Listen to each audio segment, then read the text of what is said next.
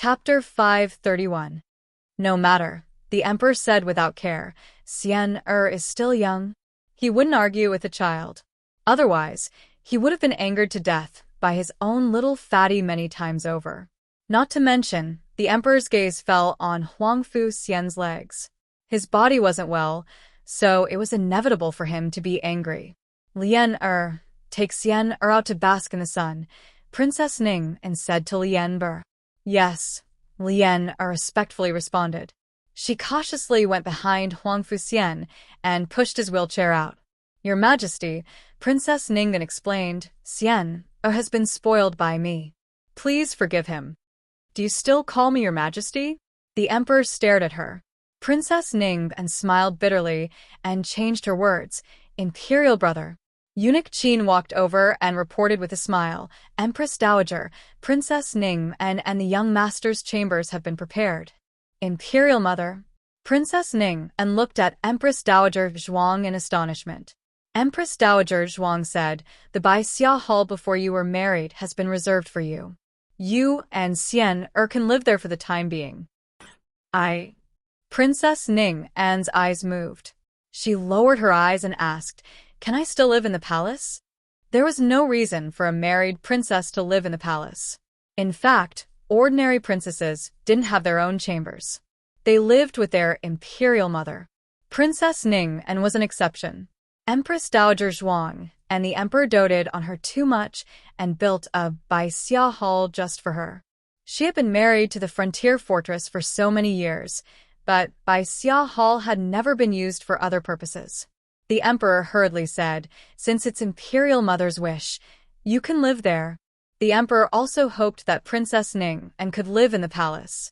This way, it would be easier for him to take care of the mother and son. The emperor had many things to say to Ning An.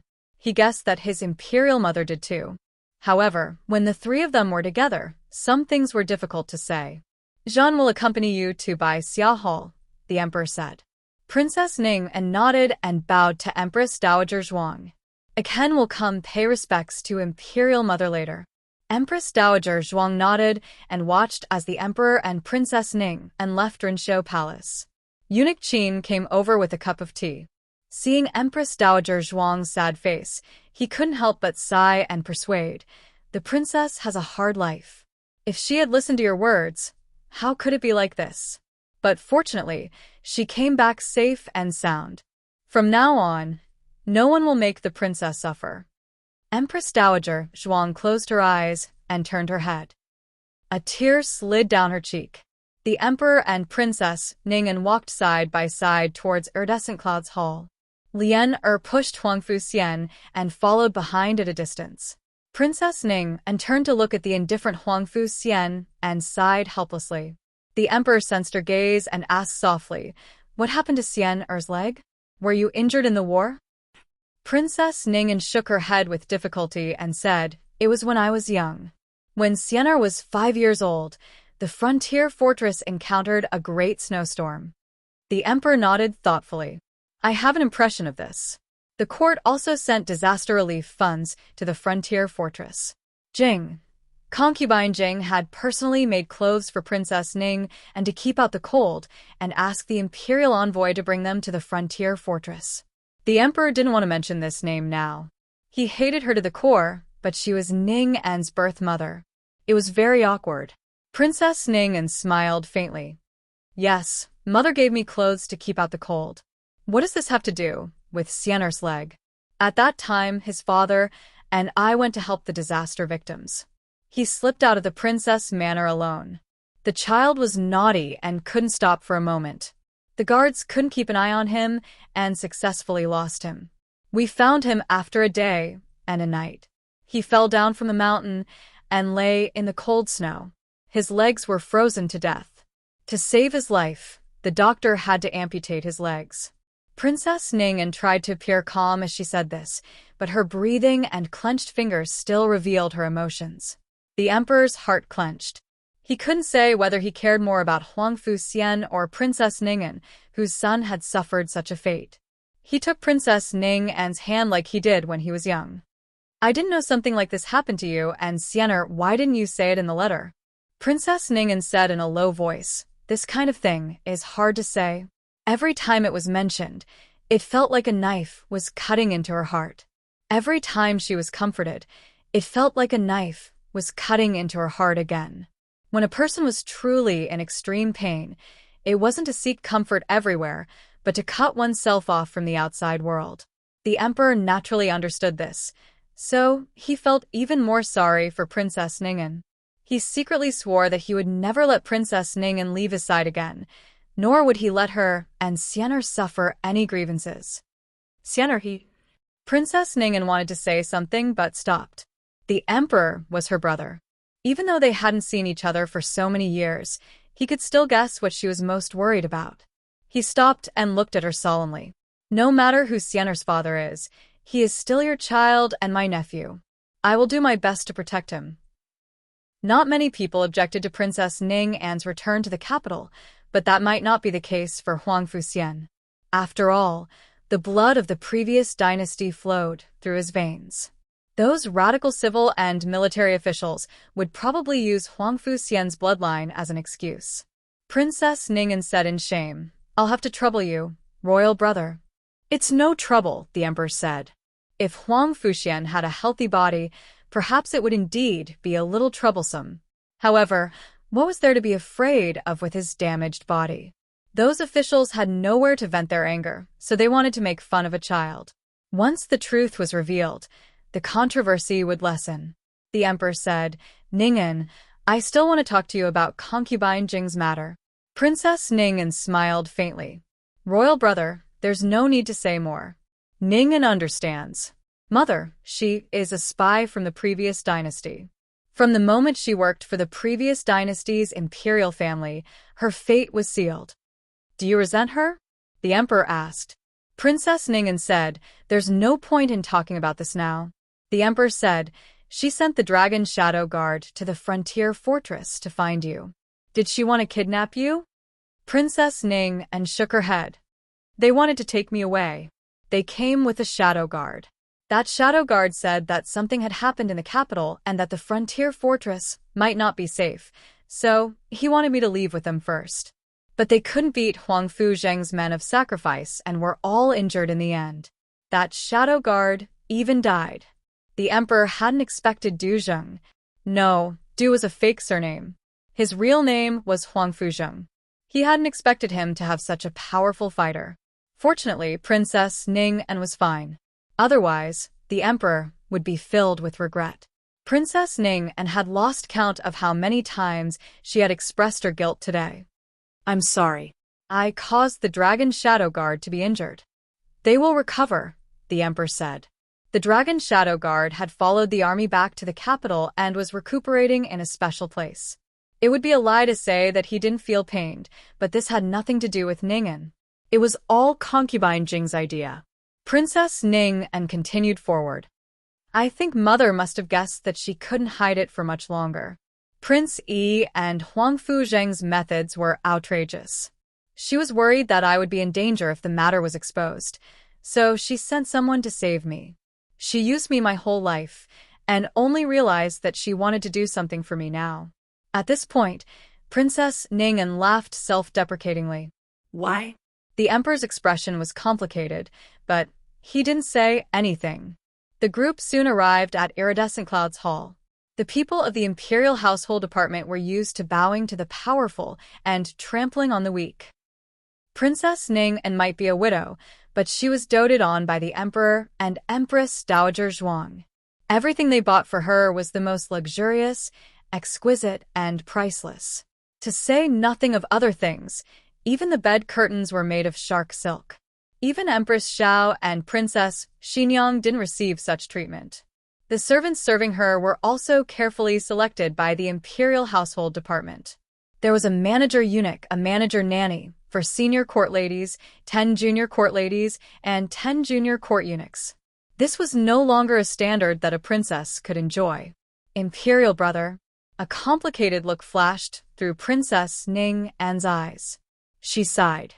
"I don't need such expensive things, and I don't need so many people." The emperor's face darkened. "You are my most beloved sister. If I say you need it, then you need it." I... Princess Ning wanted to say something, but stopped. The emperor held her shoulder and stared fixedly at her weather-beaten face. He said with heartache and self-blame, I didn't protect you well back then and caused you to suffer for so many years. I will make it up to you in the future. You don't have to worry about anything. Just leave everything to me. No one will dare to criticize you. If there is, I will cut off their heads. Princess Ning wanted to say something, but before she could refuse, a child's chattering came from outside Iridescent Cloud's hall. A trace of confusion appeared on Princess Ning's face. The emperor smiled and said, It's little Qi and his little classmate. Little Jinkong had just entered the palace. He was a child, so he didn't know who had come to the palace. He had come purely for the rent increase. That day, he had asked his brother-in-law for a rent increase, but his brother-in-law had said that his request was unreasonable. So, he wanted to ask his great-aunt how to reasonably increase the rent. Unfortunately, his great-aunt's mood seemed to be a little down. He was an understanding child, so he decided to temporarily put aside the matter of the rent increase. He tried his best to act cute for a long time, but in the end, he was thrown out by his great-aunt with an expressionless face. It was too noisy. Then he went to find Qin Shiyu. Qin Shiyu had recently raised a puppy. The two chased the puppy everywhere. The puppy probably smelled the emperor's scent and ran to Iridescent Cloud's hall. When Qin Shiyu and little Jinkong arrived outside Iridescent Cloud's hall, they happened to see Huangfu Xian sunbathing at the entrance. They had never seen a wheelchair before, so they were quite curious. Little Jinkong walked over, looked at Huangfu Xian's wheelchair, and said, Wow, what kind of chair is this? And it has wheels. Compared to the strange chair, Qin Shiyu's attention was more on the person. He asked in confusion, Who are you? How come I've never seen you before? The palace was Qin Shiyu's home. He might not know all the maids and eunuchs, but he should know this person who obviously had some background. Huangfu Xian sneered at the little kid and the little bean in front of him. Who are you? Qin Shiyu introduced himself seriously. I'm Qin Shiyu, and he's my classmate, Jinkong. Huangfu Xian looked Qin Shiyu up and down, then looked at little Jinkong with a sneer. He said sarcastically, You're already so old, but you still go to school with such a young child. Are the princes of the Zhao kingdom so stupid? Qin Shiyu's hair stood on end. Who are you calling stupid? I'm not stupid. I'm in the prodigy class of the Imperial College. Huangfu Xian sneered. You stuffed it in, right? You. Qin Shiyu's face turned red. Little Jinkong was completely attracted by the big wheels of the wheelchair, so he didn't pay attention to their conversation. He squatted down, tilted his head, and carefully looked at the big wheels in front of him. Qin Shiyu put his hands on his hips and stomped his feet. This was little Jinkong's habit. After spending so much time with little Jinkong, he unconsciously picked up some of the little Jinkong style. He said angrily, How dare you talk to me like that? Do you know who I am? I'm the 7th prince of the Zhao kingdom. If you continue to be so rude, I'll get someone to beat you up. Huangfu Xian wasn't scared by his words. Instead, he coldly reached out his hand and pushed Qin Shiyu to the ground. Unfortunately, little Jinkong was squatting on the ground, looking at the wheels. When Qin Shiyu fell, he was knocked down as well. Ouch! Little Jinkong cried out in pain. His little foot was squashed by Qin Shiyu's butt. When the emperor and Princess Ning walked over, they saw the two children fall to the ground. Eunuch Wei also came out. He quickly walked forward and pulled up Qin Shiyu, who was on top, and little Jinkong, who was on the bottom. Are you okay? Are you hurt anywhere? He asked worriedly. Little Jinkong's right foot hurt a little. Qin Shiyu had a lot of meat, so he didn't hurt, but he was very angry. He turned around and was about to pounce on Huangfu Xian. Stop! The emperor shouted. Eunuch Wei immediately held Qin Shiyu. Qin Shiyu immediately complained and pointed at Huangfu Xian. Father! He pushed me. The emperor looked at Huangfu Xian in the wheelchair.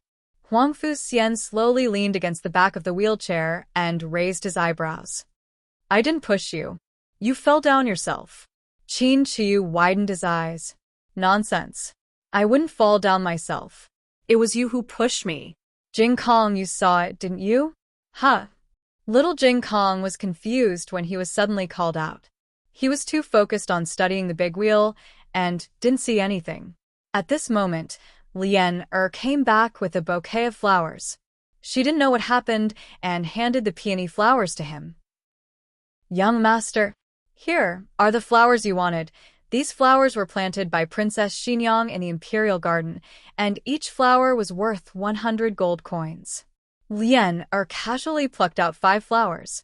Huang Fuxian took them and said in disdain, "There are so few of them. Didn't I tell you to pick all of them?" Lien wiped the sweat from her forehead and said, "The others haven't grown yet. Only these 5 flowers look the best. I don't like them."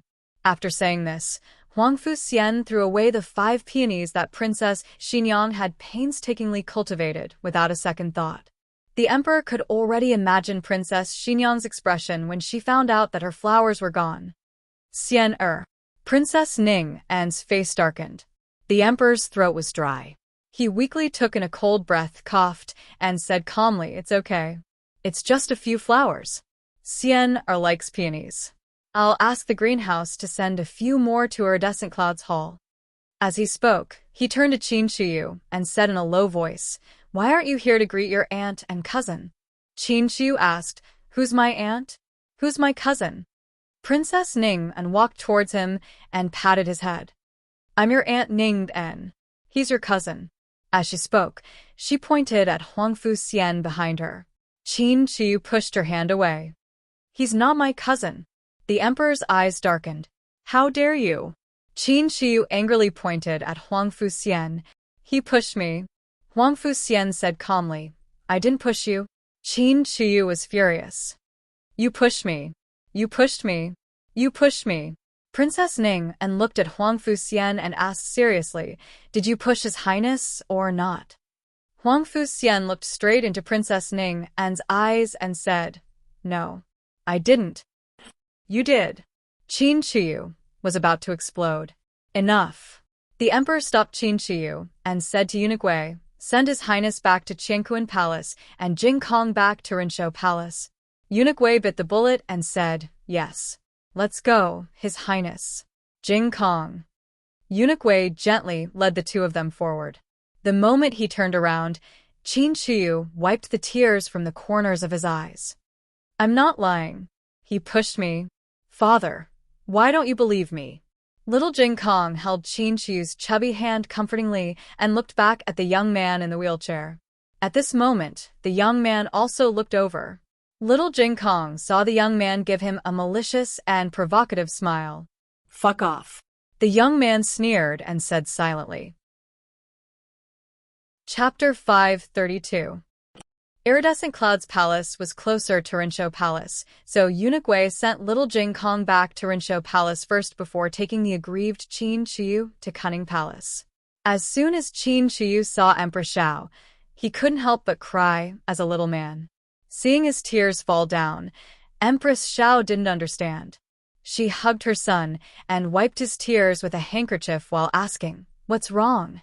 Qin Shiyu cried until he was out of breath. Empress Xiao looked at Eunuch Wei. Eunuch Wei had no choice but to tell the whole story. The 7th prince said that young Master Xian pushed him, but young Master Xian said that he didn't push him. That child had just lost his father and was disabled. He even lost both his legs. His Majesty couldn't bear to scold him, so he let the servant bring the 7th prince back. Eunuch Wei said this skillfully, making people feel that it wasn't that His Majesty didn't believe Qin Shiyu, but that the child was too pitiful and was a guest, so His Majesty didn't hold him responsible. Empress Xiao sighed. "Okay, stop crying. He pushed me. I didn't lie." Qin Shiyu cried miserably. Okay. He pushed you. Mother believes you." Empress Xiao comforted her son. After Eunuch Wei left, Qin Shiyu cried for a while and fell asleep. Empress Xiao asked Eunuch Su to go to Iridescent Cloud's palace to give some gifts to Princess Ning An and check on the child.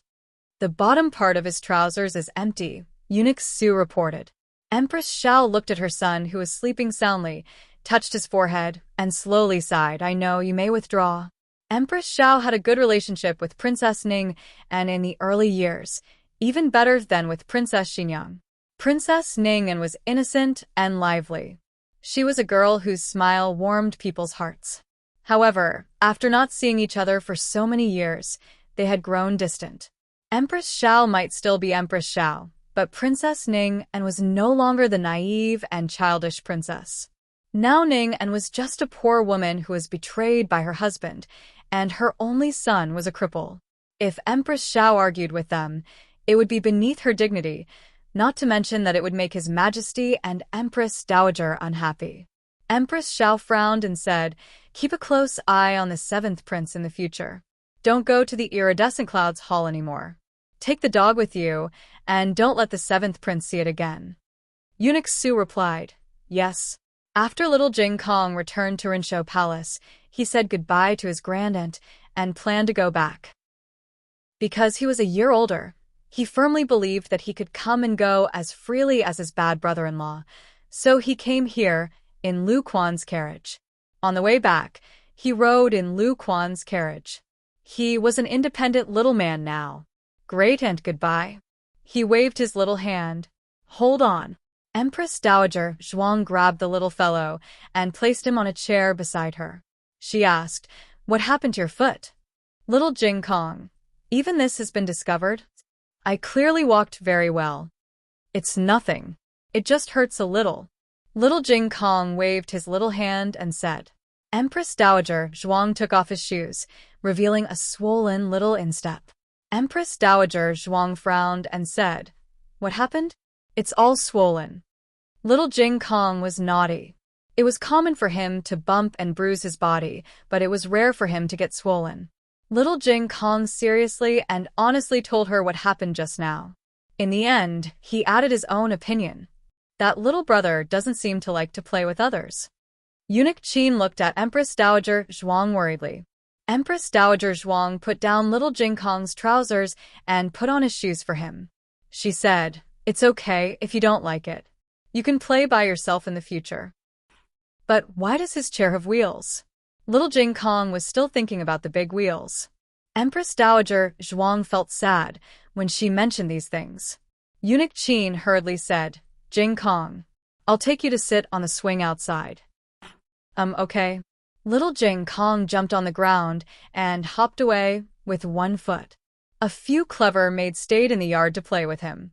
Eunuch Qin came back and looked at Empress Dowager Zhuang, who seemed to have aged a few years overnight. He comforted her with heartache. "Empress Dowager, don't take it to heart. That child's body is like this. It's inevitable that he has a strange temperament. Plus, he just lost his father. It's inevitable that he'll be emotional. Besides, with his broken body, he'll feel sad when he sees a normal man." Eunuch Qin could empathize with Empress Dowager Zhuang on this point. He was a eunuch, and his body was crippled. At this age, he had naturally thought through what he should have thought through and accepted what he should have accepted. However, in his early years, when he saw normal men, he would feel jealous, hateful, unwilling, and inferior. Huang Fuxian was the same. They both knew whether Qin Shiyu was lying or not. Empress Dowager Zhuang closed her eyes and said, "I'm tired. Remember to ask someone to send Jing Kong back." Yes. Eunuch Qin agreed. Blue Clouds Hall. The emperor returned to Pure Flowers Palace first. Princess Ning and Huang Fuxian sat in the spacious bedchamber. Princess Ning had dismissed all the palace servants, leaving only Lian at her side. Huang Fuxian sat in his wheelchair and absent-mindedly played with a fresh flower in a vase. Princess Ning sat down across from him and stared at him. "Xian, why did you do this?" "I like it." Huang Fuxian looked at the flower in his hand. Lian looked at her princess in fear. Princess Ning took a deep breath and suppressed her anger.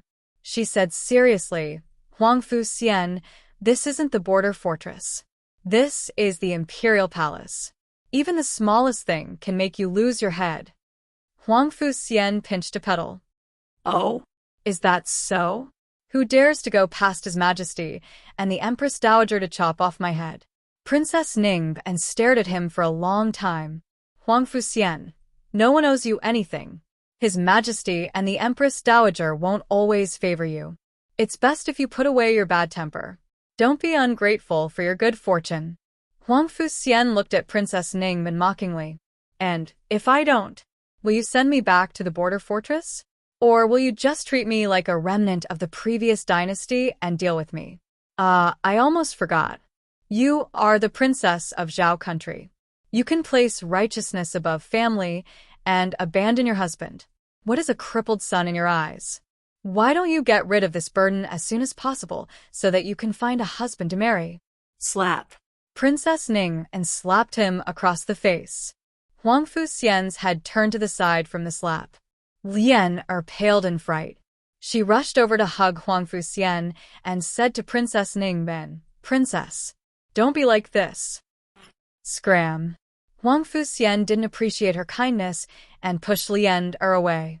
Lian staggered a few steps and bumped into the table behind her. Her back was bruised. Huang Fuxian wiped the blood from the corner of his mouth with his slender fingers. He looked at the drop of blood, and his lips curled. A trace of mockery flashed through his eyes. That was a good hit, my mother. Gu Jiao went to the medical hall today. When the second master saw her, his tears almost fell. He didn't care about the many doctors and patients in the hall.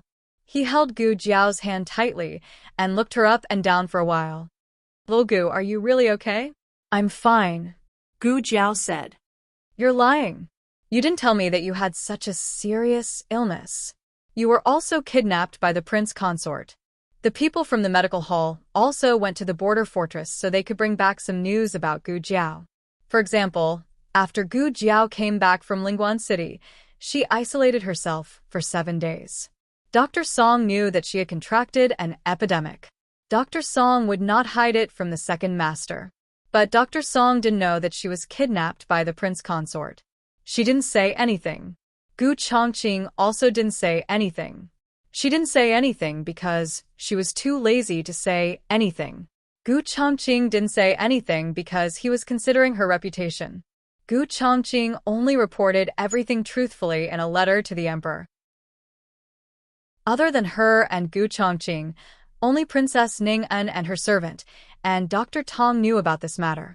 Gu Jiao's gaze crossed the medicine table and fell on a certain person who was filling medicine for a patient. Probably feeling Gu Jiao's gaze, Dr. Tong turned around and smiled brightly at Gu Jiao. He waved his hand and said, Dr. Gu. Dr. Tong was one of the people who saved Princess Ning-en. This time, he came to the capital because the emperor wanted to reward him in person. But he didn't live in the Imperial Courier Station. He came to the medical hall to do odd jobs for free. Dr. Gu. After he finished filling the medicine for the patient, he walked over with a smile. You left the army that day. I was worried about you. Gu Jiao faintly replied. It's been hard on you. She was referring to the fact that he didn't receive a monthly salary for doing odd jobs. Dr. Tong hurriedly waved his hand. It's not hard at all.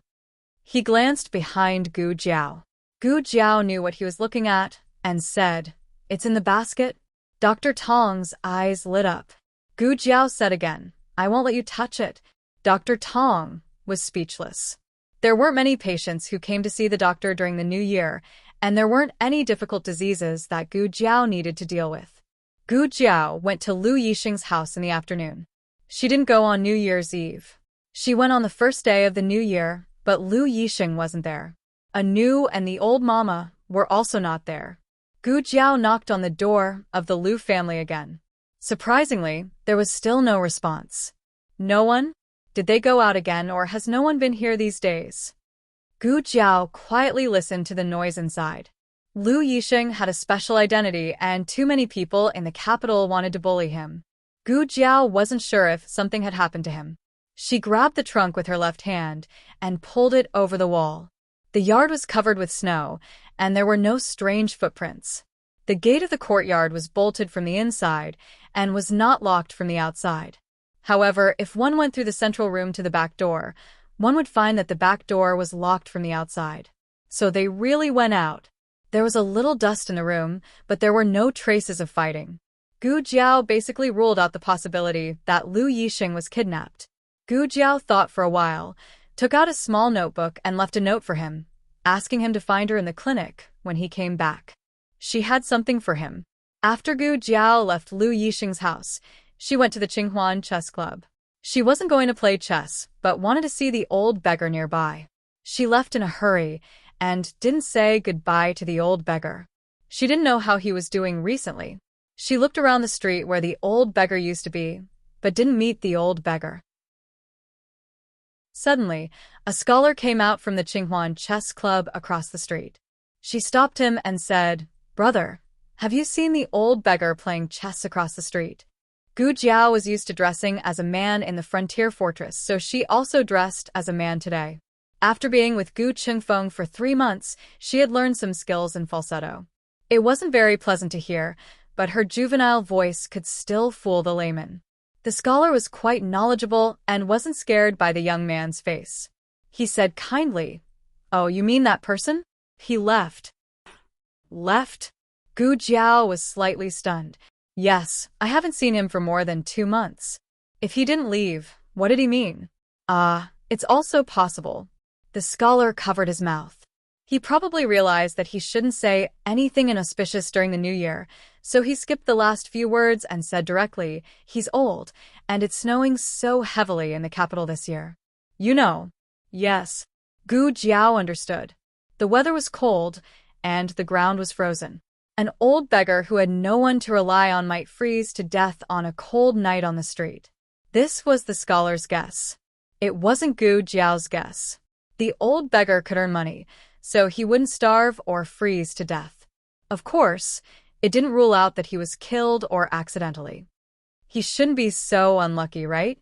Gu Jiao murmured. "What did you say?" the scholar asked. Gu Jiao said, "Nothing. Thank you. Goodbye." Hey, the scholar didn't stop Gu Jiao. He scratched his head in confusion. It's so strange that someone would come to inquire about the whereabouts of a beggar during the new year. Anyway, that beggar seems to know how to play chess. He even won against Mao Shan Hermit of the Qinghuan Chess Club. TSK, what does this have to do with me? The scholar shook his head, wrapped his cotton-padded jacket tightly, and walked through the snow-covered street. Coincidences in the world were so bizarre. They were either there or not, as if they had made an appointment. Gu Jiao walked unhurriedly on the quiet street. The capital was the most prosperous place in the whole Zhao country. However, the streets were still deserted during the new year. Gu Jiao only saw 1 or 2 carriages pass by after a long time. Gu Jiao didn't care and kept walking forward. However, when she passed by an alley, there was a lot of noise coming from the other side of the alley. Gu Jiao looked over and saw that it was coming from the direction of Immortal Music House. Gu Jiao wasn't very familiar with Immortal Music House. She had only been there a few times to investigate some things. Old concubine Jing was most likely the owner of Immortal Music House. After the old concubine died, Gu Jiao didn't keep an eye on Immortal Music House. But what could have happened to Immortal Music House? Gu Jiao paused for a moment, but still walked toward Immortal Music House. Chapter 533. The outside of Immortal Music House was crowded with onlookers. To be able to attract so many people during the new year, it could be seen that something big had happened inside. Nearby, there were several carriages from the government. Looking at the insignia, there were some from the capital governor and some from the Ministry of Justice. To be able to alarm the 2 big government offices, Gu Jiao's evaluation of this matter was 1 level higher. Hey, this old man, what happened to the Immortal Music residents? A young man who came to join in the fun around the same time as Gu Jiao politely asked the middle-aged man beside him. The middle-aged man stretched his neck to look inside Immortal Music House. Seeing nothing, he sighed disappointedly and turned to the young man. "I heard that someone died." Someone died? The young man was shocked. During the new year, this word was too unlucky. The young man took a long time to utter a complete sentence. "Who died?" the young man asked. After saying the first time, the second time didn't seem so difficult. Gu Jiao originally didn't pay much attention to their conversation until she heard the middle-aged man say, Immortal Music House's top courtesan. If she remembered correctly, Immortal Music House's top courtesan seemed to be Mo Qianxue. Gu Jiao and Mo Qianxue had only met a few times. The first time, Mo Qianxue told her where the emperor's assassin was. The second time, Mo Qianxue told her that the owner of Immortal Music House was a woman. After that, when she went to Immortal Music House, she was told that Mo Qianxue had been ordered to leave. After that, she was no longer in the capital. Did something really happen to Mo Qianxue? She had only left for 3 months, but the capital had a feeling that things had changed. Gu Jiao went to the side door of Immortal Music House and easily jumped in. The walls of Immortal Music House were higher than ordinary walls. If it was 3 months ago, she would have to use a bit of effort. Now, it was as easy as blowing off dust. It seemed that the 3 months of fighting at the border weren't in vain. Especially the battle with Sirius. It stimulated a lot of her potential. She was sure that she had recovered more than 30% of her strength. Gu Jiao walked through a corridor hung with red lanterns and followed the sound to the back door of the lobby. The lobby was crowded with people from Immortal Music House, as well as the officials who came to handle the case. Gu Jiao looked at the parasol tree beside her and climbed up without any change in her expression. She found a spot with an excellent view and sat down. She saw a corpse covered with a white cloth on the ground, and a few servant girls were kneeling beside the corpse, sobbing uncontrollably. Gu Jiao had seen one of the servant girls crying the most before, by Mo Qianxue's side. Gu Jiao couldn't remember her name, but she was sure that she was Mo Qianxue's confidant. Miss. She lay on the corpse and wailed. The capital governor frowned and said, all right, don't cry. Hurry up and cooperate with us to investigate the case and find the murderer of your young miss as soon as possible so that your young miss can rest in peace in the underworld. Hearing this, the maidservant lifted the undulating body on top of the corpse, waved her hand, and pointed towards the girls of Immortal Music House. It's her. It's her who killed my young miss. From Gu Jiao's angle, she couldn't see who the maidservant was pointing at, but as soon as she opened her mouth, Gu Jiao heard it. You can eat anything you want. Don't talk nonsense. When did you see me kill Sister Qianxue? It was Wuxia, a girl who also had some status in Immortal Music House, but could never be compared with Mo Qianxue. Gu Jiao remembered that once Wuxia took her to her room and gave her an aphrodisiac that actually had no effect on her. As a result, Mo Qianxue arrived and slapped Wuxia in public. The maidservant complained in a tearful voice, it's you. I heard it with my own ears. Wuxia didn't even lift her eyelids. What did you hear? The maidservant angrily glared at her. I heard you say that you wanted to kill my young miss. Not only did I hear it, Hong Yu and the others also heard it. If you don't believe me, let the official ask them. The capital governor and assistant minister Li of the Ministry of Justice looked at the other girls pointed at by the maidservant. The girls all pinched their handkerchiefs and looked like they couldn't refute. It seemed that they heard it. The two officials couldn't help but exchange a look.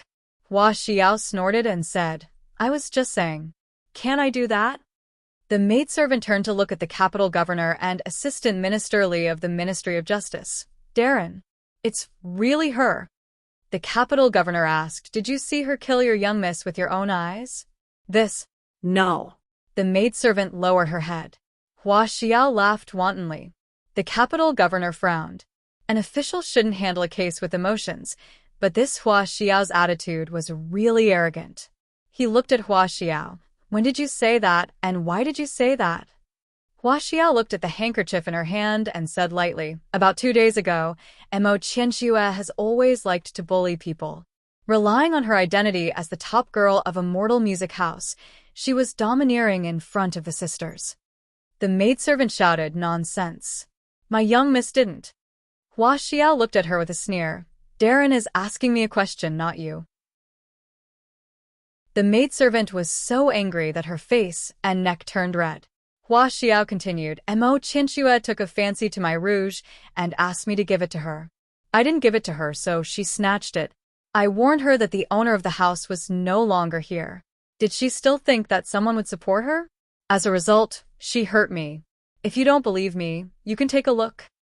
Wuxia said as she lifted up her left sleeve, revealing her white wrist and arm. There were a few bruises on it. The officials didn't look at indecent things. The examination of injuries should be done by a special coroner and doctor. But the coroner hadn't arrived yet.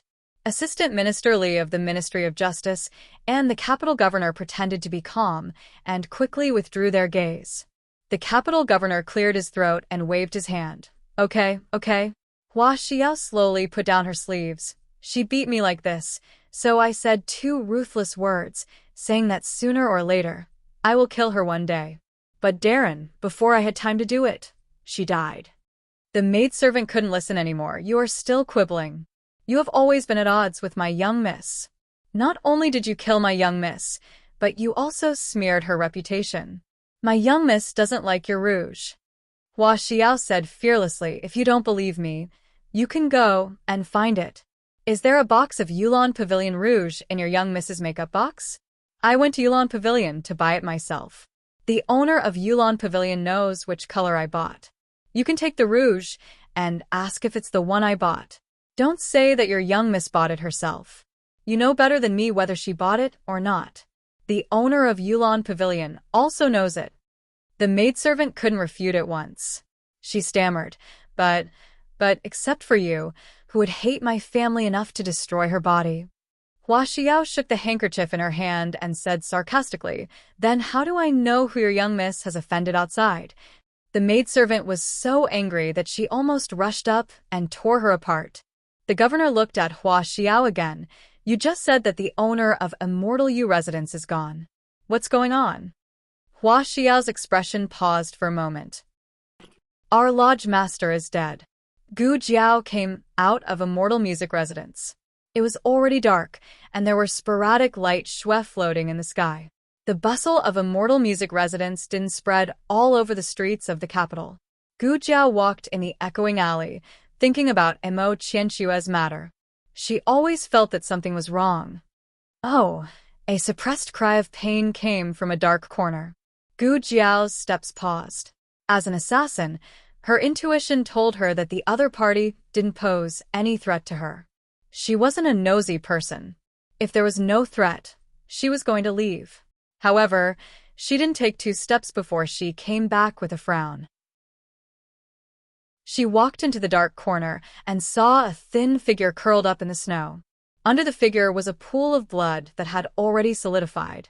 Gu Jiao knelt down on one knee and pushed aside the hair covering the other's cheek to take a look. Mo Qianxue? Medical Center. The last patient also left, and the second boss was about to close the door. But at this moment, a small figure in green strode in carrying a woman covered in blood. The second boss was almost hit. He hurriedly dodged and looked at the person who came. Then he let out a surprised voice. Little Gu? Who is she? Prepare hot water. Gu Jiao only left the sentence, and then carried the dying Mo Qianxue back to her small courtyard. Wait. The second boss looked in the direction she left in confusion. What kind of patient is she? And she brought her to her own courtyards. When the second boss asked someone to boil hot water and bring it over, Gu Jiao had already put Mo Qianxue on the operating table in the side room. Do you need help? The second boss asked. Gu Jiao opened the small medicine box, took out a pair of gloves, and put them on. Is Dr. Song here? She needed an assistant. The second boss said. No, he went back. Should I call him over? Gu Jiao looked at the rapidly falling blood pressure on the blood pressure monitor. It's too late. The blood loss was serious, accompanied by tension pneumothorax. She could die at any time and had to be operated on immediately. I'm here. Dr. Tong jogged over and stood outside the door. May I come in and help? Gu Jiao nodded, took out a thick needle, and touched Mo Qianxue's chest with the tip of her finger. She found the second intercostal collarbone and inserted the needle. Chapter 534.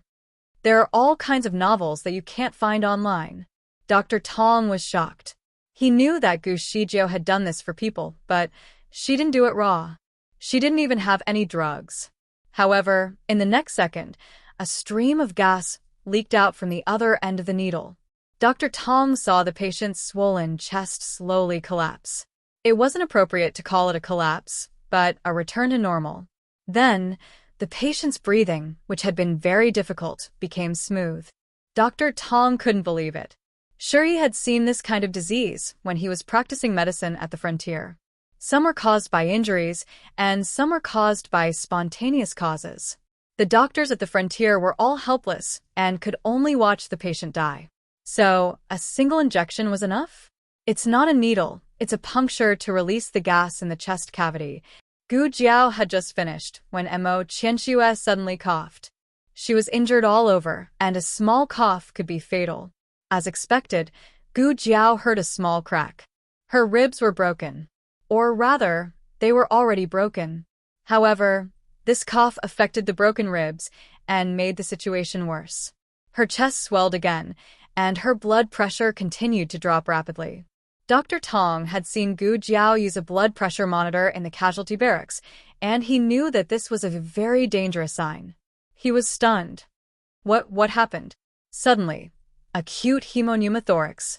Gu Jiao took out a negative pressure water bottle from the small medicine box, poured in saline, and inserted a drainage tube.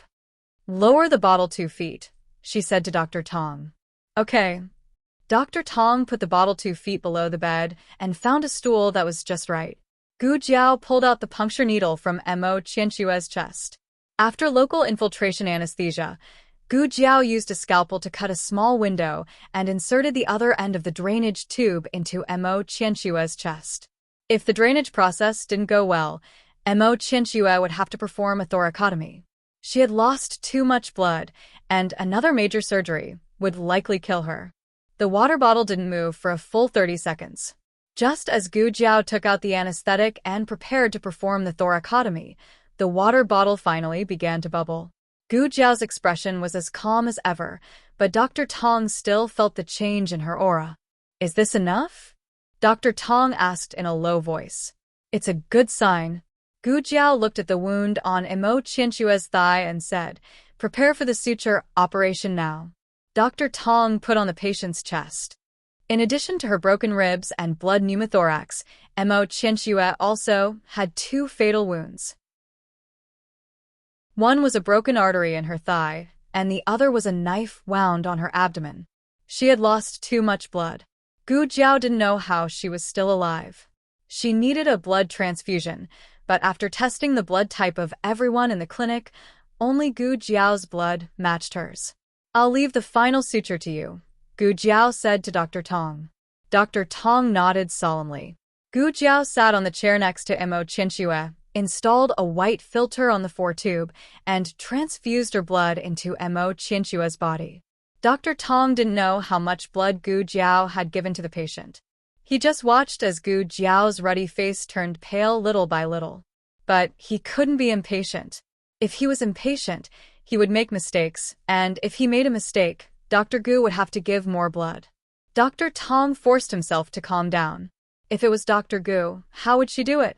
Thinking of this, his trembling hands gradually calmed down. When the last wound was sutured, Gu Jiao had already fallen asleep on the back of the chair.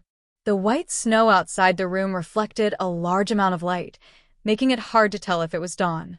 Dr. Tong was soaked and exhausted, but he didn't rest immediately.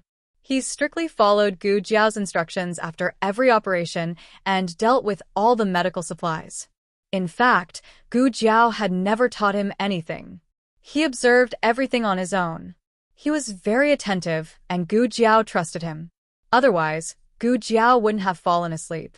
When Dr. Tong could finally breathe a sigh of relief, Mo Qianxue slowly woke up on the operating table.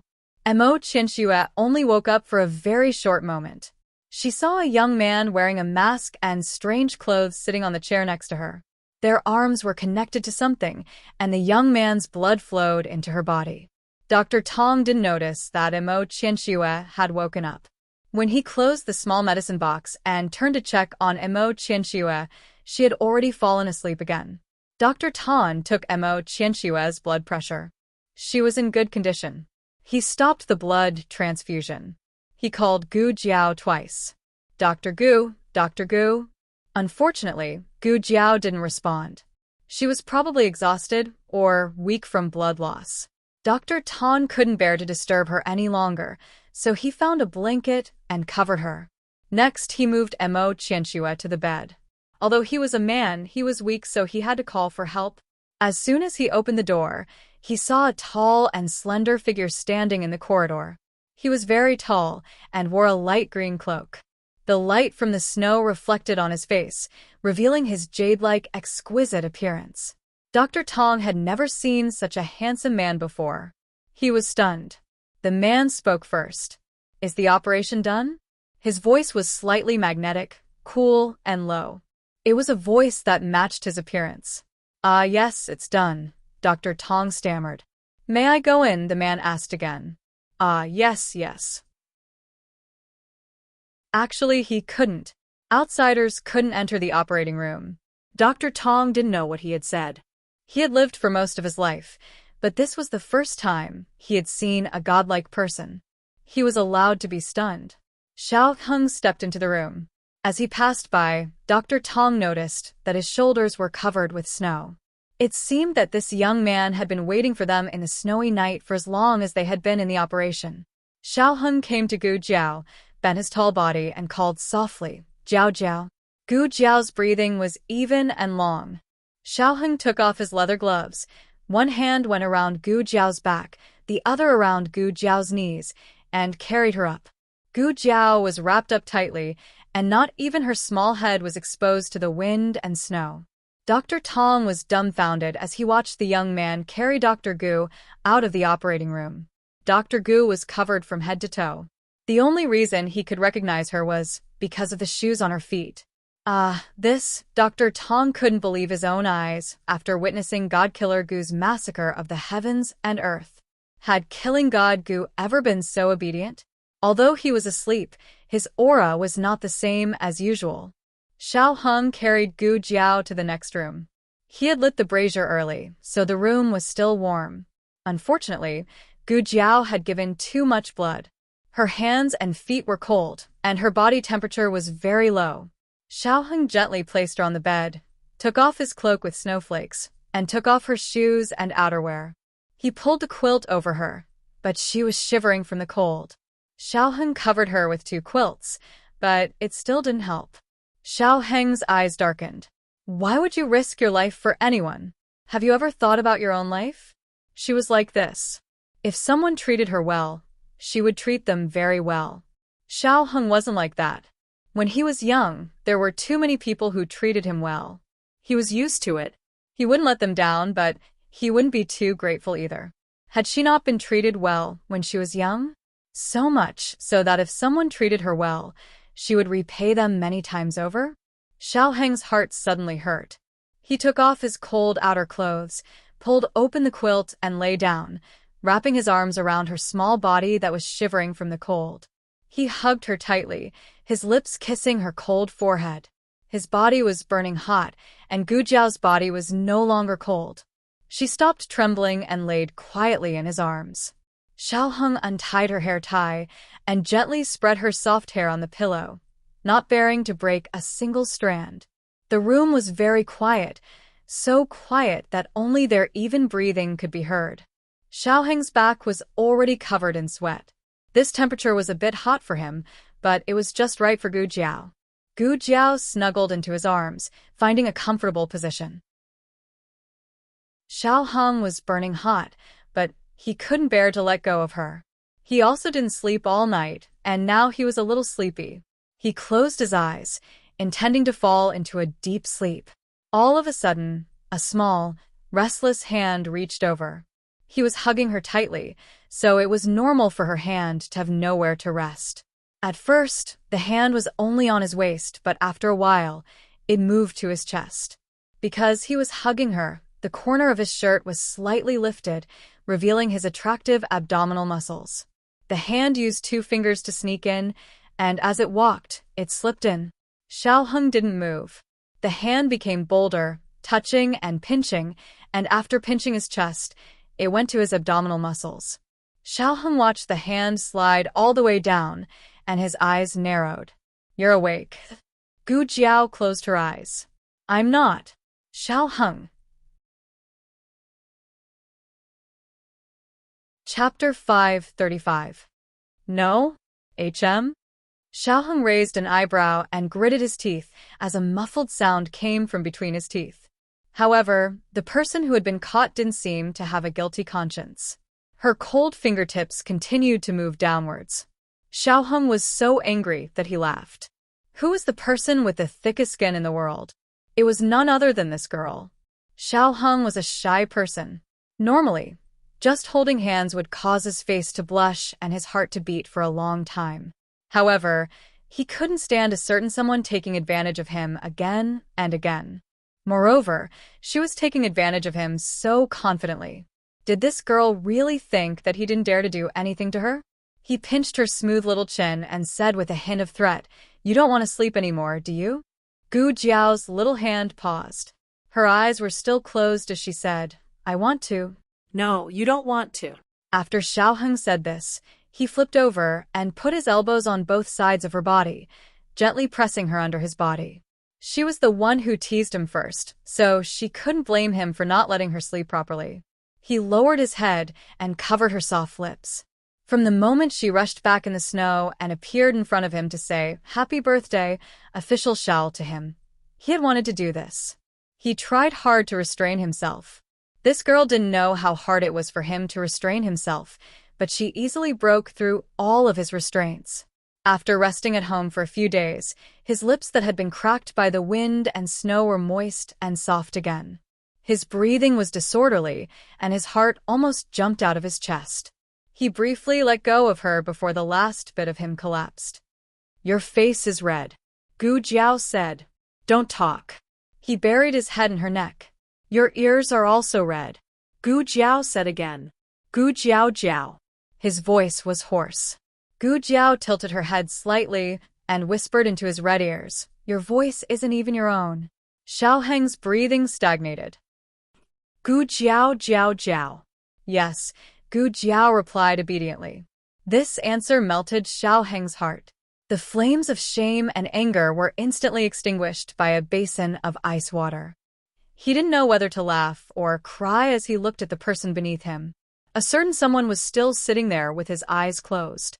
Xiao Heng moved his elbow inwards and hugged her even tighter. Then, the corners of his lips curled up. He laughed and said, "Aren't you still asleep? Why can you still see? Try being stubborn again."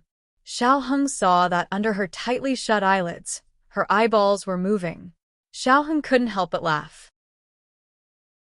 He pressed his forehead against hers and whispered in an extremely bewitching voice, "You can't speak, His voice was so pleasant that Gu Jiao's ears melted.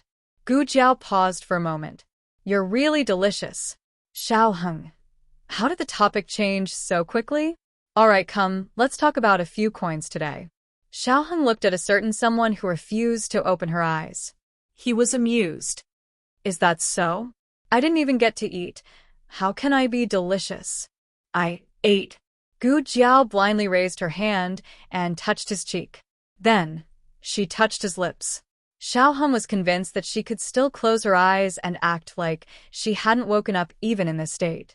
In ancient times, there were thieves who covered their ears to steal a bell. Today, there was Gu Jiao, who played with her eyes closed. Xiao Heng wanted to laugh. He whispered in her ear, "Gu Jiao Jiao Jiao Jiao, this isn't eating." He spoke quickly and regretted it as soon as he finished speaking. His words were a bit too rash. As if he was afraid that she would feel awkward when she realized what he said, he quickly changed the topic. "How old is the girl over there?" Since he knew that she wasn't the real Gu Jiao's mother and she also admitted that she wasn't Gu Jiao's mother, there was no need for him to pretend that he didn't know anything. Although there were indeed many things that he didn't know. For example, her origin and why she became Gu Jiao's mother. Gu Jiao didn't know that so many things flashed through his mind in such a short time. She answered honestly. A girl reaches adulthood at 18 and gets married at 20. Reaching adulthood was being of marriageable age. Getting married was getting married. Xiao Heng understood this. Xiao Heng stroked her hair and asked softly, "Then you want me to wait for you to grow up?" Do you want me to wait until you're 20 or 18? Gu Jiao closed her eyes and was about to speak. Xiaoheng said in a hoarse voice, 18. Gu Jiao, I didn't say that. Xiaoheng, you said it. I heard it. Gu Jiao, you cheated. Xiaoheng chuckled softly and gently touched her cheek. Yes, I cheated. But Dr. Gu, are you sure you can wait until you're 18? Gu Jiao said seriously, of course I can. Xiaoheng looked at her with a smile. Do you want to take out your hand first before saying this? Gu Jiao tilted her head. I fell asleep. Xiaoheng chuckled softly. Okay, I got it. He lowered his head and covered her lips again. It was lingering and restrained, domineering and gentle. Gu Jiao fell asleep in great joy.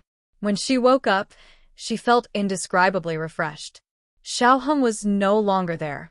He left a note on the bedside table saying that he went to the Ministry of Justice to help with the case. The words were full of business, and there was no ambiguous tone. However, Gu Jiao's favorite snacks and dried meat were placed on the table. Gu Jiao tasted a snack. Oh, it's so sweet. After Gu Jiao finished tidying up, she went to Mo Qianshua's ward next door.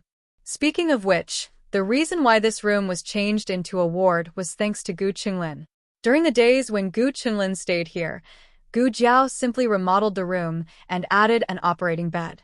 At the same time, she kept the original bed.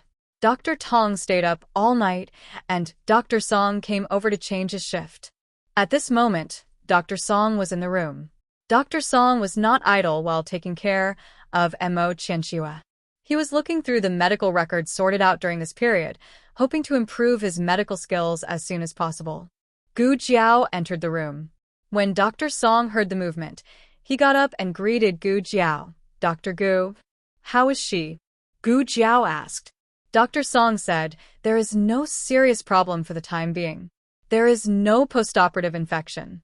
The drainage of pleural effusion and gas is also good. During the war in Yuegu City, Dr. Song followed Gu Jiao to perform several pneumothorax surgeries, so he knows what to pay attention to. Gu Jiao nodded. You go and rest for a while, I'll watch. Dr. Song didn't refuse. Gu Jiao doesn't like superficial skills, such as deliberately pretending to be diligent. A person's diligence is reflected in his medical skills and medical ethics, not in these trivial matters. I'll come back after having a meal, Dr. Song said. Gu Jiao, okay. Mo Qianshua's case spread throughout the capital overnight. After all, she was the most popular courtesan in Xianle House and died so miserably. Wuxia was the biggest suspect, but all kinds of evidence finally showed that Wuxia was not the murderer of Mo Qianshua.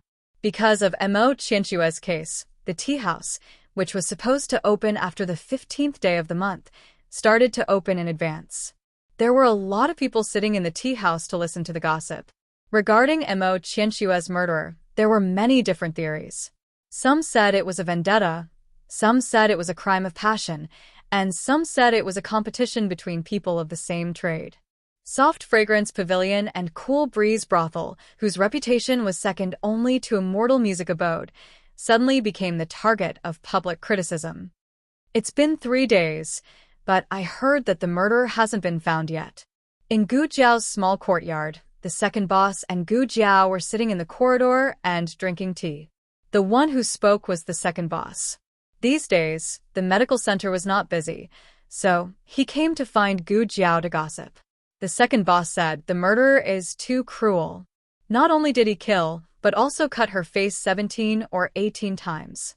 How much hatred and resentment is there? Not 17 or 18 times, but 5 times.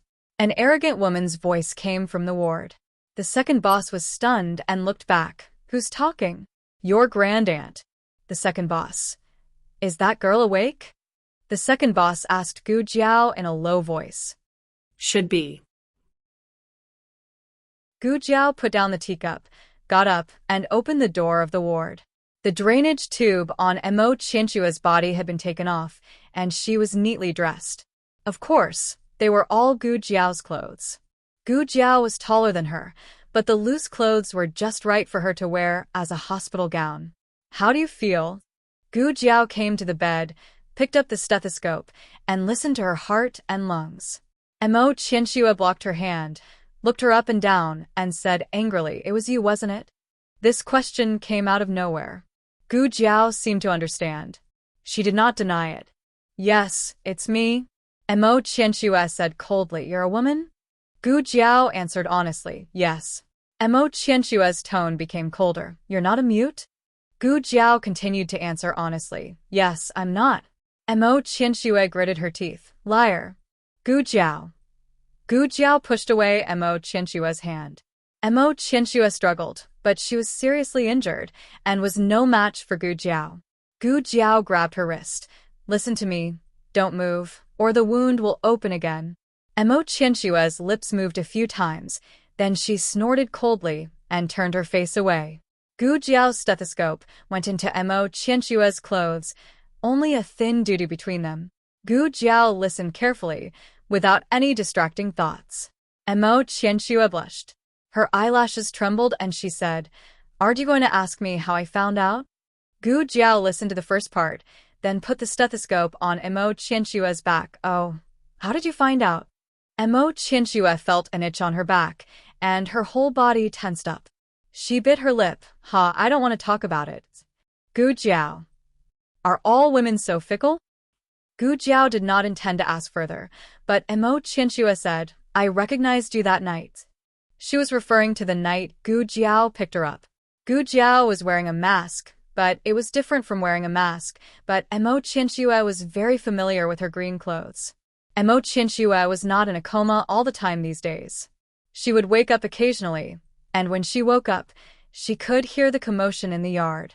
After listening for a while, she naturally guessed Gu Jiao's identity. "You're recovering well." Gu Jiao put away the stethoscope. "It's not a big problem for now, but pneumothorax is prone to recurring attacks, so you have to be careful in the future." "Be careful of what?" Mo Qianxue asked angrily. Gu Jiao thought for a moment. "Don't be angry." Mo Qianxue. The second boss did not enter the room, but waited outside. Gu Jiao came out after examining Mo Qianxue. "Why do you look like you have a headache?"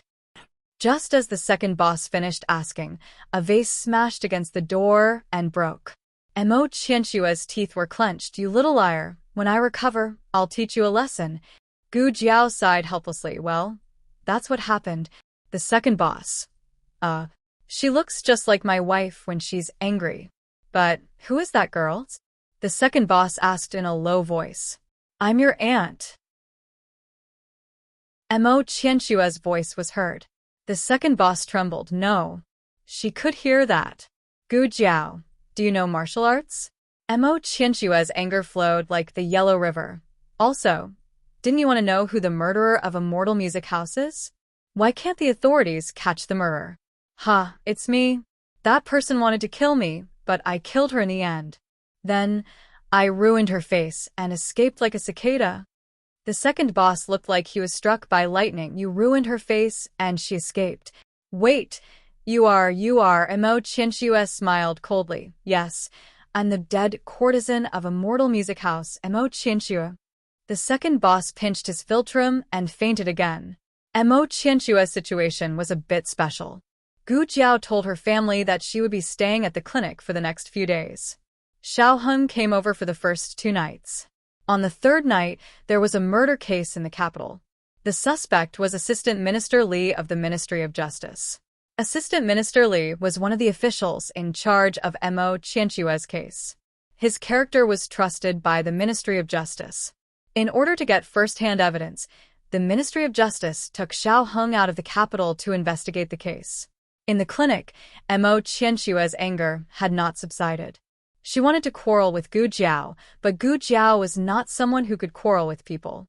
She did not even show any expression and never got angry. She did not give people the pleasure of quarreling.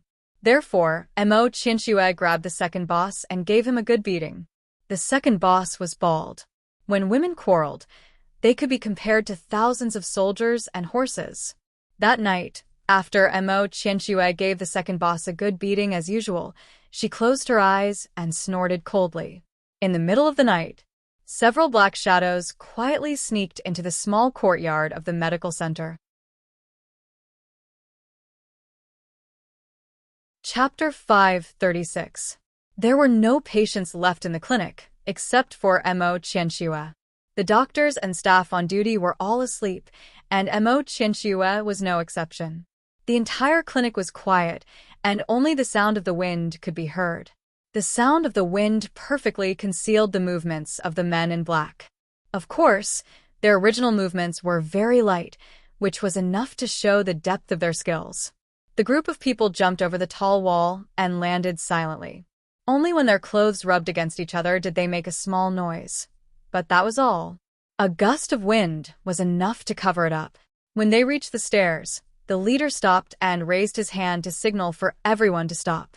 The others all stopped. The leader went to the corridor first and listened to every room with vigilance. Finally, he settled on the room on the east side. He took out a dagger and inserted it into the gap of the door, intending to pry open the latch. However, he found that there was no latch behind the door. Mo Qianxue was a patient, and the doctor had to check on her at any time. Naturally, she wouldn't lock the door. The black-clothed man put away the dagger and gently pushed open the door. He gave a look to the black-clothed men behind him. Everyone understood and rushed towards the room. Mo Qianxue was sleeping. She was so angry that she woke up from her dream, When she opened her eyes, she felt a cold light flash past her eyes. She frowned and rolled to the side. A cold, sharp blade pierced into the place where she was originally lying. The man in black saw that she had dodged, and his eyes turned cold. He raised his sword and slashed at her again. Mo Qianxue took out the silver needles under her pillow and shot them at the man. However, she was seriously injured, and both her internal energy and speed were greatly reduced. The black-clothed man clearly saw the silver needles that she shot out. He waved his sword and blocked all the silver needles. Mo Qianxue felt a pain in her chest. She tried to grab the dagger on the bedside table, but her hand was kicked away by the man in black. Mo Qianxue was shaken by his inner energy. She tasted blood in her throat and unconsciously spat it out. The man in black aimed at her head and swung his sword down. At that critical moment, a dagger flew through the air and stabbed the man in black in the back, piercing his heart without the slightest deviation. The black-clothed man's eyes suddenly widened, and his body stiffened in disbelief. In the next second, the sword in his hand fell, and he also fell straight to the bed. Mo Qianxue looked at the man in black beside her with disgust. She wanted nothing more than to kick him off the bed. At the same time, the other 3 black-clothed men in the room quickly reacted. They hurriedly drew their swords from their waists. Unfortunately, before the sword could leave its sheath, it was pressed back by a cold hand. With a clang, the sharp blade returned to its sheath. Before they could react, they were knocked down one by one. Gu Jiao was clear-headed. She stepped on the other party's chest with one foot and looked down at him. She said indifferently, "Who sent you?" That person gritted his teeth and spat out a mouthful of black blood. "They have poison sacs in their mouths. We can't get anything out of them," Mo Qianxue said, panting. Gu Jiao calmly removed her foot. She stepped over the black-clothed men on the floor and came to the bed. She grabbed the black-clothed man's body and dragged it out like a sack. Then, she wiped her hands and returned to the bed. She looked at Mo Qianxue with a calm expression. Mo Qianxue spat out blood. The blanket was stained with blood. Gu Jiao handed her a handkerchief. Mo Qianxue was stunned. "What?" Gu Jiao handed it to her. Mo Qianxue still didn't understand. Gu Jiao held the handkerchief in her hand and bent down to wipe the blood from the corner of her mouth. Gu Jiao came in a hurry and was only wearing a thin nightgown. Her aura immediately enveloped Mo Qianxue. Mo Qianxue looked at her calm eyes. Unlike the gentleness of ordinary women, her eyes revealed a heroic spirit. Of course, they were also very exquisite. If it wasn't for the birthmark on her face, this would be a face that both men and women would be captivated by. Gu Jiao was focused on wiping Mo Qianxue's blood and didn't notice Mo Qianxue's fixed gaze. Nightgowns were different from formal undergarments. They were spacious, and she happened to be leaning over. Mo Qianxue didn't do it on purpose, but accidentally looked in. This figure was such a seductive figure. How many corsets did she wear to turn herself into a man? Little liars. Mo Qianxue gritted her teeth. Gu Jiao. Why was she a little liar again? Mo Qianxue snorted. I don't want to sleep here anymore. That stinky man touched my bed. Mo Qianxue was the top courtesan in Immortal Music House, but she had never been touched by another man. Gu Jiao was the first, no, to be exact, the second. That's not right either. She wasn't a man. Mo Qianxue was angry again.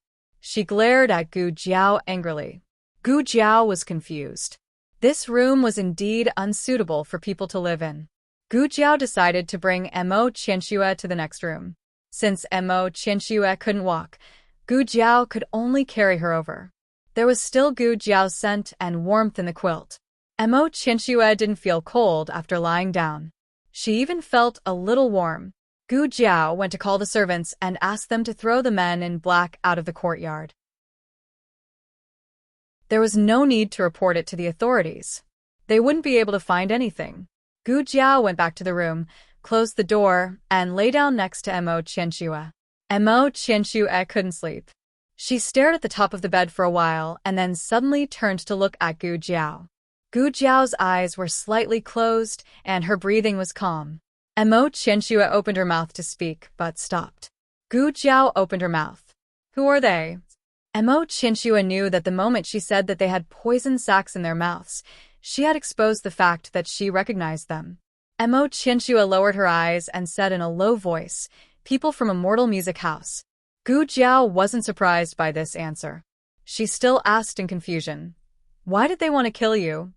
Mo Qianxue said, I don't know. I went out for a while, and then came back. I was killed for no reason. Gu Jiao asked, where did you go? Mo Qianxue was silent. Gu Jiao said again, okay, I'll change the question. Is the owner of Immortal Music House really dead? Gu Jiao didn't wait for a response. She opened her eyes and turned her head. She saw that Mo Qianxue had fallen asleep on her side. Under the quilt, Mo Qianxue's fingers were carefully pinching a section of her sleeve. Gu Jiao didn't speak again. She turned her face away and soon closed her eyes and fell asleep. In the following few nights, Mo Qianxue encountered several waves of assassins. With Gu Jiao around, they were all scared but not in danger. Those people seemed to have learned their lesson. They didn't fight Gu Jiao head-on and only restrained Gu Jiao from attacking Mo Qianxue. Gu Jiao dealt with the first two waves of assassins with ease. However, by the third wave, Gu Jiao could clearly feel that the opponent's strength was not on the same level as the previous assassins. 3 men in black.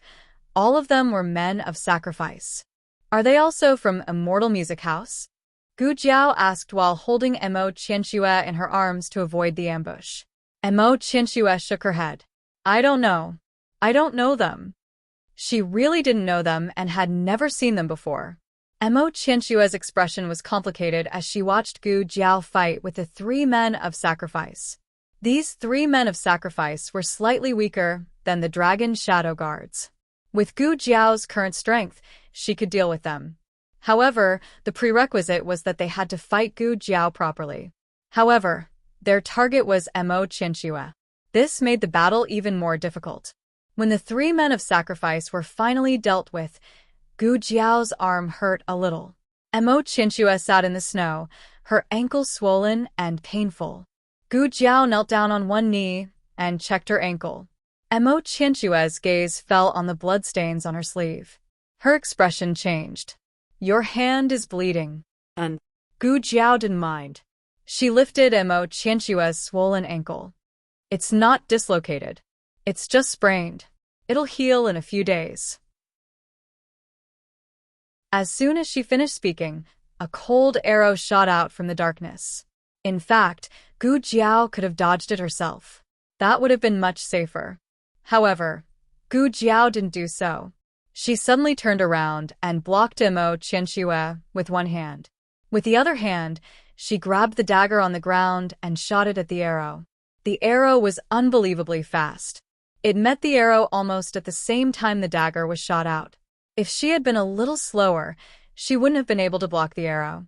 Mo Qianxue looked at Gu Jiao, who was blocking in front of her. Her eyes flashed slightly, and a trace of complicated emotions flashed past her eyes.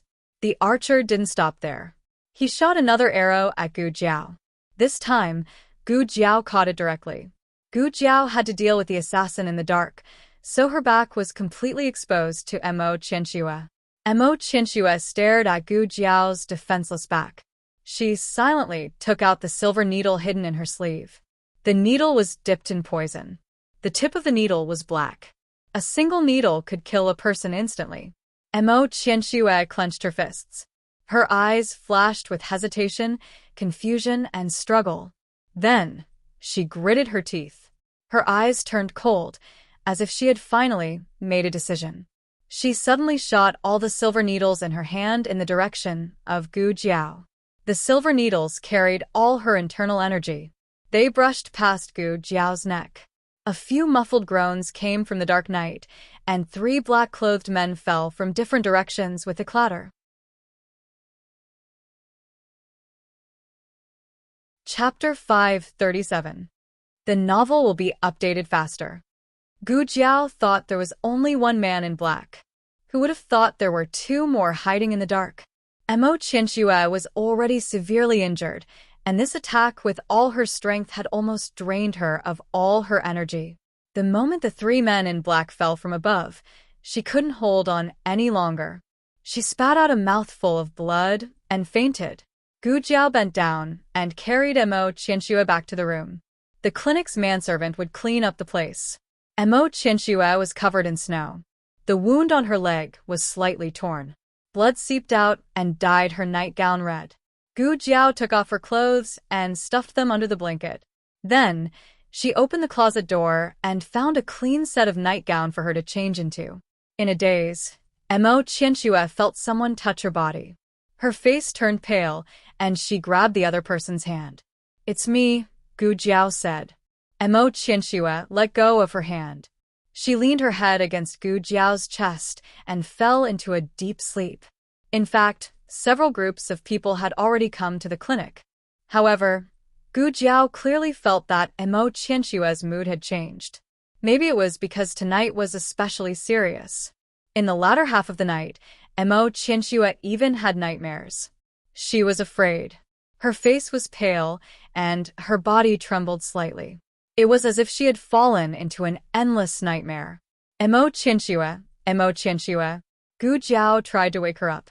Mo Qianxue opened her eyes and looked at Gu Jiao in fear. She did not know if she was still in a dream. She did not respond and only held Gu Jiao's hand tightly, like a drowning person holding onto the last piece of driftwood. "Are you so scared?"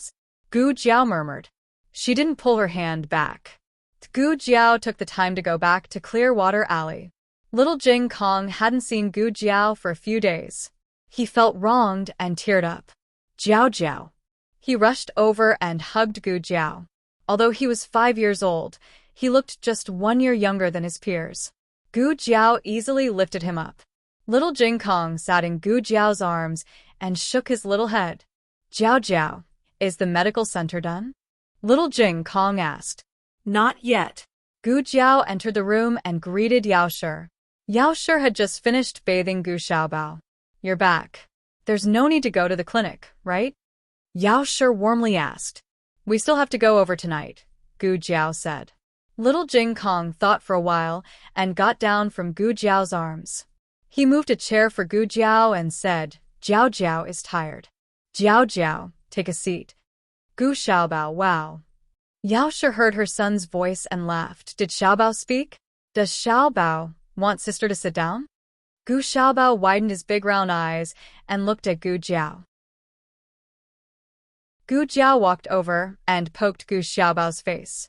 Gu Xiaobao chuckled. A 3-month-old child could laugh, but Gu Xiaobao was a baby who did not cry, make a fuss, or like to laugh. Other than a chuckle on the day he turned 3 months old, he did not make a sound after that. Gu Jiao found it amusing and gently poked his chubby little face again. Gu Xiaobao laughed again. Gu Jiao poked him again, and Gu Xiaobao laughed again. Little Jing Kong clapped his hands excitedly and jumped up and down. Younger brother is laughing. Younger brother is laughing. At this moment, Marquis Gu came over from the newly renovated residence. It snowed heavily a few days ago, and the finishing work was delayed. Now that the weather was better, he led the workmen from the Ministry of Works to rush the work day and night. Today, he was here to transport materials and took a detour to see his wife and son. When he reached the door, he heard little Jing Kong's voice. He held his breath and really heard his son's laughter. His son knew how to laugh. Marquis Gu walked into the house in high spirits. "Son, father is here to see you." He did not look at Gu Jiao and went straight to his wife, Yao Shi, and carried Gu Xiaobao over with fatherly love. Then, Gu Xiaobao stopped laughing. Marquis Gu teased him. "Son, give father a smile." Under his father's expectant gaze, Gu Xiaobao calmly took out his little finger, put it in his mouth, and fell asleep in a second. Marquis Gu, Mo Qianxue, slept until the afternoon. Midway, Dr. Tong came to check on her. He took her pulse and checked on her wound. Everything was fine. Because of the accident at Xianle House, the tea house reopened early. There were more people on the streets and more headaches, fevers, and drunkenness. Today, a wave of drunkards and injured patients came to the clinic. There were not many doctors and they could not take care of them all. However, this had nothing to do with Mo Qianxue. She did not need any additional treatment and only needed to quietly recuperate in the room. A maid brought food over. Mo Qianxue ate a little. Her leg was injured and her ribs were broken. She could not walk and could only lie on the bed in boredom. She sat on the bed and clutched the handkerchief in her hand. She snorted. Where did the little liar go? Suddenly, a figure flashed through the door. Mo Qianxue's eyes flashed with vigilance. Who is it? The unlatched door was gently pushed open from the outside. First, an exquisite embroidered fan reached in from the crack of the door. Then, the owner of the fan walked in with light steps. It was a pair of brand new pink lotus embroidered shoes.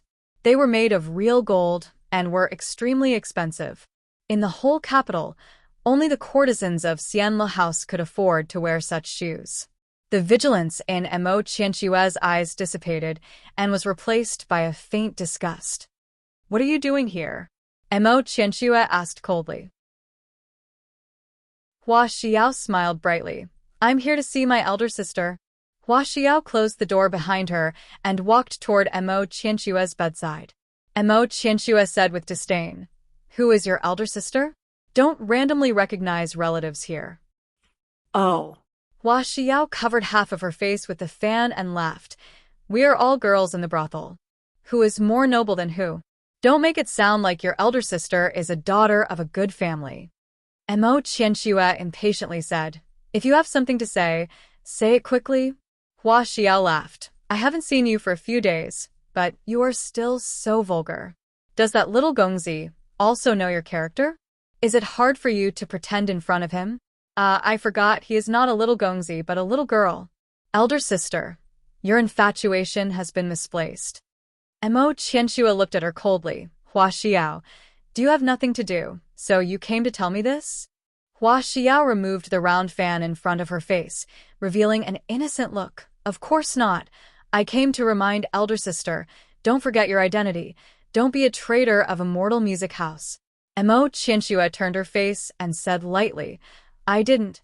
Hua Xiao sneered and took out 3 silver needles from her arms. So you didn't kill those 3 people? These silver needles are made by imitating the Tang sex Tang flower needle. In the capital, except for you, it seems that no one else uses this kind of silver needle. Mo Qianxue's hand holding the handkerchief tightened and said without changing her expression, I don't need to explain to you what I do. Hua Xiao threw the 3 silver needles on Mo Qianxue's quilt. Young master asked me to come. Mo Qianxue's eyes moved slightly, and she said seriously, I killed those 3 people in order to gain her trust. Hua Xiao sat down on the edge of Mo Qianxue's bed and looked into Mo Qianxue's eyes with a smile. She doesn't trust you enough? Mo Qianxue blinked lightly and looked up to meet Hua Xiao's eyes. Not enough, I didn't have a chance. Hua Xiao smiled, stood up, and went to the wardrobe. She opened the door and brushed Gu Jiao's clothes with her fingertips. You slept in the same room and didn't have a chance? Who are you fooling? Then why don't you do it? Mo Qianxue asked. Hua Xiao closed the wardrobe door. I don't have sister's luck. Casually hooking up with a young master can become a big fish. Mo Qianxue glanced at her and said, It's good that you know you don't have the ability. Go back and tell young master that I will kill her. But I need time. 3 days. Hua Xiao stretched out 3 fingers. Mo Qianxue looked at Hua Xiao coldly. Hua Xiao smiled charmingly. Young master only wanted to give you 1 day, but I fought for 2 more days for sister. Sister, don't waste your sister's kindness. Hua Xiao. Mo Qianxue called out to Hua Xiao, who had turned and walked out. Hua Xiao stopped and looked back with a smile. Sister, is there anything else? Mo Qianxue suddenly shot out a silk thread and wrapped it around Hua Xiao's foot. Then she pulled it coldly, and the silk thread twisted off the embroidered shoes on Hua Xiao's foot. Mo Qianxue was not polite to Hua Xiao at all. If Hua Xiao's martial arts were not good, she would have fallen to the ground. Hua Xiao's face sank and she gritted her teeth. Mo Qianxue said indifferently, Get out. Chapter 5:38. Clearwater Alley. Being ignored by his son, Marquis Gu felt a little embarrassed. He cleared his throat and placed his sleeping son back into Yao Shi's arms. Other than visiting the Yao family and his son, he had come today for another matter: Gu Jinyu's marriage. Gu Jinyu and Royal Prince and were originally scheduled to get married before the new year. Who would have thought that other than the war, the commoners' marriages were not restricted? However, Royal Prince and was an official of the court, and Gu Jinyu was the daughter of a marquis. The two of them could not get married during a time of national crisis. Therefore, it was pushed back to a year later. It's next month. Marquis Gu said to Yao Shi, Jinyu is your daughter. How can a daughter get married without her mother by her side? Why don't you follow me back to my residence for a few days and wait for Jinyu to get married? The conflict between Yao Shi and the Marquis Fu mainly came from the fact that everyone in the Marquis Fu did not welcome her. Old Madame Gu was the leader, followed by Gu Chongqing and the other two. As for the servants, they did not need to care too much. Anyway, they did not dare to cause trouble in front of Yao Shi. Now that all sorts of misunderstandings had been resolved, the Gu brothers no longer had any resentment towards Yao Shi. Marquis Gu felt that it was time to bring Yao Shi back to live. Yao Shi was a little hesitant. She knew that old Madame Gu still didn't want to see her son, who had appeared out of nowhere, and it was impossible for them to have no grudges between them. Moreover, even if she went back, Gu Yan and Gu Jiao would not go back with her. She couldn't bear to part with her children, and she also couldn't bear to part with this large family in Jadewater Lane. But Master Ho was right. Jinyu was also her daughter. Back then, Gu Sanlang and his wife treated Jiao Jiao like a treasure. What reason did she have to treat Jinyu harshly? Mother's health hasn't been good recently. She can't manage the household. Marquis Gu looked at her and said. Yao Shi looked at Gu Jiao, who was fixing Kuju's flirtatious eyes in the inner courtyard, and said to Marquis Gu, You've been here for so long. Why don't you talk to Jiao Jiao?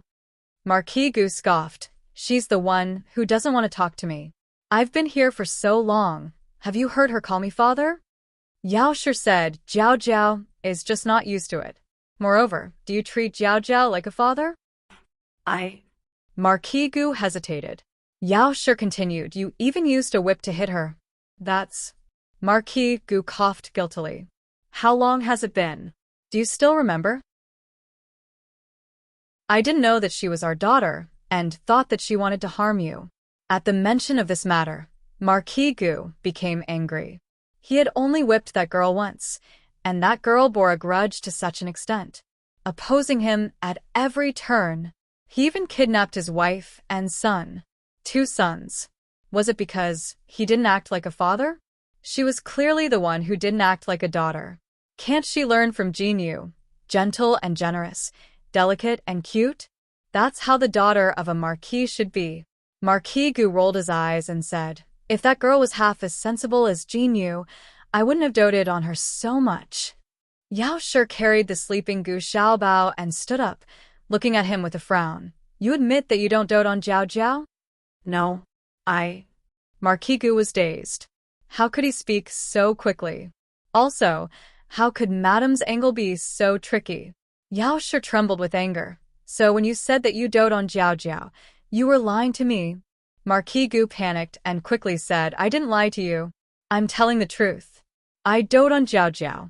I dote on her the most.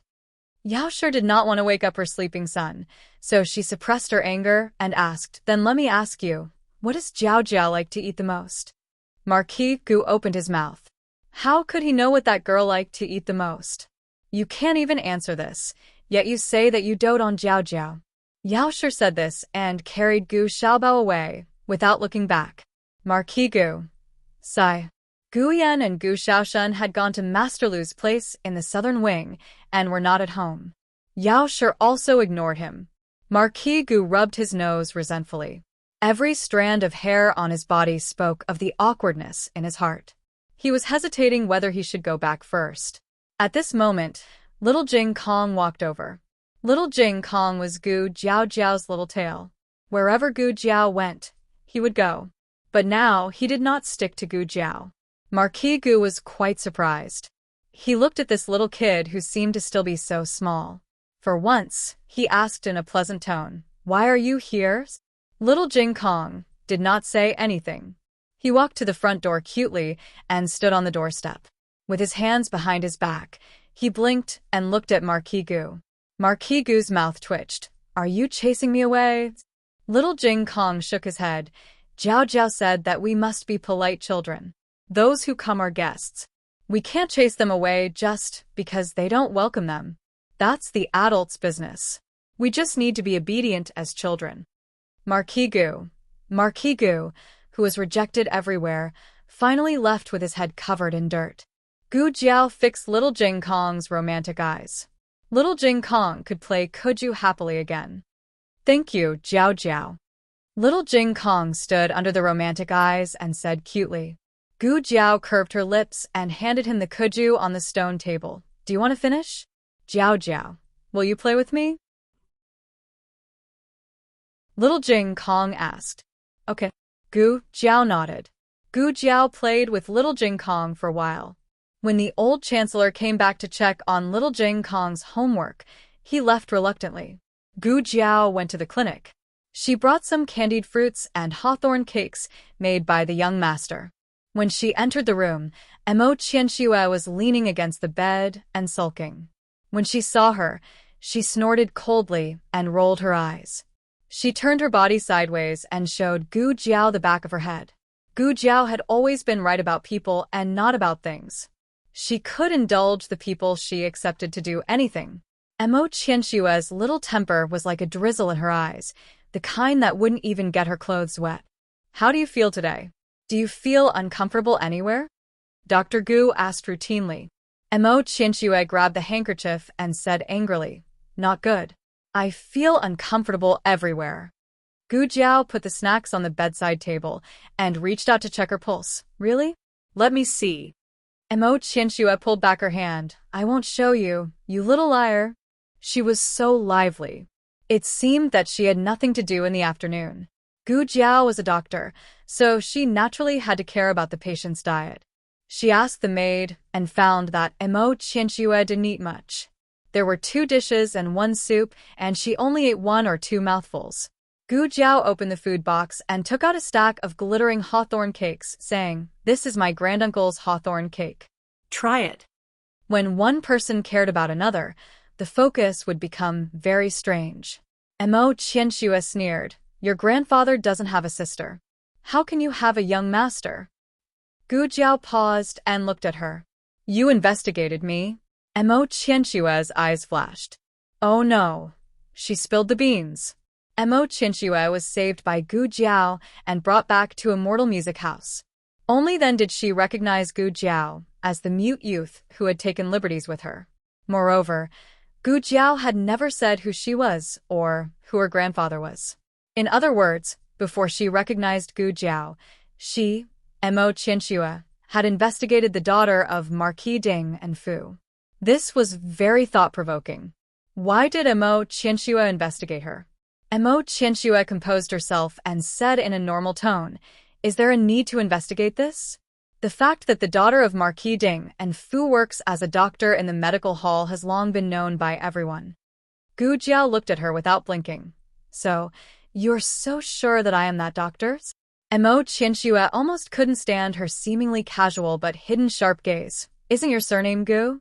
Gu Jiao indifferently placed the hawthorn cake in Mo Qianxue's hand. "That's true." Mo Qianxue secretly let out a sigh of relief. Luckily, she was smart. After Gu Jiao gave the cake to Mo Qianxue, she went out to get medicine for Mo Qianxue. Consolidating one's foundation required proper Chinese medicine. After she left, Mo Qianxue took out a packet of medicinal powder from her chest and sprinkled it on a piece of hawthorn cake. She wiped away the excess medicinal powder, and a thin layer blended in with the sugar on the hawthorn cake. Not the slightest bit of it could be seen. When Gu Jiao returned to the room with a bowl of steaming hot medicine, Mo Qianxue was sitting coldly at the head of the bed. On the bedside table next to her was a plate of hawthorn cake. She coldly snorted and said, "What kind of rubbish taste is this? Did your great-aunt make it? If you don't want to deal with me, just say it. There's no need to buy things from a street stall to fool me." "Does it not taste good?" Gu Jiao asked strangely. Mo Qianxue angrily said, "It tastes terrible. If you don't believe me, try one yourself." Gu Jiao picked up the topmost piece of hawthorn cake. Mo Qianxue grabbed her hand and asked, "Aren't you afraid that I'll poison you?" Gu Jiao asked, "Will you?" Mo Qianxue slowly let go of her hand and said coldly, "Yes. Of course I will. I really want to poison you, you little liar." Gu Jiao tasted the hawthorn cake in her hand and frowned. "Oh, it seems a little too sour. I took the wrong one. This is for my great-aunt. Dr. Gu, there's a patient here who fainted." Xiao Sanzi's voice came from outside the courtyard. "Coming." Gu Jiao put down the piece of hawthorn cake and turned to leave the room. Mo Qianxue looked at the piece of hawthorn cake that Gu Jiao had taken a bite of, then looked at the bird and half of the cake on the snow outside the window. She angrily kicked her feet under the quilt. Next time I won't be soft-hearted. If I'm soft-hearted again, I'll write my name upside down."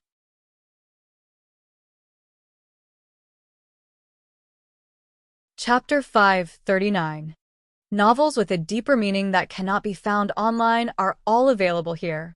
On the other side, the Minister of Justice took Xiao Heng out of the city to investigate a case that very night.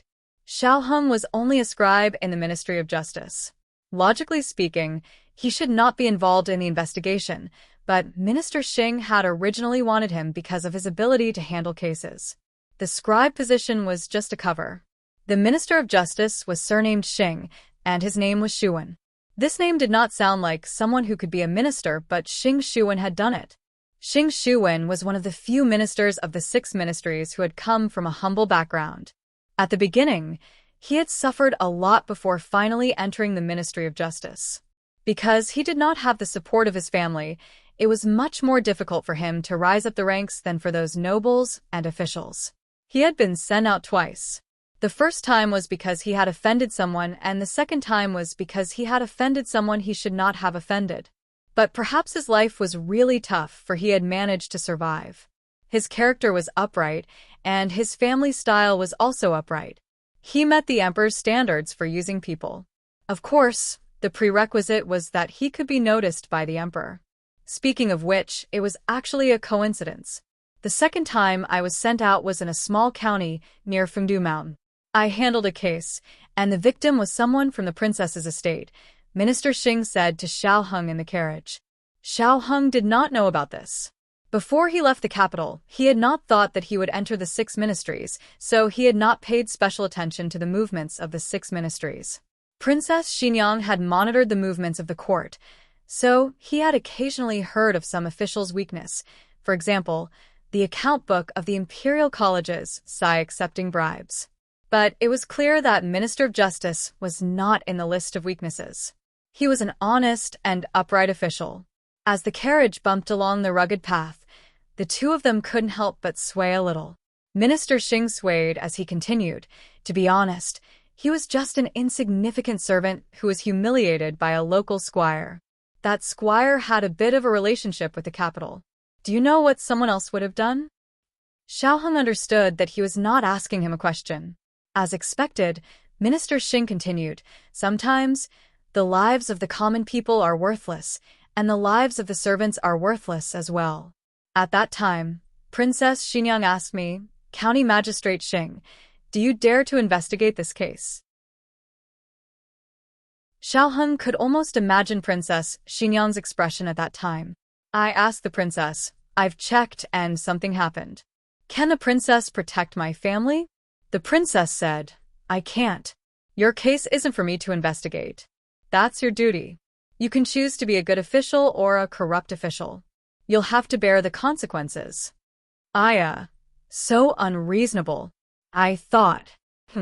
Actually, when he thought about it now, he still felt that the princess was too cold-hearted. She was a princess. Wasn't it easy for her to protect a few people? She's putting me on the fire and not giving my family a way out. But Lu Lang, the world is like this. From the day I chose to be an official, I sent my family's fate down an unpredictable path. No one forced me. It was all my own choice. The case spread to the capital. Did you know that the squire was related to the Duke Luo's family? I almost died, but the heavens didn't want me to die. His Majesty heard about this case and transferred me back to the capital. My life was saved. She helped you, Xiaoheng suddenly said. What? Minister Xing looked at Xiaoheng in confusion. Xiaoheng said, Princess Xinyang, she helped you? Minister Xing was stunned. Xiaoheng brushed his wide sleeves. Otherwise, why would His Majesty hear about your case and suddenly transfer you back to the capital? There are so many murder cases in the world. Minister Xing couldn't accept such a huge shock. To be honest, it wasn't that he hadn't thought of this possibility. However, he had seen Princess Xinyang several times after the incident, and she didn't want him to thank her at all. In fact, she didn't even talk to him. How could she do a good deed without leaving a name? What did Princess Xinyang want? Because he was a good official? Because of his face? It was rumored that Princess Xinyang had many handsome men. Minister Xing touched his coarse face. Speaking of which, he was indeed the most handsome man in their county town once upon a time. Sir, we're here. The driver stopped the carriage. Minister Xing had said all this to Xiaoheng in the carriage because he sensed that this matter wasn't simple. The power behind it might be beyond their imagination.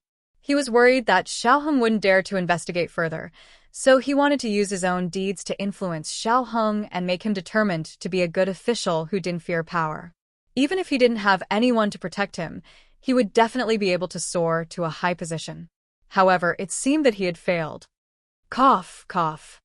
Minister Xing cleared his throat. Let's go. This was the residence of the third witness they had found. Unfortunately, they didn't find anything. The witness hadn't returned home for the past few days. Assistant Minister Li's case could be said to be both simple and complicated. Assistant Minister Li had left the capital to visit his concubine and concubine's son. Along the way, he had encountered a group of robbers. Assistant Minister Li's accompanying bodyguards had promptly chased the robbers away.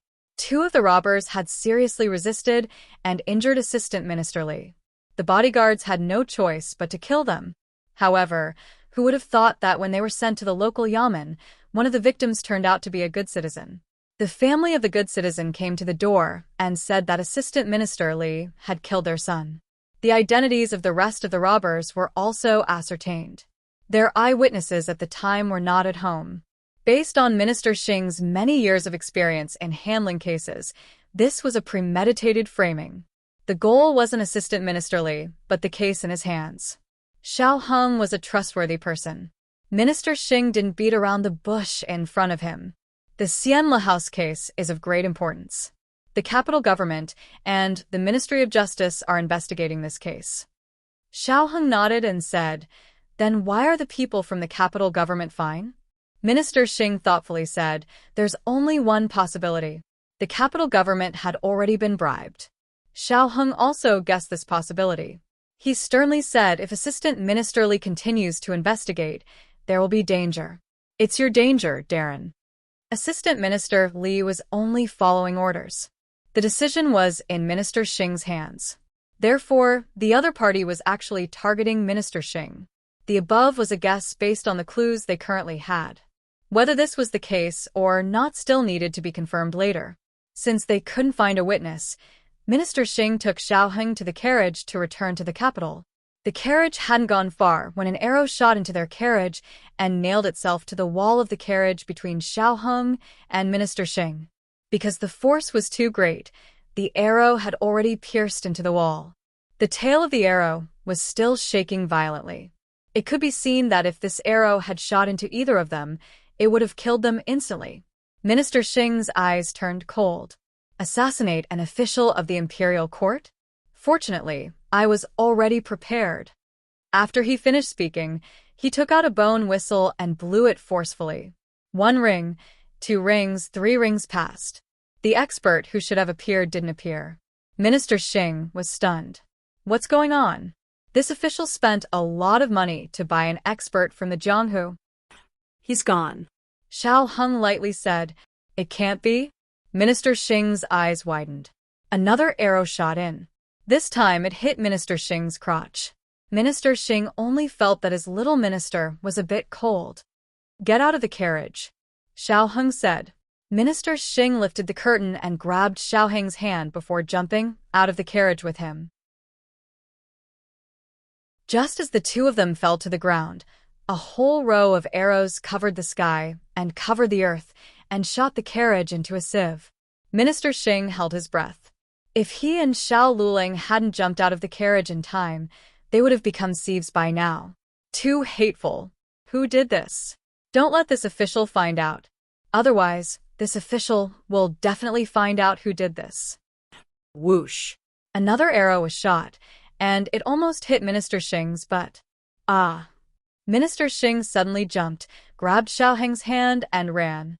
At first, Xiao Heng thought that the group of people came for Minister Xing. However, when they entered a forest and Minister Xing fell down the hill, the group of people didn't chase after Minister Xing. Instead, they attacked Xiao Heng. Xiao Heng finally understood that shooting Minister Xing was a mistake. Their target was him from the start. They didn't want to use Assistant Minister Li's case to warn Minister Xing to stop. They wanted to use Minister Xing to take him out of the capital to investigate the case and kill him on the way. What a good plan. It seemed that Imo Qianxue's case was a trap from the start. Xiao Heng looked at the 5 men in black approaching him and asked coldly, Who is your master? The leader of the men in black said coldly, You're going to die anyway. What's the use of knowing our master? Xiao Heng said calmly, You have to let me know before I die. The leader of the men in black sneered. Fine, I'll tell you. The person who wants to kill you is our young master. Xiao Heng looked at him coldly. Who is your young master?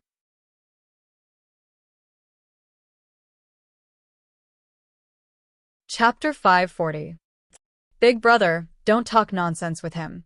He's going to die anyway. What's the point of knowing so much? That's true.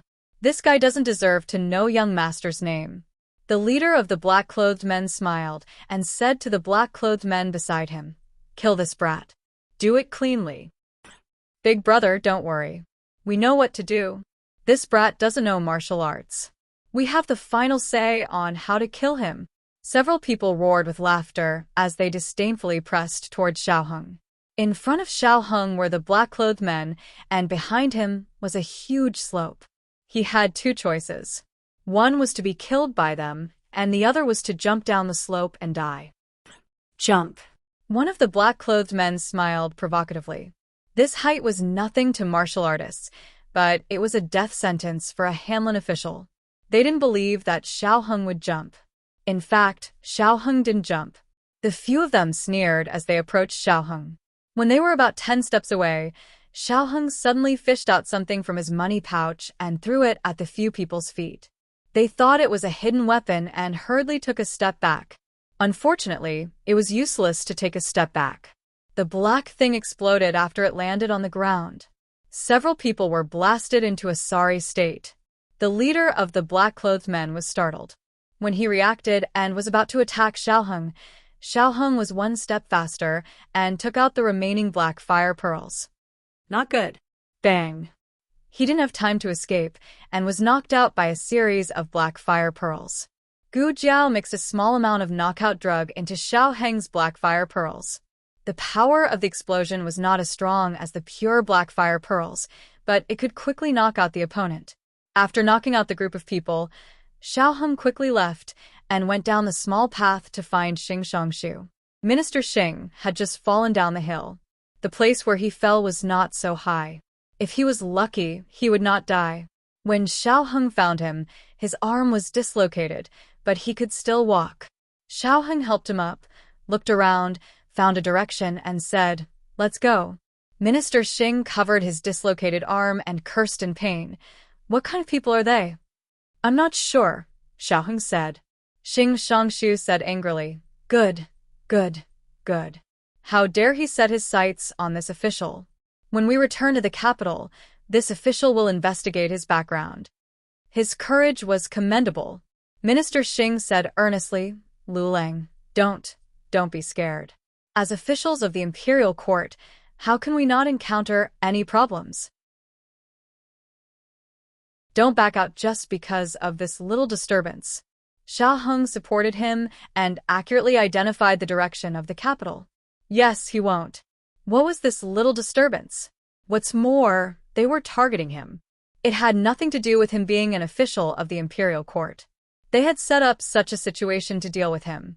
From the beginning of the murder case at Immortal Music House, this game had started.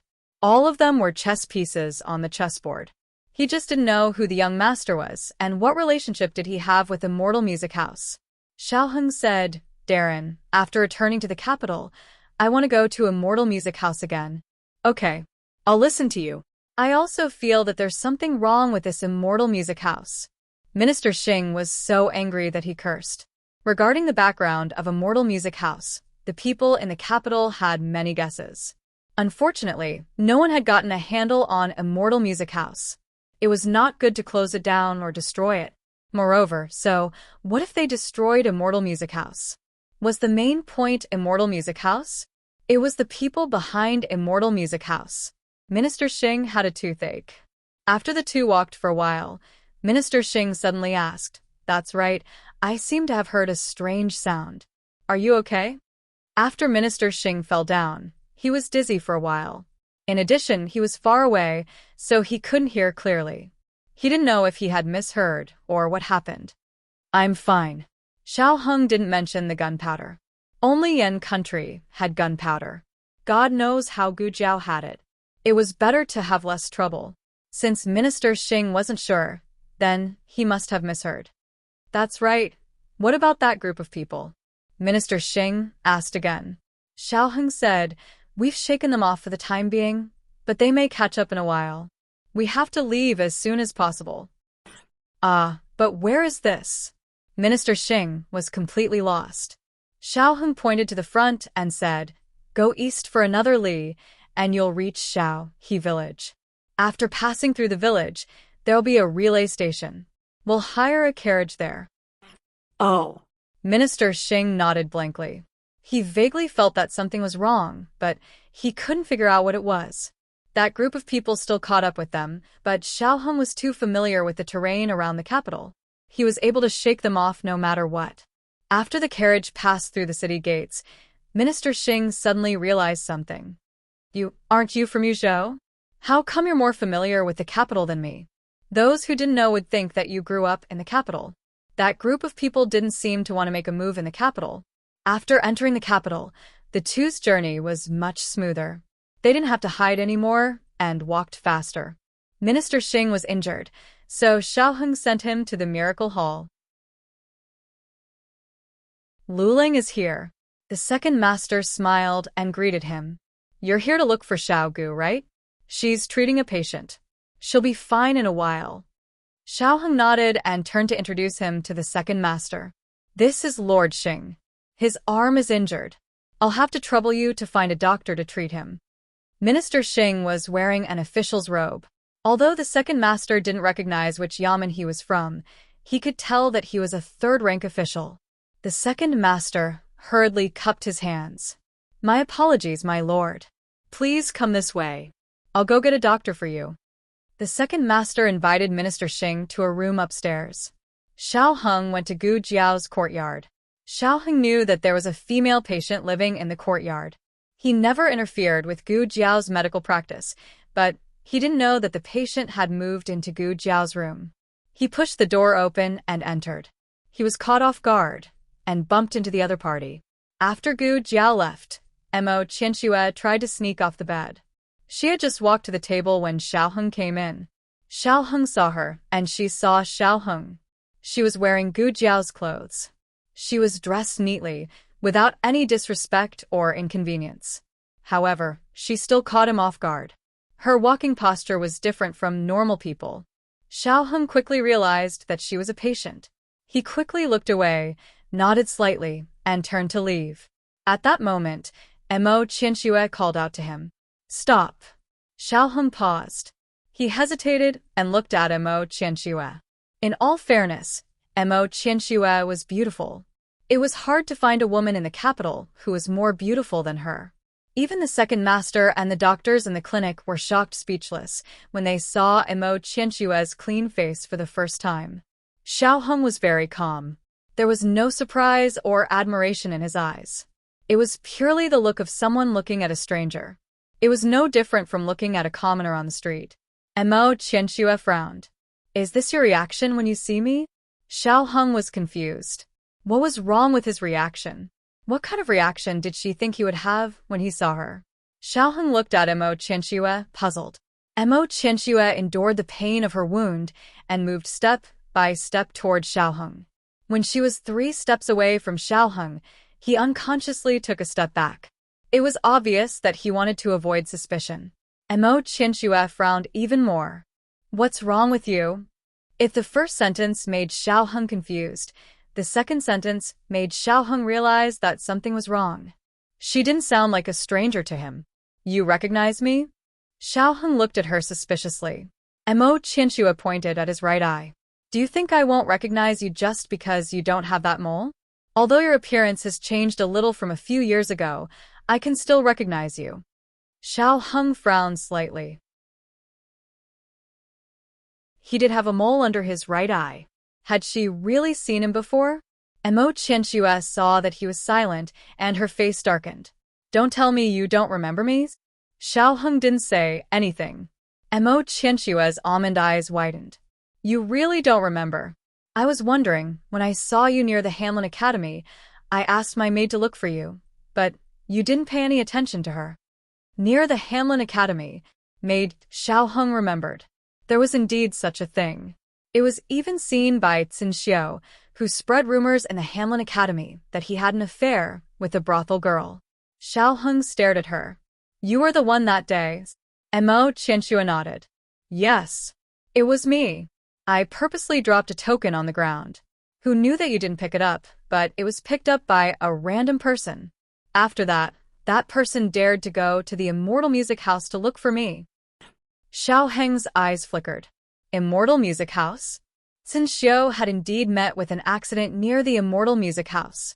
At that time, the result of the investigation was that Cin Xiu was bold and reckless. He coveted the girls in the Immortal Music House, but he didn't have a token to enter. So, he tried to sneak in by climbing over the wall, but was killed by the guards. So, he wasn't killed by a thief, but by the woman in front of him? Mo Qianxue didn't realize what kind of impact her words had brought to the room.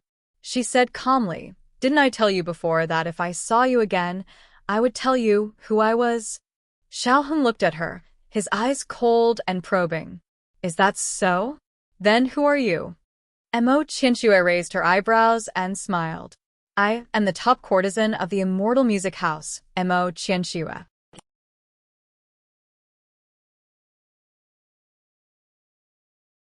Chapter 541. Novels with hidden meanings that can't be found online are all available here. The dead courtesan of a mortal music house actually appeared in front of his eyes. Was there anything more ridiculous than this? If she was Mo Qianxue, then what was up with the female corpse lying in the yamen? Also, Xiaoheng was very sure that he had never seen Mo Qianxue before. Then, who did Mo Qianxue mistake him for? In an instant, countless doubts flashed through Xiaoheng's mind. A string in his heart tightened. He felt that he seemed to have inadvertently approached a certain truth. When Xiaoheng didn't want others to see his emotions, no one could break through. He instantly collected his thoughts and entered the state of knowing Mo Qianxue. But I heard that the courtesan of a mortal music house is dead. It's just a scapegoat, Mo Qianxue said carelessly. This was supposed to be a secret, but Mo Qianxue didn't seem to have any fear in front of him. Xiaoheng looked at her calmly. Ah, it hurts, it hurts.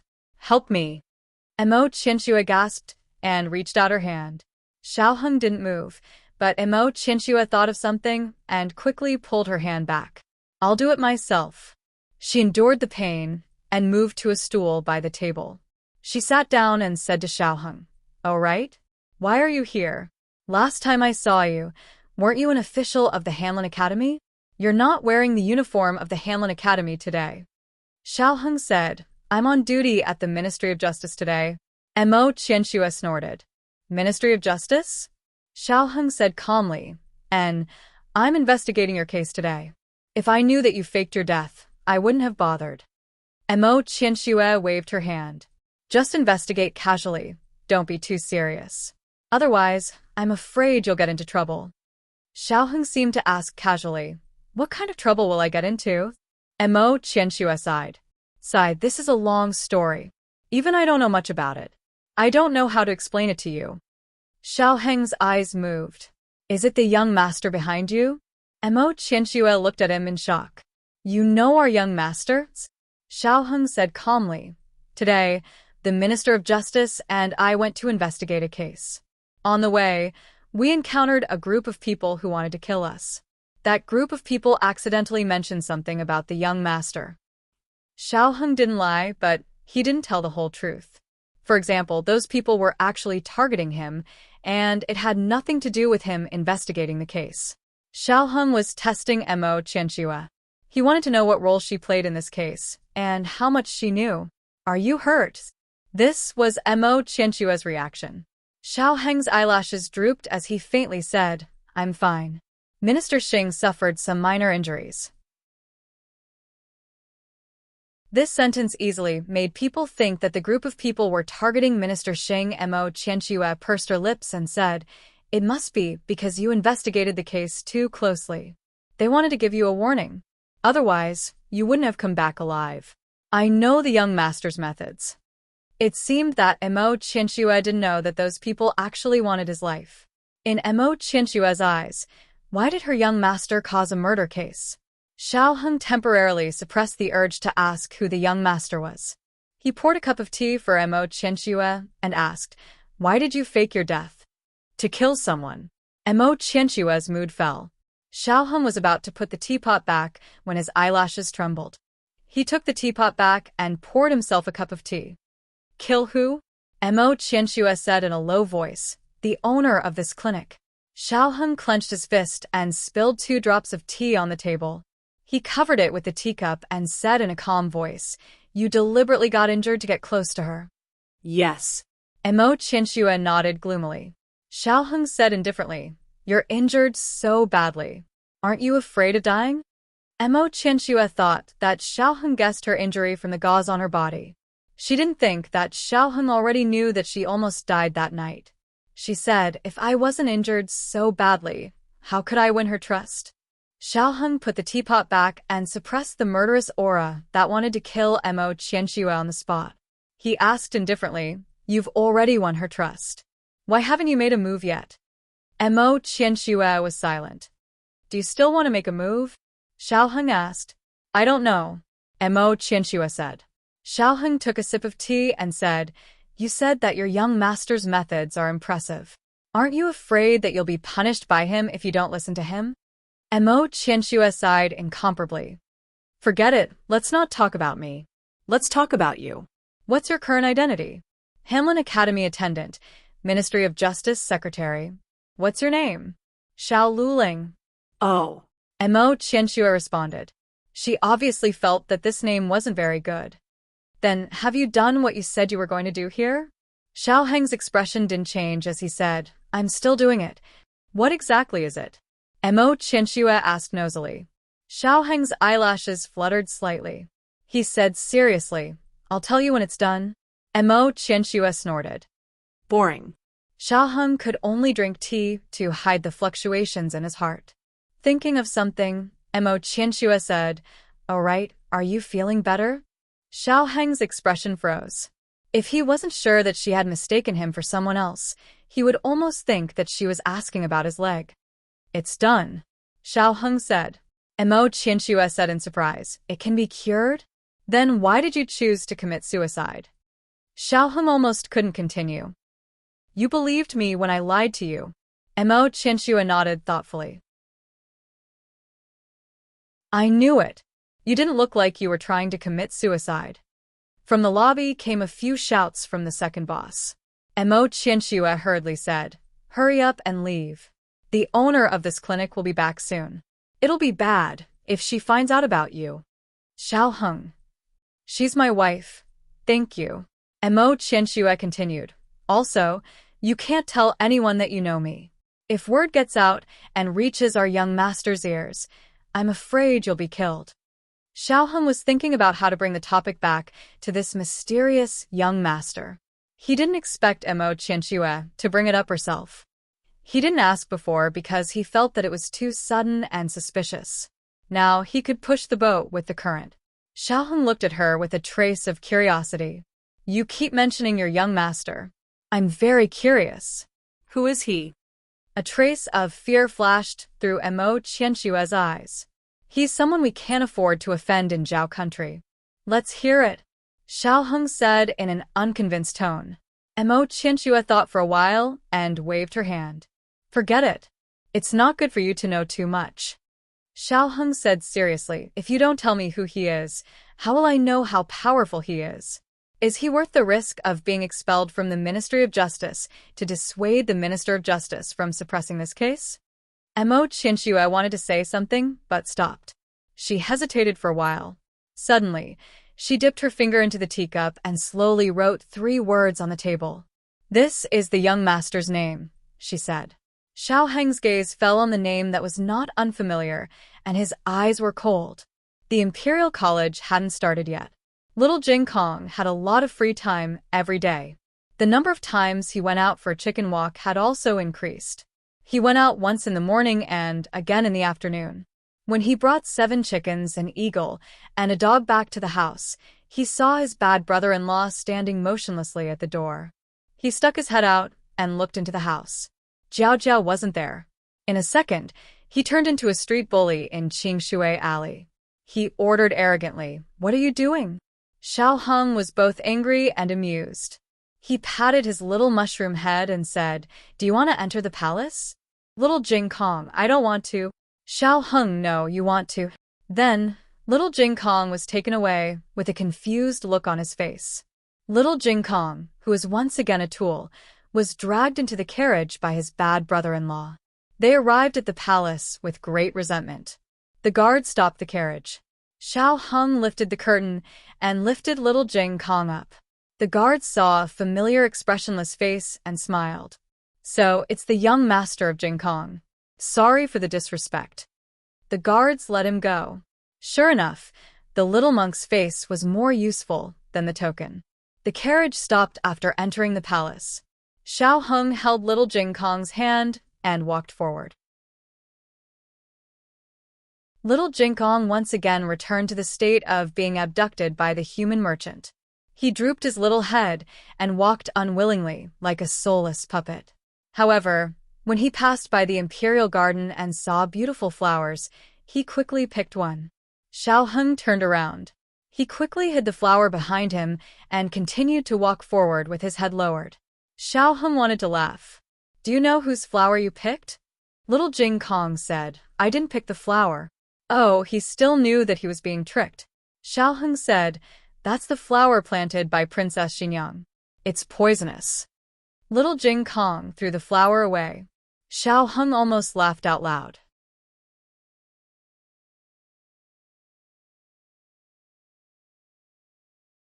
Chapter 542. The novel was updated faster. Millions of novels were free to read. There were all kinds of novels that couldn't be found on the internet. Little Jing Kong was still too inexperienced to fight with his bad brother-in-law. Xiao Heng was just teasing him. It would be a waste to throw it away since he had already picked it. Xiao Heng picked up the flower and handed it to him. Here, I'm just teasing you. It's not poisonous. Little Jing Kong looked at the little flower suspiciously and didn't reach out to take it. His bad brother-in-law had no credibility. Little Jing Kong didn't believe what he said. Thus, Xiao Heng held the flowers for him to prevent this brat from harming other flowers. Little Jing Kong observed his bad brother-in-law all the way.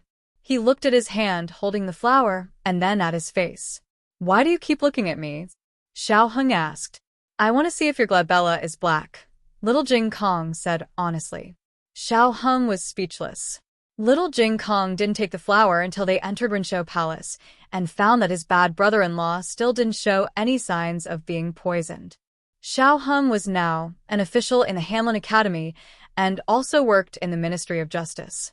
There were many people watching him, so he couldn't go in and out of Rinshou Palace as willfully as before. He could only use the excuse of sending Little Jing Kong to avoid giving others a hard time. Little Jing Kong said that he didn't want to go to the palace, but he was quite happy when he went in. Hello, Sister Feitsue. Hello, Sister Jinju. He greeted the little maids in Rinshou Palace one by one, and then went to find his grandaunt. Empress Dowager Zhuang's condition wasn't good. Maybe she was too worried about Ning En and her son. She looked a little haggard, especially after Huang Fu Xian left. Empress Dowager Zhuang would be in a daze for a long time. That afternoon, Huang Fu Xian had just come over and had something to eat before leaving. Empress Dowager Zhuang sat by the window and looked at the scenery in the courtyard. Suddenly, a small round head grew out from under the windowsill. Grandaunt! Empress Dowager Zhuang's eyelids twitched. Why is it you again? Little Jing Kong stood on his tiptoes and handed Huahua in from outside the window. This beautiful Huahua is for my beautiful great-aunt. Empress Dowager Zhuang's mouth twitched. Even if you were to change the wording, you wouldn't be so perfunctory. Empress Dowager Zhuang calmly took the peony. You went to ruin Princess Xinyang's flowers again? Little Jing Kong put his hands behind his back and said seriously, I got it from my brother-in-law. He wasn't lying. He had just taken it from his bad brother-in-law, even though he was the one who plucked it.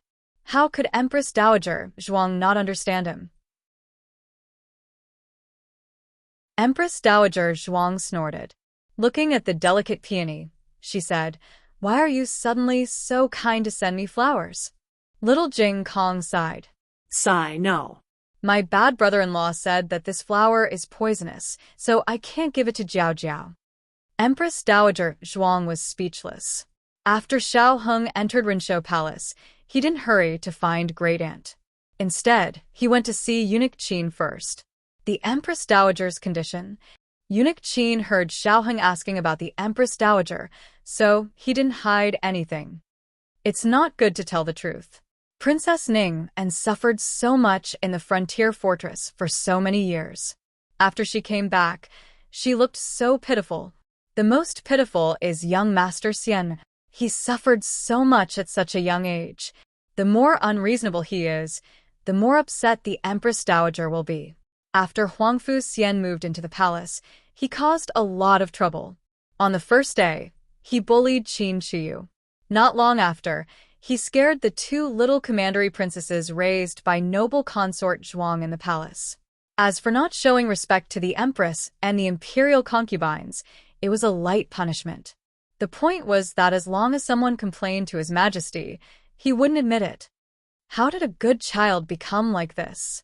In Eunuch Qin's opinion, Huang Fuzheng deserved to die 1,000 times over. This child scheming. Cough, cough. Realizing that he almost said something he shouldn't, Eunuch Qin decisively stopped. Xiao Heng pretended that he didn't hear the last sentence and said, Then I'll go and see the Empress Dowager.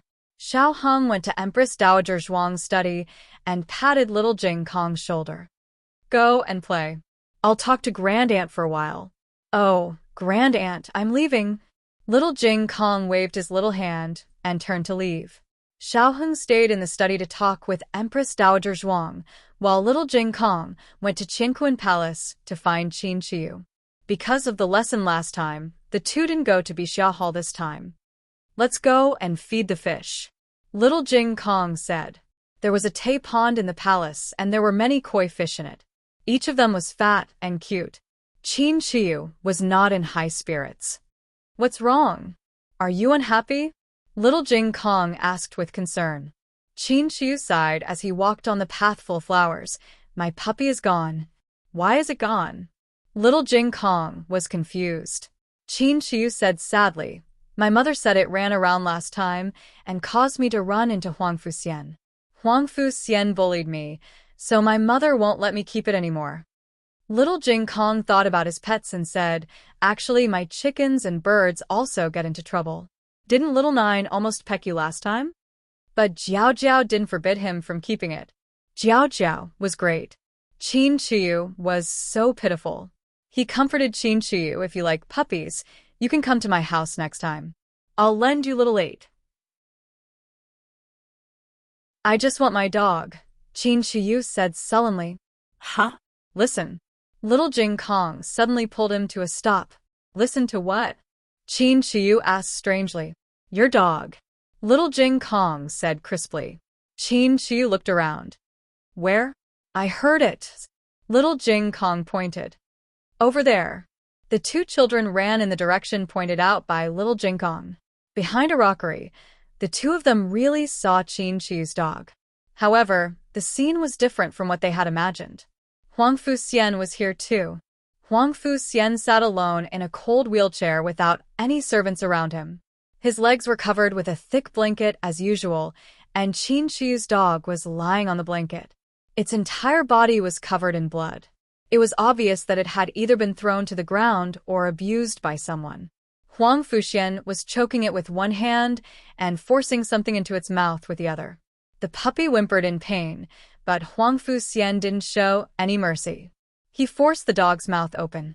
His expression was ferocious. At that moment, he was no longer a disabled young man, but a twisted devil. Qin Shiyu had never seen such a terrifying person. He was so scared that he fell to the ground and even forgot to scream. Little Jing Kong was also shocked. He stared at the man and the dog in the wheelchair with his eyes wide open. Huang Fuxian sensed the movement from the side. He slowly turned his head, revealing a pair of malicious eyes. Ah! Qin Shiyu's hair stood on end, and he finally screamed. Qin Shiyu was so young that he couldn't bear such a terrifying shock. He trembled and almost crawled forward. Help! Help! Someone is killing the puppy. He ran away. Little Jing Kong didn't run away. Huang Fuxian's malicious eyes flashed with a hint of surprise. He asked sarcastically, Aren't you going to run, little thing? Little Jing Kong looked at him and then looked at the dying puppy on his leg. He didn't know if he hesitated for a moment, but in the end, he turned around and ran away. Ha! Huang Fuxian sneered disdainfully. When it was time for court, the emperor called the cabinet ministers and military officials to the imperial study to discuss the rewards for the meritorious officials at the frontier fortress. Tang Yueshan was already the grand marshal of the world. He couldn't be promoted, so the emperor planned to give him a title. Gu Chongqing, as the heir of Marquis Ding and was ordered to reorganize the Gu army and go north to fight the enemy. His contributions couldn't go unnoticed. The emperor planned to promote him to a third-rank northern general. He was promoted 3 ranks from a 6th-rank military officer. He could be considered the fastest promoted general during the emperor's reign. Gu Qingfeng performed well in the Battle of Yuegu City, so the emperor decided to give him the position of military officer of the Yu cavalry. As for the other generals, the emperor also mentioned their rewards one by one. The ministers had no objections. Until now, the imperial study was harmonious. Then, the emperor began to reward Gu Jiao, and Ning and Gu Jiao still hadn't acknowledged her identity as the daughter of Marquis Ding, and so the emperor planned to reward her in the name of the owner of the Miracle Hands Hall. The emperor bestowed the plaque of the #1 divine doctor and conferred the title of Junju. The title was left to Hanlin Academy to decide. At this time, Su Sifu from the cabinet spoke up. Dr. Gu is only a medical woman. Even if she has performed meritorious deeds in saving the soldiers, she still can't bear the title of Junju, right? Su Sifu was one of Imperial Tutor Zhuang's people. Imperial Tutor Zhuang claimed to be ill and didn't come today. The emperor looked at Su Sifu with displeasure. Why can't she bear the title? Do you know how many people she saved? This official does not deny Dr. Gu's contributions. This official only feels that Your Majesty should give her other rewards. Your Majesty bestowing the plaque of the #1 divine doctor is already very generous. If you also give her the title of Junju, it would be inconsistent with the ancestral rules. Su Sifu cupped his hands and continued. Besides, compared to Dr. Gu, this official believes that another person should be rewarded more. The emperor lightly said, "Oh? Who are you referring to?" Su Sifu sternly said, Princess Ning and Princess Ning placed righteousness above family and helped Second Master Gu save the old marquis. She also helped Gu Shizi destroy the nest of the remnants of the previous dynasty. If it wasn't for Princess Ning An's wit and bravery, the Gu family's army commander might not have been able to leave the snowy mountains. Princess Ning An's contributions are great. This official proposes that Princess Ning An be conferred the title of Princess Protector. Zhao country's princess eldest was not a title that could be casually conferred. That was a princess with real power. Her position was the same as that of a marquis.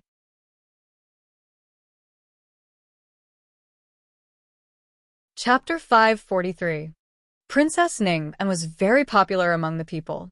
Her action of putting righteousness before family spread all the way from the frontier fortress to the capital.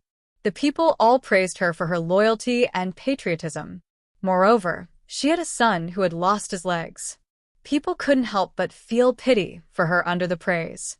Therefore, when the conversation in the imperial study spread, the people received a lot of praise. Of course, the praise came from Princess Ning An. They all said that she deserved to be the first princess of the Protector. Tang Yueshan heard the news in the barracks. His injury had healed, but he still needed to do rehabilitation every day. He was bored at home, so he came to the barracks to train with the soldiers. Today's Tiger Mountain Barracks was not the same as before. The Gu clan army was no longer in the Tiger Mountain Barracks after being reorganized. They went to the nearby Wolf Mountain Barracks, while the soldiers of the Wolf Mountain Barracks were transferred here. Tang Yueshan's archers were also there. 500 of them came back from the frontier fortress after fighting in the war. They were trapped in Yi City with the guards of the imperial court. Tang Yueshan used a trick to lure them out of Yi City. On the way, they were chased by the Chun army. It was Gu Jiao who stopped the Chun army's pursuit by herself. If it was the duty of a doctor to heal the wounded and save the dying, then it was not her duty to risk her life for the soldiers. But she still did it without hesitation. They didn't forget how she risked her life for them and how she worked hard to treat them. She even gave them the last chance to enter the city.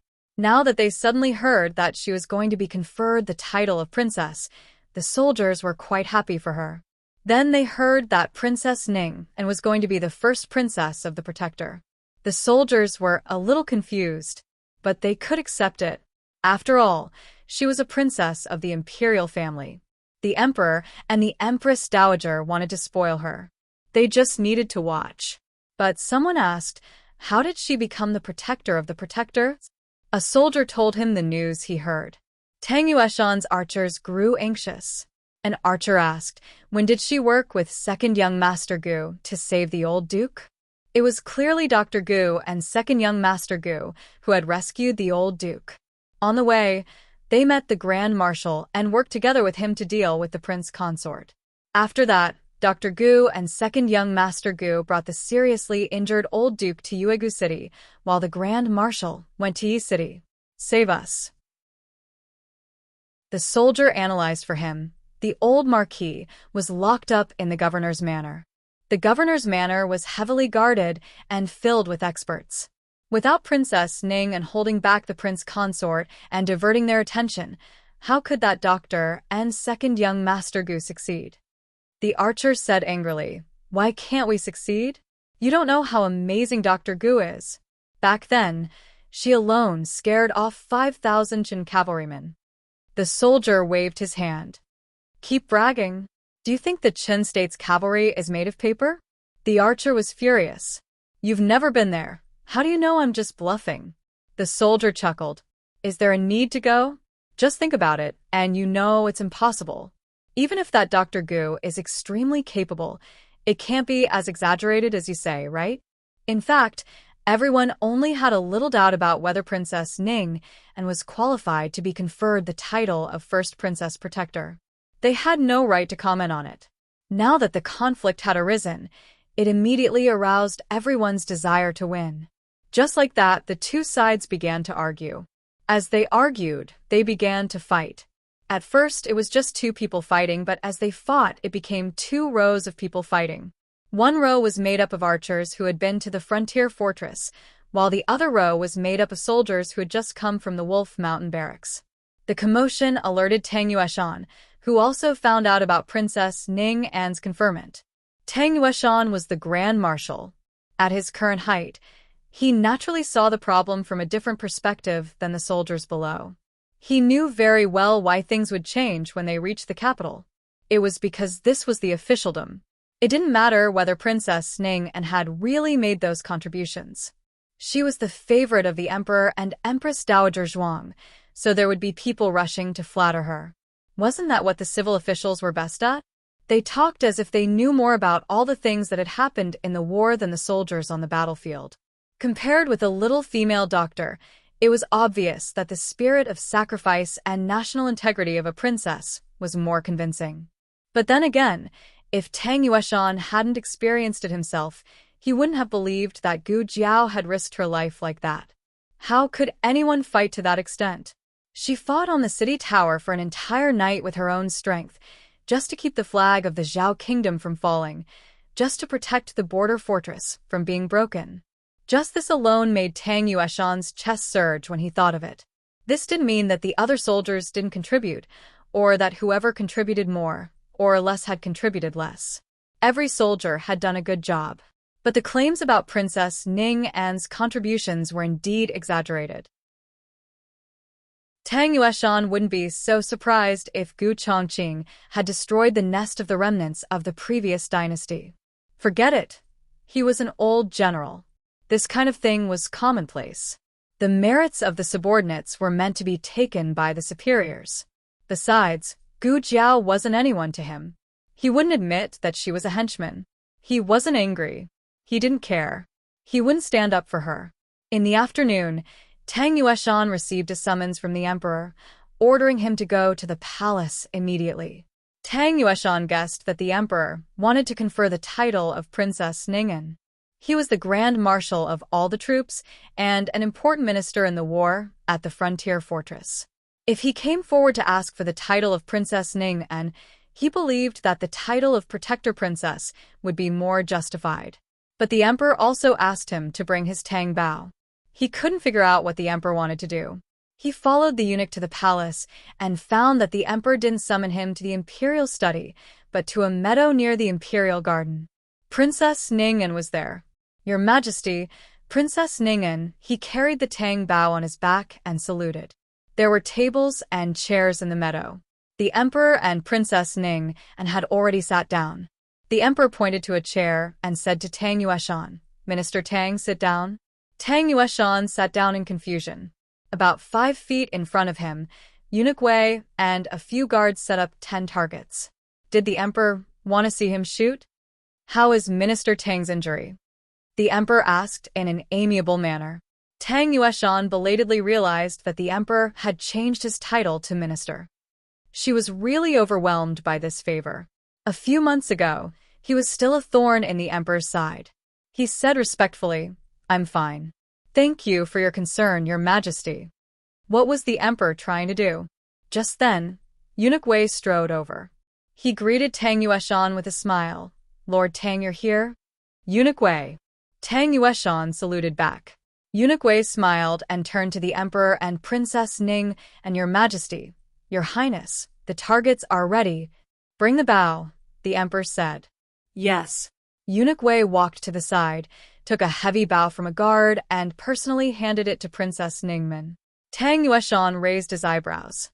Princess Ning and grabbed the bow, without saying a word. The guard immediately handed her a quiver. She took out an arrow, knocked it on the bow, took aim, and shot. She hit the bullseye. Tang Yueshan was shocked. Good archery, Your Highness. Eunuch Wei praised with a smile.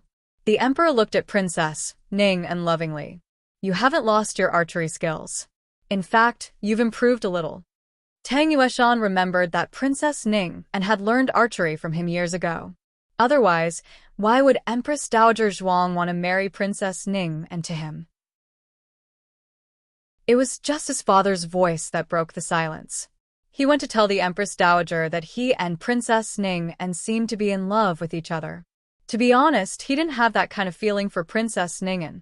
He liked mature and gentle women, not a childish girl like Ningen. Wait. The Emperor suddenly called him here and made him watch Princess Ningen shoot an arrow. Could it be that the Emperor wanted to marry Princess Ningen to him again? He didn't want to marry just any married woman. The Emperor smiled and asked, Minister Tang, what do you think of Ning An's archery skills? It was good enough that an ordinary person could shoot like this. Tang Yueshan wanted to say that, but instead, he said, she's terrible. The Emperor was stunned. So was Princess Ningen. She didn't expect Tang Yueshan to be so sharp-tongued. Tang Yueshan broke out in cold sweat. What did he just say? Was it because he had been bickering with Gu Qingfeng in the ward for too long that he didn't know how to control his mouth? Is it terrible? Princess Ning asked awkwardly. At this distance, it was good enough for a woman to hit the edge of the bullseye. Unexpectedly, Tang Yueshan's head heated up, and he vented the anger he had been holding in all the way. Don't you know whether it's terrible or not? Even a blind man can shoot better than you. Fortunately, you don't have to go to war. Otherwise, you'll kill your own people before the enemy dies. And you call yourself the Princess Protector? Look at you. Do you deserve it? Have you ever killed an enemy or shed blood? Have you ever saved a person or cured a plague? Just because you're a princess, you think you can take all the credit? Bah. You're nothing. Chapter 544. Novels with deep content that can't be found online are available here. His words were simply deadly. What was worse was that Tang Yueshan actually said the last two sentences. The entire field fell silent. The sparrows in the forest stopped moving. Tang Yueshan finally realized what he had said. He felt as if a few crows were flying over his head. Tang Yueshan had never been so sharp-tongued. It wasn't that he was big-hearted or that he was a general. It was just that there weren't many generals who were sharp-tongued. He wouldn't lose a fight, and he couldn't win an argument. However, ever since he became Gu Qingfeng's roommate, he had been getting scolded from time to time. After getting scolded so many times, he had gotten used to it. Just now, he couldn't hold back and blurted out whatever was on his mind. It was all Gu Qingfeng's fault. He would never admit that he was standing up for Gu Jiao. Impossible. Impossible. The atmosphere was so awkward that one could dig out a house with one's toe. Eunuch Wei looked at Princess Ning and then at His Majesty. Both of them looked terrible. It's over. Marshal Tang, you're finished. You could have offended anyone, but you had to offend Princess Ning again.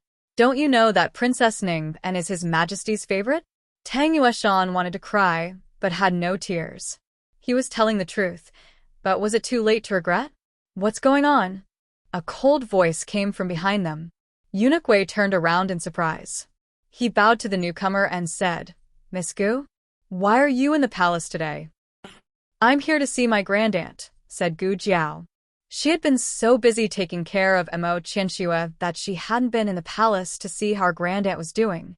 She was passing by the imperial garden when she heard the general's roar. She came to see what was going on. The emperor glared at Tang Yueshan coldly. He suppressed the urge to drag him away and beat him to death. He said gently to Gu Jiao, "Jiao Jiao, Your Majesty, Princess Ning, and Grand Marshal Tang." Gu Jiao greeted them one by one. Her tone wasn't very enthusiastic, nor was it as polite as Xiao Heng's deliberate attitude after he became an official. It was just cold and cheerless, sounding as if she didn't care. If it was anyone else who said this, the emperor would be angry. But Gu Jiao's personality was like this, so the emperor didn't think she was being rude to him and Princess Ning Men. "Are you shooting arrows?" Gu Jiao saw a target not far away. Judging from the distance, it was about 50 steps away. Eunuch Wei smiled and said, "Yes, Miss Gu. Do you know how to shoot an arrow?" Gu Jiao thought for a moment. "Yes, I know a little, but I'm not very good at it." Eunuch Wei was a shrewd person. He quickly asked with a smile, "Miss Gu, do you want to try it?" "Okay." Gu Jiao nodded. Eunuch Wei glanced at Princess Ning and awkwardly. He had only prepared one bow. Princess Ning and handed the bow in her hand to Eunuch Wei. "Thank you, Princess." Eunuch Wei reached out with both hands and respectfully handed the bow to Gu Jiao. Gu Jiao was holding the bow in her right hand and an arrow in her left hand. This made Eunuch Wei and the emperor both look askance. Gu Jiao didn't look like a left-handed person, so how could she use her left hand to draw the bow? Could it be that she wasn't very good at it, so she didn't know which hand to use to draw the bow?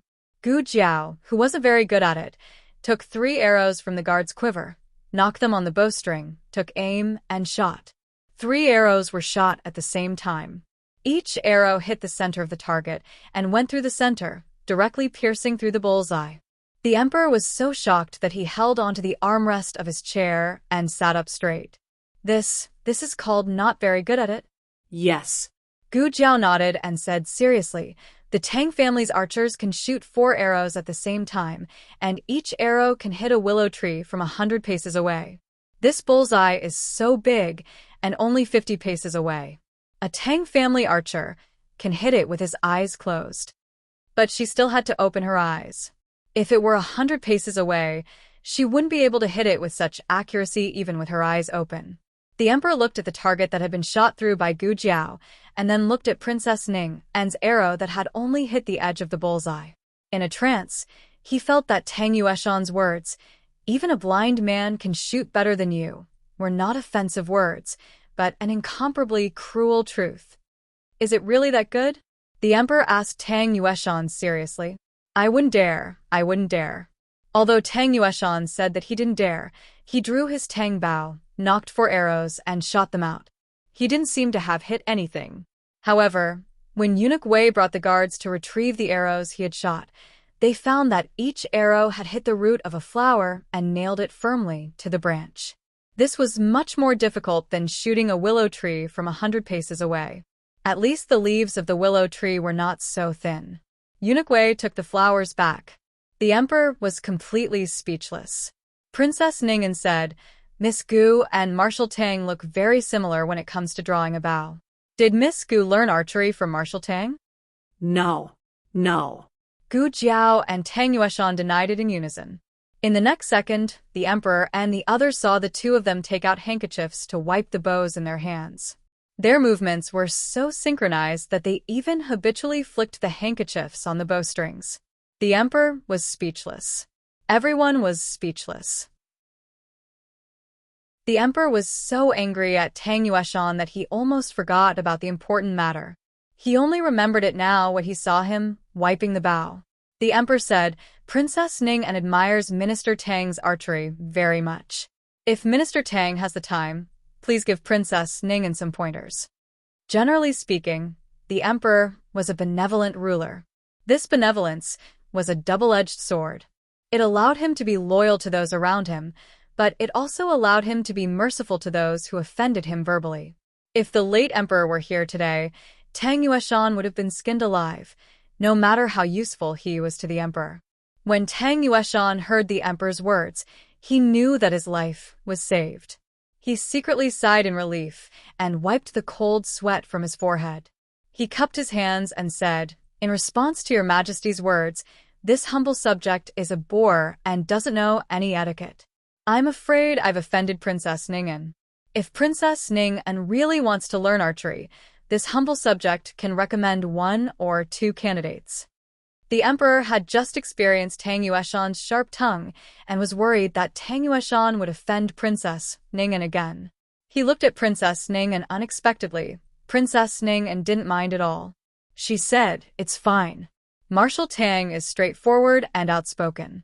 He's much more comfortable with us compared to those petty people who only pretend to obey." Tang Yueshan was very unhappy.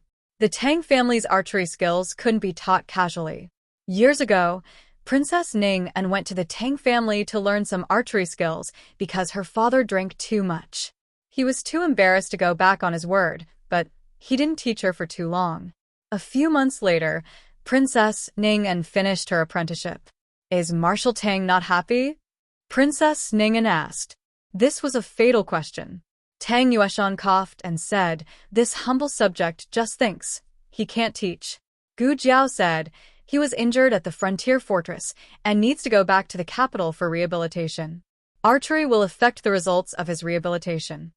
The atmosphere became awkward again. Eunuch Wei's eyes wandered back and forth between his masters. Princess Ningen was His Majesty's favorite, but the little magic doctor was also very favored. Who would His Majesty listen to? Would it be his little sister, who had been doting on him since childhood, or the little magic doctor, who had saved his life?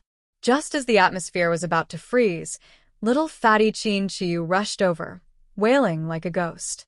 "Father! Father! Help me!" He threw himself into His Majesty's arms without a care. His chubby little hands grabbed His Majesty's clothes, and his body trembled. His behavior was too unbecoming of a prince.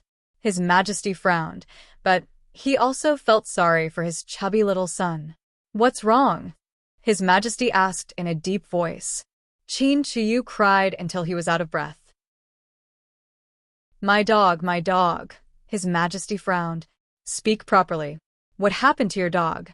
Qin Shiyu cried out, "Huang Fu Xian killed my dog." Everyone's expression changed. Huang Fu Xian's strange temperament was no secret in the palace.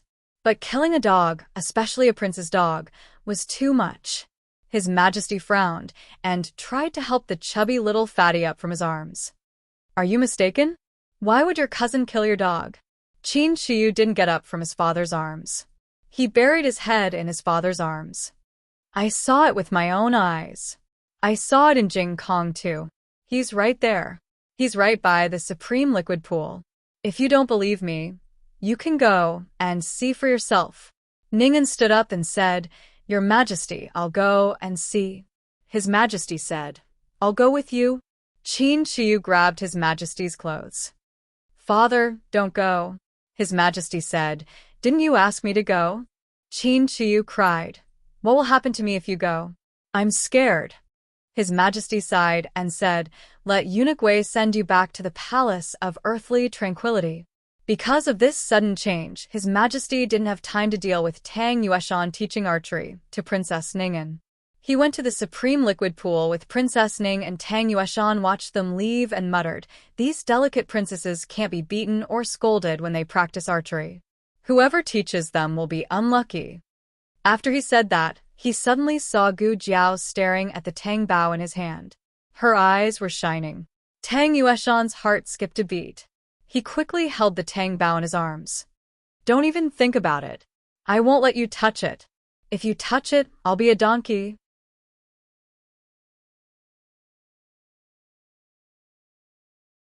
Chapter 545. The Emperor and Princess Ningen quickly rushed in the direction of the supreme liquid pool. Sure enough, they saw Huang Fu Xian covered in blood on the grass behind a rockery near the pool. The scene was unforgettable for the Emperor. Huang Fu Xian's legs were not covered with a thick blanket as before. His legs were covered in blood. A pair of empty trousers fluttered in the cold wind. His hands were also covered in blood. Even his cheeks, the corners of his eyes, and his neck were all splashed with blood. A drop of blood flowed down from the corner of his mouth. His eyes were empty and gloomy. His figure was lonely and broken. The Emperor's heart suddenly surged with an indescribable feeling. It seemed to be cold, and also seemed to be horrified. A thought flashed through his mind. How could there be such a terrible child in the world? Huang Fuxian was only 13 years old, 1 year younger than Gu Shaoshan. However, the coldness he showed was not something a normal person should have. The emperor's eyes fell on his empty trousers, and his throat suddenly choked. Xian what are you doing? Princess Ning roared as she ran over. She grabbed Huang Fuxian's shoulders tightly and shook his frail body. What have you done? Huang Fuxian expressionlessly allowed her to rock him back and forth in the cold wheelchair. Princess Ning said with red eyes, Speak. What have you done? Why did you do this? The emperor came back to his senses and walked forward to pull Princess Ning away. Princess Ning covered her face and cried in the emperor's arms. It's all my fault, it's my fault. The emperor looked and didn't see the dog's body. He didn't know if the child threw the dog into the supreme liquid pool. Thinking that a 13-year-old child could be so cruel, the emperor couldn't help but close his eyes and gasp. Because he was Ning's son, he had to endure. Ning had suffered too much. He couldn't let her suffer any more harm. You go back first. I will talk to him, the emperor said to Princess Ning. Princess Ning cried and looked at Huang Fuxian. The emperor patted her shoulder comfortingly. I won't do anything to him. I just want to have a good talk with him. With the emperor's words, it would be inappropriate for Princess Ning not to return. Princess Ning sobbed and said to Huang Fuxian, Don't make your uncle angry. Huang Fuxian leaned lazily against the back of the wheelchair, looking as if he didn't care about anyone. Princess Ning turned and returned to Iridescent Cloud's hall. The emperor looked at Huang Fuxian and hesitated for a moment before taking 2 steps towards him. He stopped beside his wheelchair and sighed. Xian, I know you're suffering. You've lost your legs and your father. I understand your pain. Ha! Huang Fuxian sneered disdainfully. He snorted at the emperor's words. Ever since the emperor ascended the throne, no one except Empress Dowager Zhuang dared to speak to him like this. He didn't want to argue with a child. Yes, I didn't lose my legs. I can't understand all your pain. But I also lost my father. I understand the pain of losing a father. Huang Fuxian said sarcastically, Your Majesty's situation is different from mine. Your Majesty's father died of an illness, while mine was killed by someone. The emperor frowned. Your father betrayed the court. Huang Fuxian said calmly, His court is the Li dynasty. The emperor clenched his fists and gasped again. He couldn't be angry at his nephew. The emperor looked at him and said, If you want to blame someone, blame me. Don't blame your mother. Don't do these things to make your mother angry. Huang Fuxian didn't look at the emperor. Instead, he looked at the calm surface of the imperial liquid pool and said coldly, She betrayed my father. I want to blame her. I will never forgive her. Of course, I won't forgive your Majesty either. Your Majesty better kill me as soon as possible. Otherwise, when I have the power, I may continue my father's great cause of restoring the country. I am a member of the imperial family of the Li dynasty. My father's blood flows in my body. As long as I am alive, the Li dynasty will not perish. Your Majesty, Your Majesty, Your Majesty. Eunuch Wei's voice sounded from afar. The emperor's consciousness returned. He realized that he had returned to the imperial study and had been in a daze for a long time. He had almost strangled the child's neck. He had almost killed him. It was the child's appearance that was too similar to Ning's that pulled him back to his senses. He was afraid that if he stayed any longer, he would give an order to cut off his head. So, he left him alone. Your Majesty, are you okay? Eunuch Wei looked at His Majesty worriedly. The emperor wiped the cold sweat on his forehead and shook his head. I'm fine. How is little Qi? Eunuch Wei said embarrassedly, I sent the 7th prince to the palace of earthly tranquility and handed him over to the empress. The empress doesn't seem to be happy. Who would be happy about this? The empress was bullied twice, and it was by the same person. Empress Xiao was not a weak person who could be bullied. The Palace of Earthly Tranquility and the Palace of Earthly Tranquility had become enemies. The emperor pinched his sore eyebrows. Send someone to the palace of earthly tranquility and tell them that I will be there for dinner tonight. This meant that he was going to appease Empress Xiao. Eunuch Wei understood. Yes. Eunuch Wei left. However, the emperor's worry did not dissipate. It was easy to appease Empress Xiao, but it was not so easy for him to get over the hurdle in his heart. His mind was full of Huangfu Xian's words. As long as I am alive, the Li dynasty will not perish. The remnants of the previous dynasty were too good at causing trouble. They even left a terrible shadow in the emperor's heart. In fact, Huangfu Xian was only a 13-year-old cripple. How could he restore the country? However, another voice floated in the emperor's mind. He had the blood of the previous dynasty in his body. He had inherited his father's wisdom and means. He was a child without any sympathy or pity. If he grew stronger, there would be endless trouble in the future. There was a memorial on the table requesting to confer Princess Ning and the title of Elder Princess Protector. The emperor had made up his mind. No matter how the court objected, he must confer the title of Elder Princess Protector to Ningen. But now he was not so sure. Was he really going to confer Ningen the title of Duchess? In that case, after Ningen passed away, her fief and dukedom would be inherited by Huangfu Xian. Would Huangfu Xian, who had real power, not become the second King Yi or the emperor's son-in-law? There were two choices in front of him. First, he could confer Ning and the title of Elder Princess Protector, which was the same as that of Duchess. But he had to kill Huangfu Xian to prevent future trouble. Second, he could not confer Ning and the title of Elder Princess Protector. Let Ningen be an ordinary princess, and Huangfu Xian would be an ordinary playboy. He would never have the capital to restore the country. On the other side, Huangfu Xian pushed his wheelchair back to Iridescent Cloud's hall. Princess Ning and was waiting for him at his room. When she saw him, she dismissed the servants. Only the mother and son were left in the room. Princess Ningen looked at his legs darkly. "Where's your blanket?" "It's dirty, so I threw it away," Huangfu Xian said lightly. Princess Ningen took a deep breath. Huangfu Xian smiled and interrupted her. "Don't you want to know what I said to His Majesty?" "What did you say to His Majesties?" Princess Ningen asked. Huangfu Xian smiled. "I said, I hate you, and I hate him. You killed my father, and I will avenge my father one day. As long as I don't die, the Great Li dynasty will not perish." Slap. Princess Ningen gave him a cold slap with the back of her hand. This slap was merciless. Huangfu Xian fell to the ground with his wheelchair. He rolled out of the wheelchair, blood flowing from the corner of his mouth. He looked at her with a cold smile. "Mother, is this all you've got?" Princess Ningen's chest rose and fell violently. She angrily glared at him, and even her body was trembling.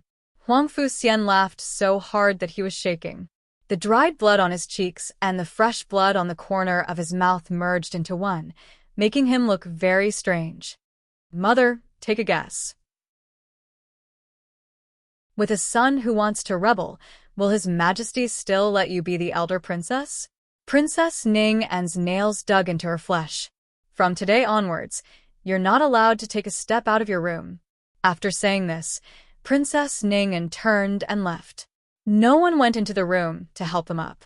Huangfu Xian lay paralyzed on the cold floor, staring blankly at the carved beams above him.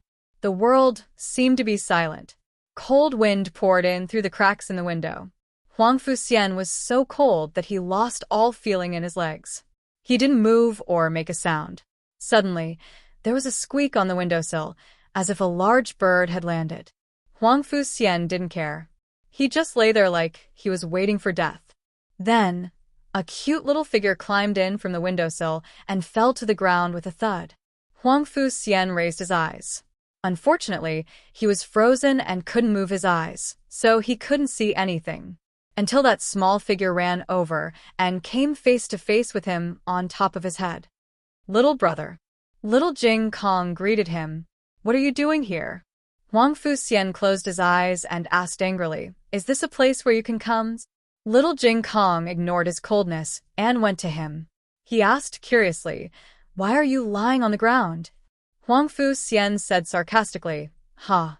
For fun. Oh. Little Jing Kong also lay down beside him. Huang Fu Xian was speechless. Little Jing Kong lay for a while and crossed his little hands on his belly. But I feel so cold. Huang Fu Xian thought, isn't that obvious? Little Jing Kong sat up and took out a small porcelain bottle from his purse. For you. Huang Fu Xian asked calmly. What is it? Little Jing Kong explained. Golden sore ointment. It's for healing injuries. Huang Fu Xian said coldly. The dog is dead. Little Jing Kong said. It's for you. Isn't your hand injured? Huang Fu Xian's eyelashes trembled slightly. His hand was indeed injured, but no one noticed it. They all thought that the blood on his hand was from the dog. Little Jing Kong saw that he didn't take it, so he grabbed his hand and tried to stuff the ointment into his hand. Little Jing Kong grabbed his hand and found that his hand was frighteningly cold. Your hand is so cold. You can't lie on the ground anymore. Huang Fu Xian said, It's none of your business. Little Jing Kong looked around and saw that his wheelchair was overturned. He thought for a while and said, Did you fall? Huang Fu Xian said coldly, I said it's none of your business. Little Jing Kong got up and used all his strength to straighten the wheelchair that was bigger than him. Then he went to help Huang Fu Xian up. Huang Fu Xian was frozen, so it was not easy to help him up. Little Jing Kong thought for a while. Then he grabbed one of Huang Fu Xian's hands and began to rub it. He rubbed it and exhaled. It won't be cold anymore. It'll be warm soon. Huang Fu Xian hated being close to people ever since he lost his legs. Even Princess Ningen couldn't touch him, but the little guy was rubbing his hand. Huang Fu Xian was angry. Let go of me. Little Jing Kong rubbed Huang Fu Xian's forehead like how Gu Jiao usually did. It'll be warm soon. Don't worry. He even rubbed his head. Huang Fu Xian was about to explode. Little Jing Kong rubbed his left hand and then rubbed his right hand. Soon his right hand was warm. Next he was going to rub his legs. It was a taboo that he couldn't touch. It was incomplete and ugly. Even his biological father would feel disgusted and instinctively avoid it. Don't touch there. He would go crazy. Huang Fu Xian stared at Little Jing Kong. Fortunately, Little Jing Kong didn't touch his legs. After warming his hands, Little Jing Kong tried to help him sit up again. He didn't know if it was because of the excitement at that moment, but his body was not as stiff as before. He sat up. Little Jing Kong pushed the wheelchair in front of him. He grabbed the armrests of the wheelchair with both hands and gritted his teeth to sit on it. Are you in pain? Little Jing Kong asked him. This time he was referring to his legs. Huang Fu Xian's Adam's apple moved, and he said calmly, Not really. Little Jing Kong bent down. Huang Fu Xian thought he was going to lift up his trousers, and his face changed. Unexpectedly, Little Jing Kong just stopped above his broken leg and blew gently with its little mouth. It won't hurt anymore after I blow. There was no fear or disdain in his clean eyes. Chapter 546. Master. Lien pushed the door open and entered. Why are you sitting by the window alone? The wind is so strong. You'll catch a cold. Huang Fu Xian stared at the scenery outside the window and didn't answer Lien. Little Jing Kong was no longer in the room. There was no trace of him being here. Lien quickly walked over and closed the window across the table. Don't close it, Huang Fu Xian said. Lien-er's hand paused in the middle of closing the window. She turned to look at her master in confusion. But it's cold. I'm not cold, Huang Fu Xian said indifferently. Then, okay, I'll turn it down a little. Lien-er closed the window halfway. Huang Fu Xian looked out through the gap in the window. His expression was indifferent and gloomy. It wasn't Lien-er's first day serving Princess Ningen, so she wasn't surprised by Huang Fu Xian's appearance. However, she still felt sorry for him. She looked at Huang Fu Xian, whose blood had already dried up. She didn't ask how he did it because she had already heard that her family's young master had killed the 7th prince's dog. She said in a low voice, I'll go get some water for you to wash your face. Lien quickly fetched hot water. It took her 2 basins of water to wash Huang Fuxian's face. When she washed Huang Fuxian's hand, she was surprised to find that the back of his hand was scratched and there was a long cut. Her face turned pale. Master, you're injured. Why didn't you say anything? This blood on your hand, don't tell me it's yours? Of course, it wasn't all Huang Fuxian's. That cut couldn't have bled that much. Huang Fuxian frowned impatiently. You're so annoying. Get out, I don't want to see you. Lian said, I'll tell the princess to call the imperial physician. Huang Fuxian said, I don't want to see the imperial physician. Lian said worriedly. But Huang Fuxian said coldly, if you say any more nonsense, get out. Lian could only shut her mouth resentfully. Perhaps it was because this wound caught Lian attention. She looked at Huang Fuxian again. This time, she found a few faint finger marks on Huang Fuxian's cheek. Did the princess hit you? Lian asked weakly. Huang Fuxian ignored her. Lian lowered her head sadly and continued to wipe Huang Fuxian's hands. Sir, can you not make the princess angry in the future? It's hard for the princess to be alone. Huang Fuxian mocked. What's so difficult about her? Is it hard to raise a useless son like me? Lian was rendered speechless. After that, Lian didn't dare to say another word. She wiped the blood off Huang Fuxian's face, hands, and neck and helped him change his clothes. However, she had only helped Huang Fuxian change his shirt. Huang Fuxian had changed his pants himself. Ever since his crippled legs scared a servant to the point of vomiting, he no longer allowed anyone to change his pants for him.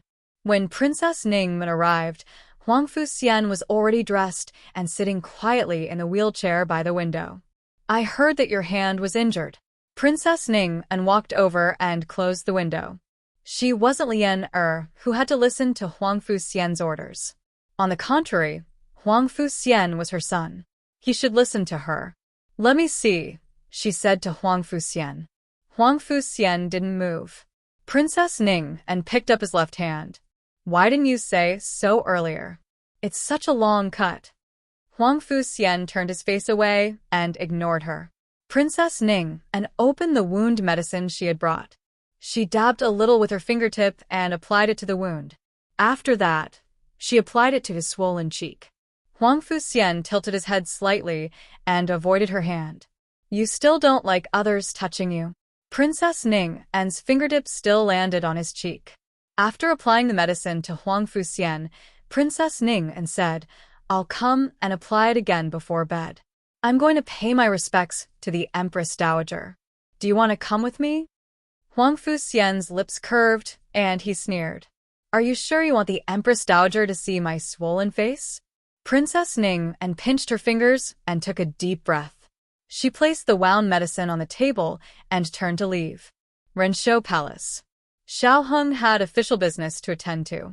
After visiting his grandaunt, he left the palace. When he arrived, it was only him and little Jing Kong. Gu Jiao also came later. Little Jing Kong already had Jiao Jiao. How could he still remember his bad brother-in-law? He waved his little hand and sent his bad brother-in-law away. Then he began to uncover the roof tiles in Renshou Palace. As he grew older, his energy became more vigorous and his destructive power became stronger. However, Gu Jiao would basically fix it for him. When Princess Ningmen walked into Renshou Palace, she happened to see Gu Jiao repairing little Jing Kong's swing. Princess Ningmen had seen this swing many times. She just didn't ask about its origin. Prince Ning had 2 young princesses. Naturally, people who didn't know would think that the swing was prepared for the 2 young princesses. Jiao Jiao, is my swing ready? Little Jing Kong stood behind the swing and asked Gu Jiao cutely. Gu Jiao said, Not so fast. The seat is worn, and the rope needs to be reinforced. Little Jing Kong thought for a while. Then I'll go find my grandaunt first. Gu Jiao nodded. Okay. Granite. I'm coming. Little Jing Kong waved his little arms and bounced away. Gu Jiao squatted down and seriously repaired little Jing Kong's swing. He didn't notice Princess Ningmen at the door. Princess Ning stopped in her tracks and stared at Gu Jiao without blinking. After entering the palace, Princess Ning wore the gorgeous clothes of a royal princess. Occasionally, she would put on makeup. She no longer wore plain clothes and didn't wear makeup like she did in the frontier fortress. Especially today, she even put on the begonia makeup on the scar on her left cheek. At first glance, the red birthmark on Gu Jiao's cheek was similar to her begonia makeup. It was just that the begonia makeup was done by hand. It was small and delicate, and the birthmark paled in comparison. Before Princess Ning got married, she was a lively and active princess. However, when she was quiet, Shi had a quiet and gentle side. Gu Jiao's temperament was similar to Princess Ning when she was quiet. However, it was more otherworldly and cold. Princess. A palace maid saw Princess Ning and bowed respectfully to her. Gu Jiao turned her head. Princess Ning smiled at her. Gu Jiao nodded. None of the palace servants present found it strange that Gu Jiao did not bow to Princess Ning in the imperial palace. Actually, in front of the emperor just now, Gu Jiao did not bow and scrape, and the emperor and eunuch Wei still looked as if they were used to it. Although Princess Ning traveled with Gu Jiao, they didn't interact much. After Gu Jiao fell asleep in the snow mountain, she was protected by Gu Chongqing on his back. When they returned to the army camp, he immediately isolated her. On the way back to the capital, Princess Ning sat in her carriage. Gu Jiao was at the front of the group, riding side by side with the Gu brothers. The two didn't know each other well. Princess Ning walked around the corridor and through the drooping flower gate to Empress Dowager Zhuang's bedroom. She couldn't help but look back at Gu Jiao. At that moment, a young eunuch rushed over, holding his finger. Miss Gu, my finger is broken. He was a young eunuch with no rank. Let me see. Gu Jiao put down the tools in her hand and took out a clean handkerchief to hold his finger. She examined it carefully and said, "It's not broken. How did you do it?" Hearing that, the young eunuch was relieved and whispered, "Just now, I hit a walnut." The maids who were sweeping nearby covered their mouths and snickered. The young eunuch scratched his head in embarrassment. Gu Jiao said, "Wrap it in a handkerchief and ice it. If the swelling doesn't go down tomorrow, apply it again. 2 days later, apply a hot compress." The young eunuch quickly thanked her. "Thank you, Miss Gu. I will remember." Princess Ning looked away and continued to walk towards Empress Dowager Zhuang's bedroom. She didn't expect to meet the young eunuch again. The young eunuch was new and didn't know the rules.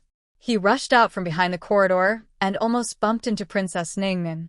Princess Ning didn't say anything, but he was scared out of his wits. He knelt on the ground and said, "Princess, spare me. Spare me." Princess Ning said calmly, "Get up. I don't blame you." "Yes.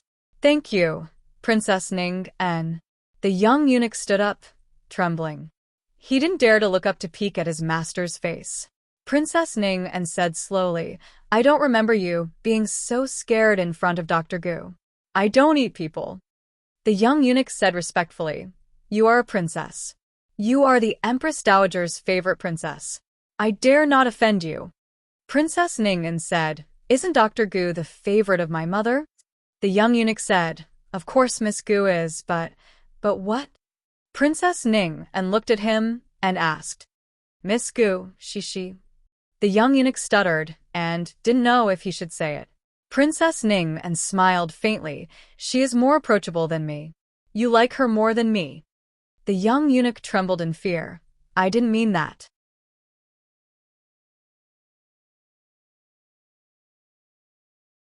Chapter 547. Novels with a deeper meaning that can't be found online are available here. Fortunately, Eunuch Qin came over at this time. "Little Deng, why are you still standing here? Didn't I tell you to smash walnuts?" Eunuch Qin scolded the little eunuch, then saluted Princess Ning with cupped hands. "Princess, did this useless servant offend you?" Princess Ning said gently, "No, you're called Little Deng, right? I like it very much." Little Deng was flattered. Eunuch Qin hurriedly said to little Deng, quickly thank the princess for her favor. Yes. Yes. Little Deng knelt and kowtowed to Princess Ning'an. Thank you for your favor, princess. You may leave. Princess Ning'an said. Yes. Little Deng retreated. Eunuch Qin smiled at Princess Ning'an. Princess, you've come a bit late today. Are there too many affairs at Iridescent Clouds Hall?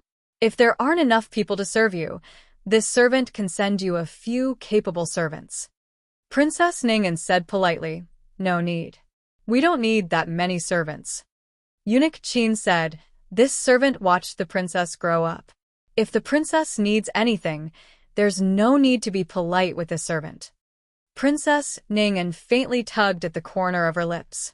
Princess Ning'an used to be a lively little girl who liked to laugh, but all her happiness seemed to have disappeared after returning from the frontier fortress. Eunuch Qin rarely saw her smile. Even when she did smile, there was a sense of helplessness and bitterness. Eunuch Qin sighed inwardly. What a sin! If concubine Jing hadn't used the prince consort to set up a handsome trap, Princess Ning'an wouldn't have fallen so low. Eunuch Qin.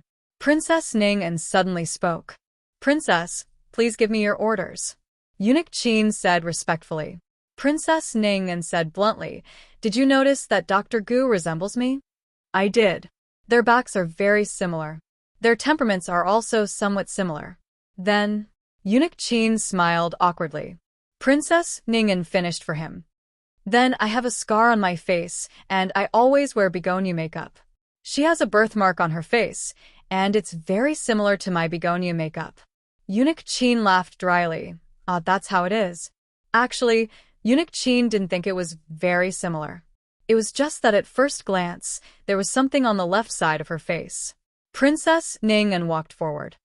Imperial Mother, how did you meet Dr. Gu? Eunuch Qin stepped forward to catch up.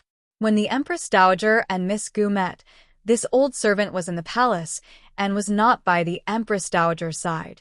I'm afraid that you will have to personally ask the Empress Dowager about the situation. Eunuch Qin was indeed not by the Empress Dowager's side, but after that, Eunuch Qin had learned the ins and outs of the matter from the Empress Dowager. He didn't tell Princess Ning, and because he felt that he shouldn't be the one to tell her. Princess Ning'an said, if Dr. Gu asked Qin Gonggong how Imperial Mother met me for the first time, would Qin Gonggong also let Dr. Gu personally ask Imperial Mother? Eunuch Qin choked. Princess Ning'an smiled faintly. I was just joking. Eunuch Qin secretly broke into a cold sweat. He thought that her joke was a bit too much. Princess Ning'an said again, would Miss Gu pretend to be me to make Imperial Mother happy? Eunuch Qin choked again. He smiled and said, Princess, you are of noble birth. How can Miss Gu really be like you? She can't pretend to be you, and she can't pretend to be you. Princess Ning'an said softly, it seems that she can't. I thought that Imperial Mother spoiled her so much because she saw the shadow of my past in her. Eunuch Qin, Princess, don't tell this servant everything that's in your heart. This makes this servant feel very pressured. Fortunately, Princess Ning'an didn't say anything that would make Eunuch Qin speechless for the rest of the journey. Eunuch Qin sent Princess Ning'an to Empress Dowager Zhuang's bedchamber. Little Jing Kong couldn't stay any longer. He didn't sit for long in his gray tant's bedchamber before he ran out of sight. At this time, the bedchamber was exceptionally quiet. Eunuch Qin pushed open the half-closed door. A little palace maid walked out quietly. She bowed to the two and whispered, Princess, Eunuch Qin, Empress Dowager Zhuang is resting. Princess Ning'an asked worriedly, so early? Is Imperial Mother not feeling well? The little palace maid shook her head. Dr. Gu just checked the Empress Dowager Zhuang's pulse. She's fine. She's just tired. Princess Ning'an's expression cleared a little. She nodded and said, then let Imperial Mother rest well. I won't disturb her. I'll come back tomorrow. The little palace maid curtsied. See you off, Princess. Princess Ning'an turned and left Rinshou Palace. On the other side, Gu Jiao finished fixing the swing and went to the bedchamber to say goodbye to Empress Dowager Zhuang. Princess Ning looked back and saw Gu Jiao enter Empress Dowager Zhuang's bedchamber as if there was no one around. She didn't need to report and wasn't stopped. Eunuch Qin looked at Princess Ning and then looked at Gu Jiao, who just entered the bedchamber. He was embarrassed. He didn't know how to explain that he didn't treat the two masters differently. It was the Empress Dowager who didn't use the palace rules to restrict Miss Gu. Miss Gu was the same here as she was in Bishui Alley. When she was with Miss Gu, Empress Dowager Zhuang wasn't the powerful Empress Dowager. She was just a grand aunt in Bishui Alley. Unlike when she met Ning was the princess and she was the empress. The rules were set from the beginning. Princess Ning murmured, "It seems that Imperial Mother really loves Dr. Gu." Eunuch Qin hurriedly said, "The Empress Dowager loves you the most. You follow the rules." Dr. Gu grew up in the countryside and doesn't understand some palace rules. The Empress Dowager is old and doesn't like to argue with little girls. Princess Ning smiled faintly. Eunuch Qin doesn't need to rush to explain. I won't make things difficult for her. Eunuch Qin smiled. That's right. You're a princess. You're magnanimous and won't argue with a little girl. Princess Ning nodded. Eunuch Qin, please. Eunuch Qin bowed. Princess, take care. After Princess Ning disappeared into the night, Eunuch Qin returned to the small pond where he raised the tortoises. Empress Dowager Zhuang had been extremely benevolent to him. She even dug a pond for him to raise tortoises. In the palace, no one's mouth could be trusted. If he had anything on his mind, he would only tell this pond of little tortoises. He touched the little tortoise on the edge and sighed. Why do I feel that the princess is a little jealous of Miss Gu? He had a tortoise on his left hand. Miss Gu? He had a tortoise on his right hand. Princess Ning and they were all little masters that he had to be loyal to. He had to be fair and not be partial to anyone. He looked at the tortoise on his right hand. I watched you grow up. When you peed your pants, I changed your clothes for you. He looked at the tortoise on his left hand. You saved the Empress Dowager's life. The Empress Dowager doesn't have to live so tirelessly with you. You take care of everything for the Empress Dowager.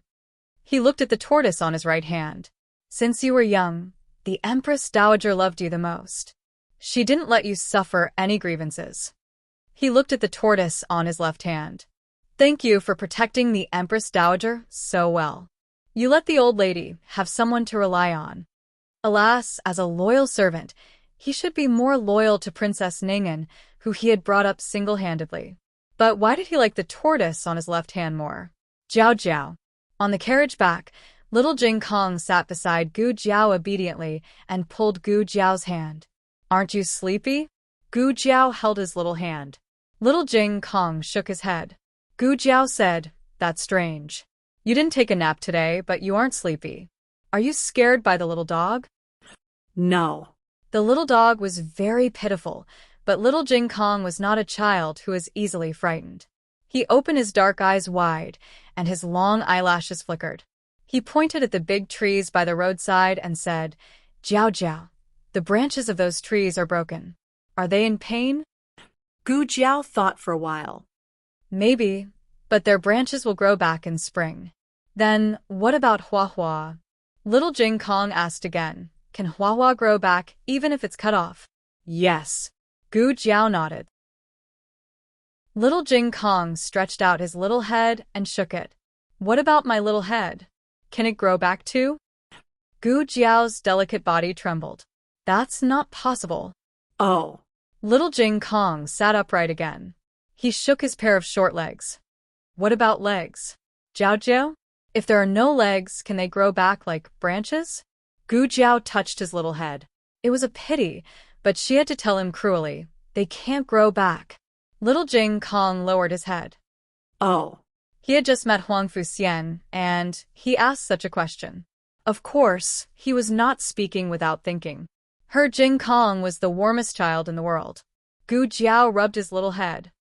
Although they can't grow back, they can stand up again with the help of external forces. Little Jing Kong's dim eyes suddenly brightened. Really? Can he really stand up again? Gu Jiao curved her lips. Yes, as long as he works hard enough. Chapter 548. The novel is updated faster. There are novels that can't be found on the internet. This matter seems easy from her mouth, but it's very difficult to actually implement it. If a person who lost his legs wants to stand up, he must make a pair of prosthetics suitable for himself. Prosthetics are not the most difficult part. The most difficult part is the socket. At present, there is no suitable material for the socket in the small medicine box. After Xiao Heng visited Empress Dowager Zhuang, he went directly out of the palace. He didn't go back to Bishui Alley but went to the clinic first. At this time, it was already late at night. The smell of food floated out of the clinic. The girls' school next door hasn't started yet, so it was still deserted. The business of the clinic was good, so people came and went. Xiao Heng entered the lobby and asked the second boss behind the counter, "Is Xing Darren still here?" "Yes, yes," the second boss said. He already knew that Xing Darren turned out to be the second-rank minister of the Ministry of Justice. He suddenly felt honored to see him. Xiao Heng was not a doctor, so he didn't know much about the treatment process. Therefore, he didn't think it was strange that Minister of the Ministry of Justice was still here. He went up to the second floor and saw Minister Xing and Dr. Song in the innermost room. Minister Xing's arm has already been reset by Dr. Song. The reason why he hasn't left yet was because Dr. Song found other problems with him. After Dr. Song carefully checked his pulse, he gave him a prescription. He asked him if he wanted to take it back or boil it into a pill. The latter cost more money, but it was less troublesome. With Minister Xing's family background, he doesn't lack money, so he asked the medicine boy to boil it. "Is it serious?" Xiao Heng asked Dr. Song after learning about the situation. Dr. Song said the problem was discovered early. It's not a big problem. In the future, pay more attention to your diet and take more walks. The most important thing is, speaking of this, Dr. Song looked at Minister Xing seriously. Avoid drinking? Minister Xing cleared his throat in embarrassment. Can I drink even a drop? He had such a hobby. Not even a drop, Dr. Song said without any refutation. Alas. Xing Shangshu sighed helplessly. I've been drinking it for half my life. Isn't it too cruel to suddenly not let me drink a single drop? Xiao Heng persuaded. Song Dafu is also thinking for Darren. Minister Xing waved his hand dejectedly. Alas, all right, I won't drink it. Dr. Song looked at him and said, Don't say that you don't want to drink it. Go back and drink it secretly. I will know if you drink it or not the next time I check your pulse. This was Gu Jiao's catchphrase. I would know if you did it or not. The doctors in the clinic had all learned it and it was quite useful for patients. Minister Xing choked and thought to himself, Can I not come to your clinic next time? Dr. Song saw that Xiao Heng had something to say to Xing Shangshu. After telling him all the precautions, he said, I'll go and see how the pills are doing. Then he turned around and went downstairs. Minister Xing pointed at the table opposite him. Lulang, pour me some water. Xiao Heng poured a cup of hot tea for Minister Xing. Minister Xing drank a large cup in one breath. Again, another cup. After drinking a total of 3 cups, Minister Xing felt that his throat was not so dry. Am I the one talking? Or is he the one talking? Minister Xing thought of being nagged by Dr. Song for the whole afternoon. His head hurt. Xiao Heng didn't answer this question. Minister Xing shook his head and threw Dr. Song to the back of his mind. Then, he talked to Xiao Heng about business. You went out just now. What did you find out? Xianla House's Hua Kuei is not dead. On the way here, Xiao Heng had already thought about what information he could say and what information he couldn't say. Minister Xing was shocked. What? That girl named Mo Qianxue is not dead? Then why did they all say? Xiao Heng speculated. The maidservants of Xianla House should have recognized the wrong person. As for Hua Xiao, she should be acting. Minister Xing frowned. Deliberately? So, the two of them are in the same group? Xiao Heng, Minister Xing slapped his thigh. I said that there is something wrong with Xianla House. They cooperated to put on such a play. What's their purpose? To deal with me, to deal with Gu Jiao. This trap was set up for him, and it was also set up for Gu Jiao. The mastermind behind the scenes could be Immortal Music House, or it could be some other power. Xiao Heng didn't tell Minister Xing about this for the time being. Minister Xing asked, "Where is that Huakue?" Xiao Heng said, "In the medical center." Medical center. Minister Xing lifted the quilt and got out of bed. "Which room?" Xiao Heng said, "In a wing room in the backyard." She was seriously injured at that time and was picked up by the doctor in the medical center. She is an important witness, so we shouldn't alert the enemy for the time being. Minister Xing was puzzled. Why was she picked up by the doctor in the medical center? Did she do it on purpose? Is there something wrong with this medical center too? As expected of someone from the Ministry of Justice, his logical reasoning was too strong. However, Xiao Heng didn't intend to tell him that Mo Qianxue came for Gu Jiao. It wasn't that he didn't trust Minister Xing's character, but that the time wasn't right. Now was definitely not the best time to investigate Mo Qianxue. Xiao Heng said without changing his expression, "There is nothing wrong with the medical center, but it is too famous. Even you, Minister Xing, came here. Other nobles will also come here when they have a headache or fever. Maybe she is waiting for someone here." Minister Xing said thoughtfully, "What you said makes sense. Or maybe she just wants to fake her death to hide her identity so that she can act in secret. After all, who would suspect a dead person? Then I am puzzled. Is the owner of Xianla House dead or not? If he is not dead, where is he? If he is dead, who are they working for?" "There is also a young owner," Xiao Heng thought in his heart. Xiao Heng said, "My wife also works in this medical center. I will tell her later and ask her to send someone to keep an eye on Mo Qianxue. As long as we keep an eye on her, we can always find some clues." Minister Xing thought about it and said, "Okay, we will do as you say. Tell your wife to be careful. Mo Qianxue is good at fighting." Xiao Heng nodded. "I know." Minister Xing asked again, "Who else knows about this except you?" Empress Dowager. In the bedroom of Rinshou Palace, Eunuch Qin called Empress Dowager Zhuang softly, who was sitting by the window.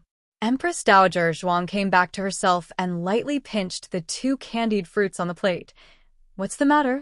Little Jing Kong was good at complaining, but whenever Empress Dowager Zhuang ate candied fruits, he was always the first one to complain to Gu Jiao. However, the little guy also felt Empress Dowager Zhuang's low mood and secretly gave her 2 candied fruits. Eunuch Qin said nothing. "Before Miss Gu left, she asked me to make some ginseng soup for you.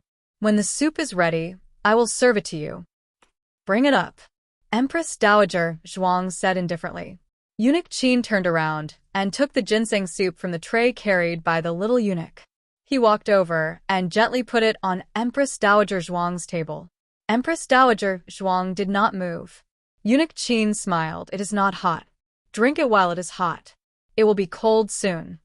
Empress Dowager Zhuang lazily took a sip of the soup. Eunuch Qin said embarrassedly, "Miss Gu asked me to reduce the salt. Will it be a bit bad?" Empress Dowager Zhuang snorted. I have not eaten Liulong's food. I am not qualified to say it is bad." Eunuch Qin, but to be honest, it was really bad. If she had not been poisoned by Xiao Heng's cooking skills, Empress Dowager Zhuang would not drink it. Although Empress Dowager Zhuang disliked it, she still forced herself to drink it. Eunuch Qin smiled from the bottom of his heart. Sure enough, no matter how bad the food was, as long as it was Miss Gu's order, the Empress Dowager would accept it. "You were there when Ning'an was young, right?" Empress Dowager Zhuang suddenly asked. Qin Gonggong didn't know how the topic had turned to Princess Ning'an. He stilled and replied, "Yes, yes. When the Empress Dowager just entered the palace, this old servant came to serve you. Princess Ning, and was only born a few years later." Empress Dowager Zhuang looked out the window at the crabapple tree covered with a layer of snow and said, "Do you remember Ning An's temperament when she was young?" "Yes, yes," Eunuch Qin said as if he was familiar with her. "She was sweet, lively, active, and couldn't calm down. Otherwise, how could she have bumped into your phoenix carriage in the Imperial Garden?" Empress Dowager Zhuang said indifferently, "It was concubine Jing's plan. How could she have bumped into my carriage? It was a pity that I was young and did not understand the dangers of the palace. I mistook her for a friend. Eunuch Qin observed her expression and asked, Do you regret it, Empress Dowager? Empress Dowager Zhuang tapped the table. Eunuch Qin's sharp eyes poured a cup of hot tea. Empress Dowager Zhuang picked up the cup. What do you regret? Do you regret befriending concubine Jing or treating her 2 children well?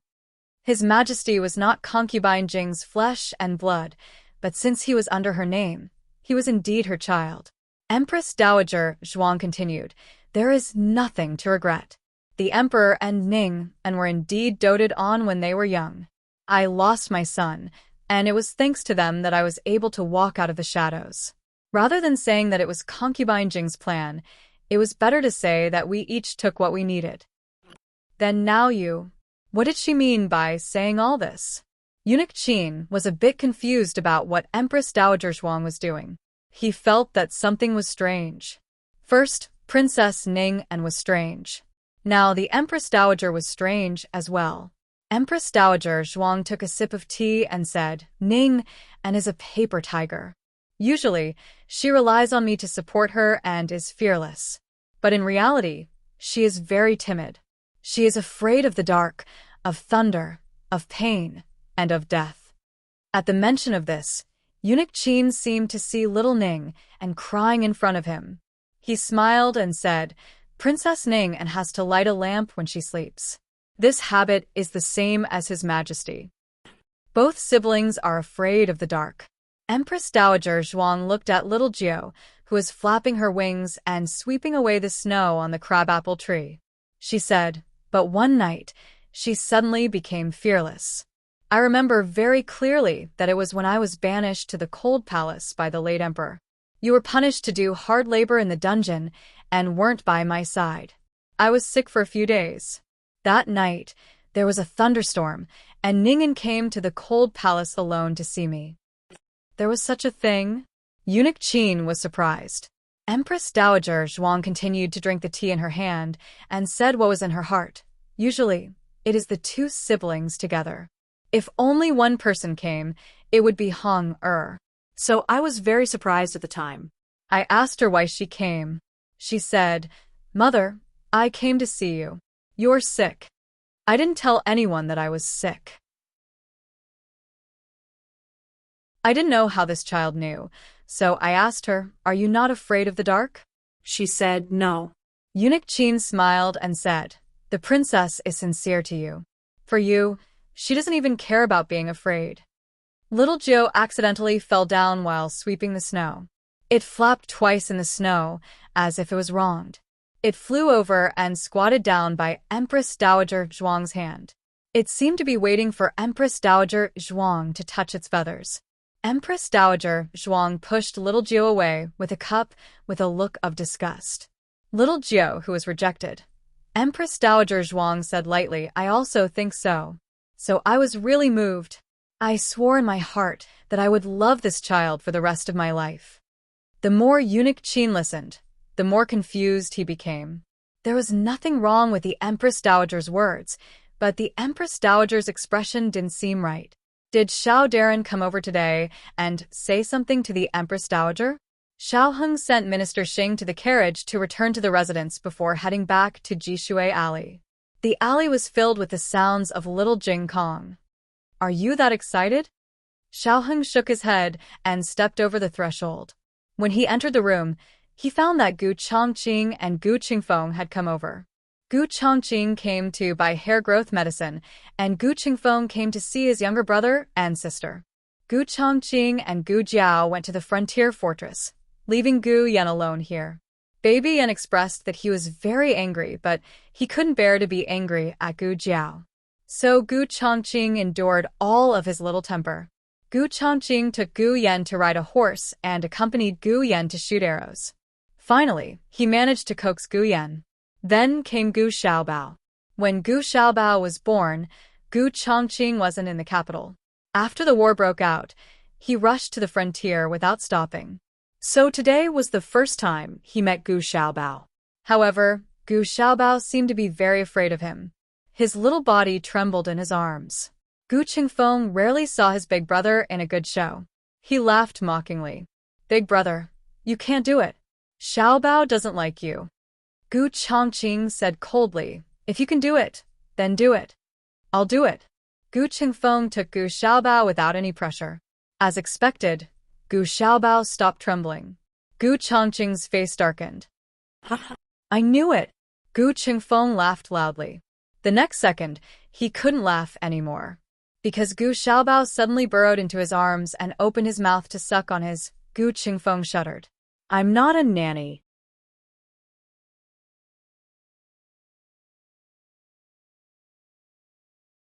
Chapter 549. The novel was updated at a faster rate. Millions of novels were free to read. Novels with a deeper meaning that couldn't be found online were all available here. For the entire night, whenever Gu Qingfeng hugged Gu Xiaobao would snuggle into his arms and drink milk. Gu Qingfeng, who had just ridiculed his eldest brother, finally understood what it meant to be a man can't be arrogant, or he'll get stabbed. The Gu brothers had dinner in Bishui Alley before returning home. Before they left, Gu Chongqing taught little Jing Kong a set of boxing techniques. Little Jing Kong learned with relish and practiced tirelessly in the backyard. He didn't even go to take a bath when Gu Chongqing asked him to. Forget it. Let him play for a while. There's no school tomorrow, anyway. Gu Jiao said to Yuya. Yuya said, then I'll send the hot water to Xiaoshun and Xiaoshun's room first so that Xiaoshun can take a bath first. The order of bathing at home was from young to old. Gu Xiaobao had already taken a bath. Go ahead, Gu Jiao said. Yuya went to take the hot water.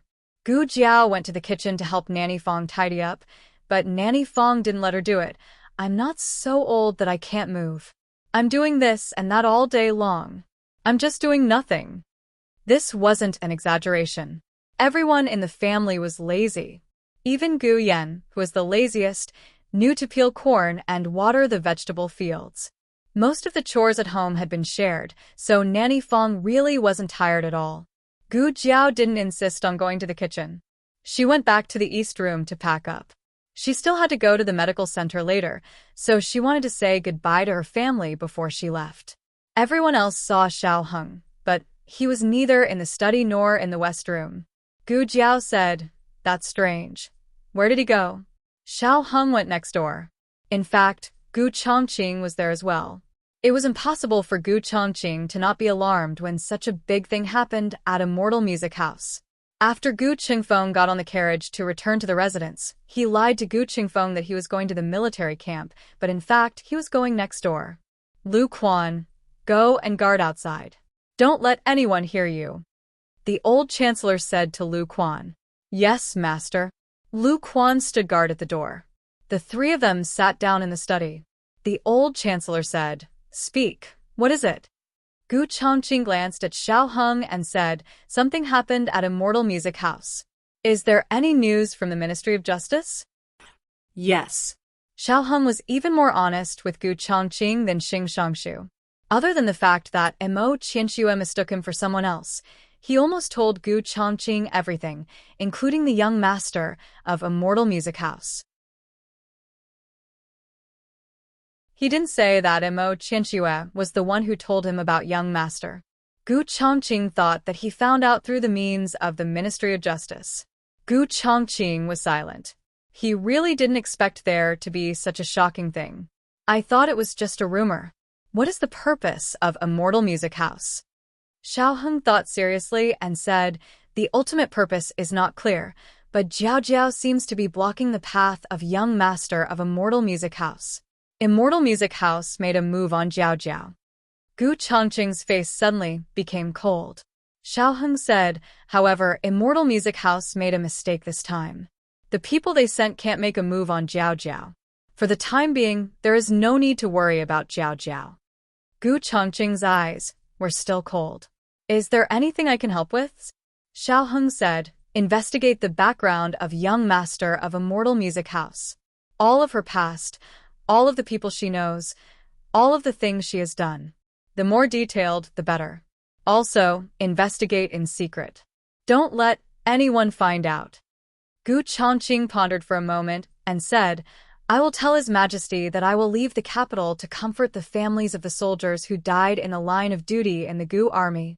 The old chancellor nodded approvingly. This was a good reason. After Gu Chongqing left, the old chancellor said to Xiaoheng, "Is there anything you haven't said?" The old chancellor knew Xiaoheng too well. Others couldn't see through Xiaoheng's emotions, but he wouldn't be so easily fooled. After all, Xiaoheng's black-bellied skills were taught by him. That group of people might be coming. That group of people? The old chancellor twisted his white brows and tried hard to think about who Xiaoheng called that group of people. After a while, he frowned. You mean the people of Yan Kingdom? Xiaoheng nodded slowly. He didn't block the path of the young master of Immortal Music House. If he was the young master of Immortal Music House, he would definitely try to subdue him. If he couldn't subdue him, then it wouldn't be too late to kill him. The one who wanted his life must be someone else. For him to sit in his current position, there were many people who were jealous of him, but there were too few who had the guts to touch him and the strength to enter the eyes of Immortal Music House. It could be said that there were almost none in the entire Zhao country. Didn't Grand Tutor Zhuang want to touch him? But Grand Tutor Zhuang didn't have the guts to challenge Empress Dowager Zhuang's bottom line. At most, Grand Tutor Zhuang used a bit of power to suppress him. Those who weren't as strong as Grand Tutor Zhuang, Immortal Music House looked down on them. Those who were favored by Immortal Music House had no enmity with Xiaoheng. After thinking about it, there was only one last possibility left. The old chancellor heaved a long sigh. Alas, now I finally understand why Princess Xinyang would rather let you wander among the common people and ignore you than bring you back to the capital. The power of Shangguan wasn't something that ordinary people could contend against. They hid it so well, but the other party still smelled Xiaoheng's scent.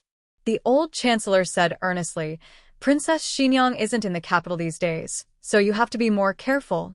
Xiaoheng said, for the time being, they don't have the guts to touch me in the capital. Otherwise, they wouldn't have made such a big scheme to lure him out of the city. There was a problem that the old chancellor couldn't figure out. The power of Shangguan wants to kill you, but they don't dare to do it too openly. What are they afraid of? Marquis Xianping? The royal family of Zhao country? The old chancellor carefully analyzed the course of events and found that those people were becoming more and more careful. At first, when they assassinated Xiaoheng's mother, they dared to sneak into Marquis Xianping's residence. More than 10 years later, when they assassinated Xiaoheng, they only dared to borrow Prince Ning's hand. As for now, they didn't even dare to act rashly in the capital.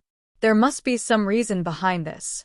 The old chancellor said thoughtfully, I always feel that your mother isn't a female slave. Xiaoheng didn't have this knot in his heart, whose blood flowed in his body. To Jiao Jiao and his family, he was Xiaoheng. He didn't care about his own situation and said, it's not important. What's important now is to solve the big problem of Immortal Music House. The old chancellor hesitated for a moment and asked, did you tell Zhuang Jins about Immortal Music House? What's her attitude? Is she partial to Jiao Jiao or partial to that person? The next day, at the first glimmer of dawn, Ning'an woke up early. She first went to Huang Fuxian's room. Huang Fuxian was still sleeping. She looked at the injuries on his cheek and the back of his hand and took out the golden sore medicine from the drawer to apply some on him. The golden sore medicine seemed to be different from the bottle she gave, but she didn't care too much about it. After that, she went to Rinshou Palace to pay respects to Empress Dowager Zhuang and accompanied her for breakfast. Empress Dowager Zhuang didn't need to attend morning court now, so she had a lot of free time. While Empress Dowager Zhuang was washing up, Princess Ning'an quietly waited in Empress Dowager Zhuang's bedroom. After a while, someone from the Imperial Household Department came and handed a tray covered with a silk cloth to Eunuch Qin. Eunuch Qin then sent the tray to Empress Dowager Zhuang's bedroom. What is this? Princess Ning'an asked softly. It's something sent by the Imperial Household Department. Eunuch Qin said. Let me see. Princess Ning'an took away the silk cloth covering it. She saw that on the tray was an imperial purple gold token, engraved with the 2 words protector of the country. Next to the token was a purple gold phoenix crown. This is the token and phoenix crown of the protector princess. Princess Ning was shocked speechless by this exquisite and peerless object. Not everyone could have the title of protector of the country. It could be said that no princess in this dynasty could bear this title. And now, Princess Ning was going to be crowned with the title of protector princess. How could this not make Ning happy? The calmness she had tempered in the frontier fortress completely disappeared at this moment. She excitedly reached out, picked up the phoenix crown, and put it on her head. Then she grabbed the token on the tray and turned to look at herself in the bronze mirror. However, before she could see her majestic appearance, a figure wearing a royal blue phoenix robe walked over with a majestic aura. The owner of the figure took off the phoenix crown on her head. Everything happened so fast that Princess Ning didn't have time to react. She sat in the chair, her body and hair violently pulled. The originally exquisite bun was scattered. There was no pity in Empress Dowager Zhuang's eyes. Empress Dowager Zhuang looked down at her condescendingly, a powerful aura bursting out. This is something that I Jia prepared for Jiao Jiao. Who gave you the courage to touch it? Princess Ning looked at Empress Dowager Zhuang in disbelief. She didn't know whether to be surprised by Empress Dowager Zhuang's appearance or her words. Clearly yesterday. How come today this attitude really caught her off guard? Ning looked at Empress Dowager Zhuang in shock and hurt. Mother? Empress Dowager Zhuang snatched the protector of the country token from her hand and said with a cold face, "Don't call Ijia mother. You don't deserve it."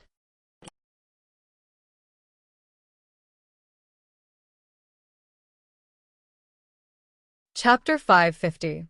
Ning wasn't the only one who was stunned by this sudden change. Even Eunuch Qin, who had just cut a plate of fresh fruits, was stunned. What was going on? Why did mother and daughter suddenly turn against each other? To be exact, it was the Empress Dowager who turned against Princess Ning. The Empress Dowager had watched Princess Ning grow up, and she was no different from her own daughter. Princess Ning looked at Empress Dowager Zhuang as if she had been struck by lightning. Confusion, surprise, fear, and many other emotions flashed through her eyes.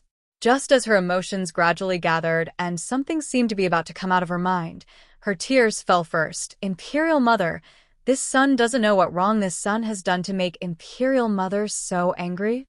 Empress Dowager Zhuang looked at her coldly. You don't know? Do you really not know? Or are you pretending not to know? Princess Ning's eyes flickered slightly. Empress Dowager Zhuang was unable to restrain her anger. Let me ask you, did you secretly pay respects to your mother? Princess Ning opened her mouth, and the flickering light in her eyes slowly settled down. She slowly relaxed her body, then stood up and took a step back.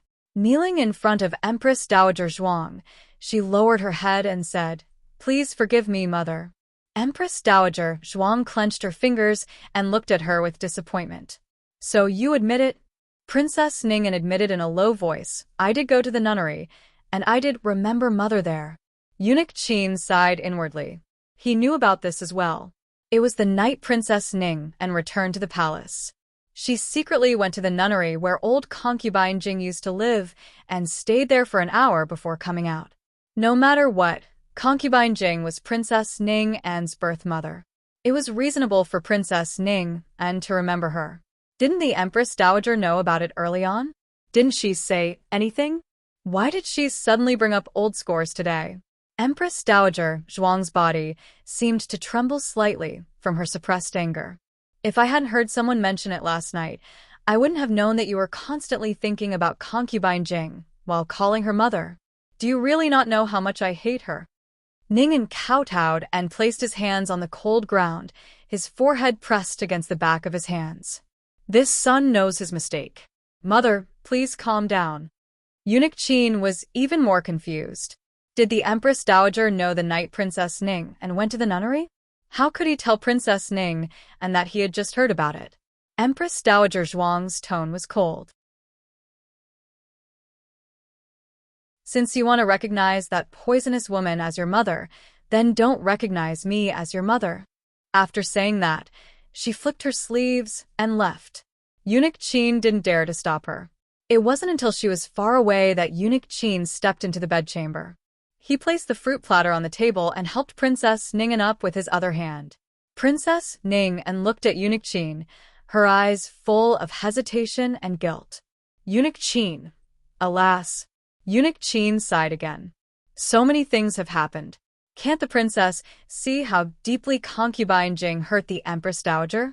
She caused the Empress Dowager to fall out with His Majesty and took away the only princess the Empress Dowager loved. You are concubine Jing's own flesh and blood. I can understand that you can't hate her, but to remember her and pay respects to her, aren't you throwing the Empress Dowager's heart into a millstone? Princess Ningen blamed herself. Eunuch Qin, I know I was wrong. Eunuch Qin said, forget it. The Empress Dowager was angry because she loved you too much. If it were someone else paying respects to concubine Jing, the Empress Dowager probably wouldn't care. You know the Empress Dowager's temperament. People she doesn't care about can never hurt her heart. Princess Ningen said, what should I do to make mother forgive me? Eunuch Qin paused. The Empress Dowager is angry now. You should avoid her for now. Once she's calmed down, you can find a way to ask for her forgiveness. Princess Ningen lowered her eyes. It seems that's the only way now. I can't be filial in front of mother. I'll have to trouble you to take care of her for me. Eunuch Qin smiled. I will. Don't worry, princess. Princess Ningen said softly, then I'll leave first. I'll see you out. There's no need. Eunuch Qin should go serve mother. Yes. Eunuch Qin agreed. Watching Princess Ningen's receding figure, Eunuch Qin suddenly said, Princess. Is there something else, Eunuch Qin? Princess Ningen looked back at Eunuch Qin. Eunuch Qin said sincerely, the Empress Dowager deliberately used Miss Gu to anger you. Princess, please don't take it to heart. Princess Ningen was stunned. Is that so? I thought. Imperial Mother really prepared those things for Dr. Gu? Eunuch Qin smiled and said, I serve the Empress Dowager. How can I not know who those things are made for? Princess Ningen revealed a knowing smile. It was as if spring had returned to the earth. Eunuch Qin, thank you. Eunuch Qin smiled and bowed. Take care, princess. Princess Ningen left Rinshou Palace. Eunuch Qin's smile disappeared. How would I know who those things are for? But he understood that he shouldn't draw any hatred for Jiao Jiao. Eunuch Qin went to the study. Empress Dowager Zhuang was sitting calmly on a chair. In front of her was the protector's token and the purple and gold phoenix crown. Empress Dowager. Eunuch Qin honestly recounted his conversation with Princess Ning, and without missing a word. This old servant doesn't know if it's right or not. He had served the Empress Dowager for so many years. The Empress Dowager didn't inform him of everything in advance. As a capable confidant, he couldn't drag his master down under any circumstances. What should be said, what shouldn't be said, what should be dealt with, he handled it clearly. In particular, he did an excellent job of erasing Gu Jiaojiao's hatred. There was a tacit understanding between Empress Dowager Zhuang and Eunuch Qin. She knew that if she stabbed the sword, Eunuch Qin could pull it back and put it back into the scabbard. Eunuch Qin was puzzled. But Empress Dowager, why did you do this? Empress Dowager Zhuang said lightly, when it's time for you to know, I will tell you. Eunuch Qin replied, yes. As the saying went, don't guess the emperor's intentions. But the cruel thing was that if you couldn't guess the emperor's intentions, you might not be able to survive in the palace. Eunuch Qin thought about it carefully. Empress Dowager Zhuang didn't tell him. Was it because she didn't trust him enough, or was it because she didn't want to talk about it? He thought it was the latter. It was too painful. Every time it was mentioned, it was like 1,000 arrows piercing through the heart. Empress Dowager Zhuang could wrap herself up in cold armor, but the heart under the armor was no different from a normal person's heart. It could be hurt and hurt. But the Empress Dowager had too many burdens on her shoulders. She couldn't wallow in her pain and could only endure it and move forward. Empress Dowager Zhuang said, keep an eye on her and find out what she took from the nunnery that night. Eunuch Qin was shocked. What? Princess Ning and took something from the nunnery? Didn't she go to pay respects to concubine Jing? Could it be that her act of paying respects to the dead was fake and taking something was real? Then it would explain why she went to the nunnery where concubine Jing lived, despite knowing that Empress Dowager Zhuang hated concubine Jing. Of course, the information revealed by this sentence wasn't as simple as Princess Ning and going to the nunnery to take something. It also revealed why Princess Ning took it and why the Empress Dowager wanted to investigate. If it was an ordinary relic, the Empress Dowager didn't need to investigate. If it wasn't an ordinary relic, then it was a big deal. Eunuch Qin was someone who had followed Empress Dowager Zhuang through the wind and waves. After experiencing so many storms, his mental endurance had naturally become stronger. What could startle him? Right? But at this moment, he couldn't help but want to curse. I've lived long enough to see it. On the other side, little Jing Kong entered the palace again. He came by himself again this time. He sat in Lu Quan's carriage. He came to find Huang Fuxian. Because of the conflict with Huang Fuxian, his grandaunt didn't allow him to go to Bixia Hall again. So, he could only go there secretly. Huang Fuxian sat by the window in a daze. Lian was tidying up his clothes in his room. Lian looked at him strangely and thought, ever since the young master was injured that day, he liked to stare at the window in a daze. It's such a cold day. Isn't he afraid of freezing? He was obviously a person who was afraid of the cold. Young master, Lian asked him, do you want me to close the window a little? No need. Huang Fuxian said indifferently. Then I'll pour you a cup of hot tea. Lian put down the half-folded cloves and poured a cup of hot brown sugar ginger tea. Then she turned and walked toward Huang Fuxian.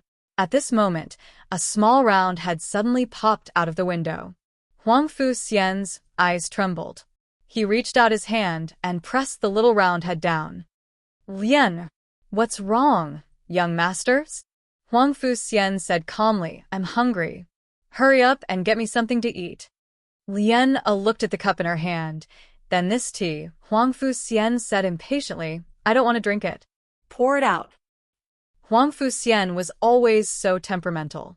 Lian didn't find it strange and didn't suspect anything. She put down the ginger tea and walked out of the room. After making sure that she was far away, Huang Fuxian took back his hand that was pressing down on a certain someone's head. The small mushroom head really grew out like a mushroom. Little brother. Little Jing Kong tilted his head to kill. Cute. Huang Fuxian looked away. So ugly. Little Jing Kong looked up and down and picked up little Gio, who was playing with snow on the ground, and said regretfully, Little brother said you're ugly. Little Gio, who took the blame for no reason.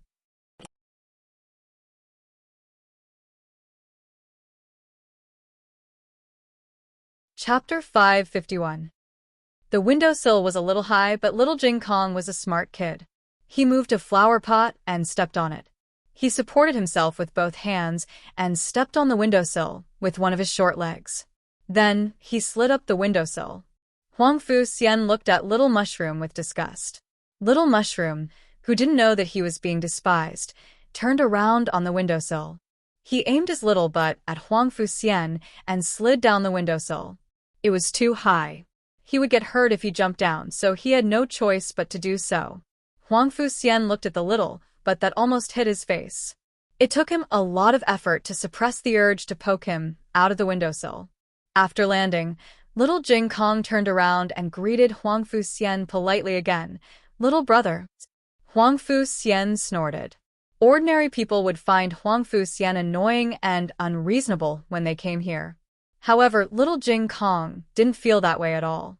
On the contrary, little Jing Kong felt that he was very amiable. After all, Guyan always gave people a hard time at home. However, Guyan wasn't as vicious as Huang Fuxian.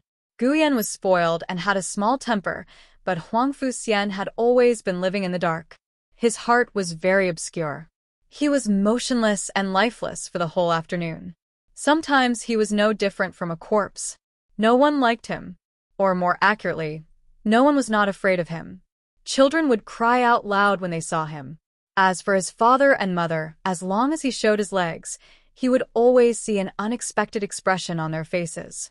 That was really an expression that made him want to laugh ferociously. "Little brother, are you waiting for me?" Little Jing Kong pointed at the place where he was sitting. It was very close to the window, and he could see the movements in the courtyard at a glance. "What are you waiting for?" Can you eat or drink? Huang Fu Xian asked angrily. "I have food. Here you go." Little Jing Kong took out a small paper bag from his purse and opened it to reveal a few shiny candied fruits. "These are candied fruits made by my granduncle. They're really, really delicious." Huang Fu Xian. Did this child not understand human language? Huang Fu Xian hated eating such sweet and greasy things. He also hated beautiful children. Of course, he hated ugly people even more. In short, he didn't like anyone. "Little brother, here you go." Little Jing Kong stuffed a paper bag of candied fruits into his hands. The child had just played in the snow. His fingertips were cold, but his palms were sweaty and soft. It was a wonderful feeling. Little Jing Kong retracted his little hand after giving him the candied fruit. He leaned on the armrest of his wheelchair and looked at him. "Little brother, have you recovered from your injury?" "Yes," Huang Fu Xian replied indifferently. "Let me have a look." Little Jing Kong was a strict kid. Seeing was believing. "Why are you so troublesome?" Huang Fu Xian muttered impatiently. He wouldn't take the initiative to show his injury to others. However, when Little Jing Kong stretched out his soft little hand to grab his hand again, he didn't resist. He felt the soft touch of a cat's paw again. Little Jing Kong looked carefully. After a while, he nodded seriously. "Yes, you're recovering well. The scab will fall off in a few days. Don't scratch it." Huang Fu Xian snorted coldly. "I don't need you to tell me that." "Little brother, your hands are so beautiful." Little Jing Kong grabbed his clean and slender hands and didn't hide the admiration in his eyes. Huang Fu Xian's hands were indeed beautiful. The joints were distinct, slender, and fair. They were as delicate as jade carvings. This was the first time someone praised his good looks, even though it was only his hands. He was handicapped. Everyone who saw his legs would have a look of disbelief. He knew that his legs were ugly when he was young. Gradually, he felt that his whole body was ugly. He was an extremely ugly person. He wasn't qualified to be a disgrace. "You're really beautiful." Little Jing Kong held Huang Fu Xian's hand with his two chubby hands and looked at it over and over again. It was said that children didn't know how to lie. In fact, it wasn't true. Children would even believe their own lies. However, no child would tell such an unnecessary lie to a handicapped person like him. He wouldn't be able to trick him into giving him food and toys. Little Jing Kong played with his hand.